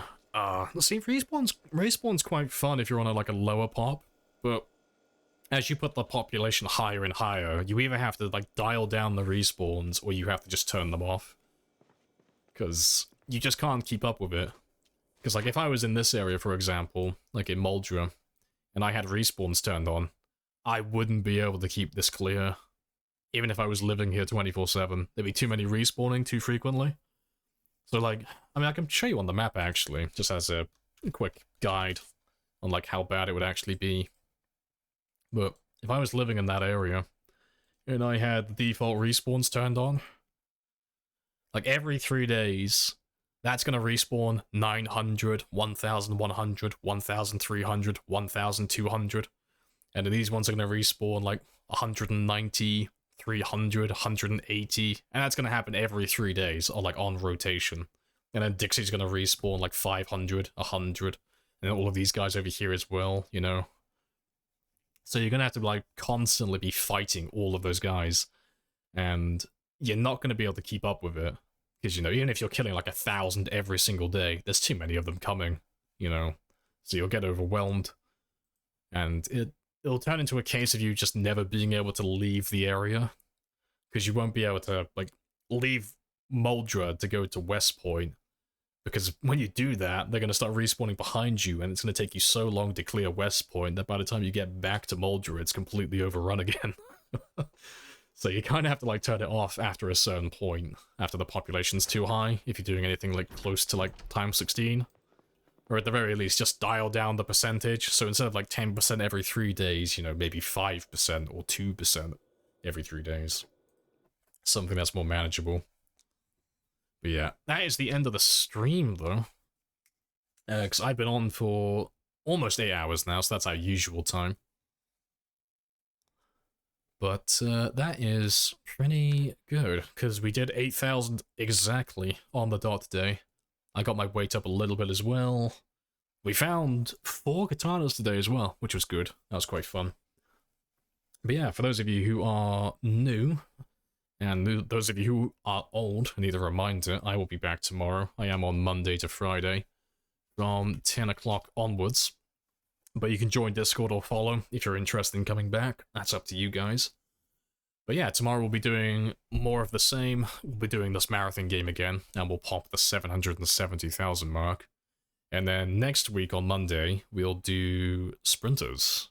And we'll make the game slightly harder than the last one.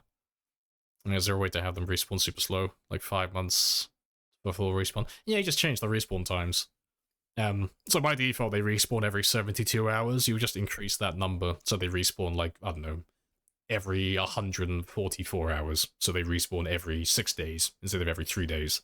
And then you could lower the population respawn percentage as well. So instead of being 0.1, you could lower it to, like, 0.05. So instead of respawning 10% every 3 days, it would be, like, 5% every 6 days. Something like that, you know. You'd have to do the math to work out exactly what you wanted. But yeah, that's enough rambling from me. Enough tutorials. Let's go find someone to raid. Let's go see who's online. And find someone who's on the board. Who are we raiding today? That's a question. Who do we go for? To be fair, Animal's online. Animal was in here earlier, and I know you guys do like watching the sprinters, so let's go raid Animal. He is a French streamer, but he does speak English. But Animal is one of the better sprinter players. He's very spicy. He currently has the highest sprinter kill count. So let's go say hi to him and see how he's getting on, because he's got another really good sprinter run going. And yeah, I will catch you all tomorrow at 10. Happy days.